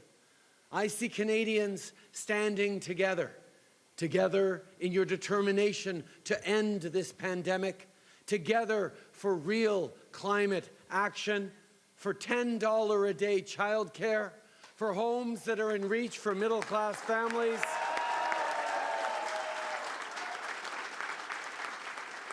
For our shared journey on the path of reconciliation. As Canadians, you've elected parliamentarians to deliver on all this, and our team, our government, is ready. This is Trudeau's third election victory, but of course it remains to be seen how long this newly formed minority government will last. And speaking from British Columbia, NDP leader Jagmeet Singh vowed to keep fighting for Canadians, the climate, and progressive politics. My friends, I want you to know that our fight will continue. We are never going to give up fighting for you and your families.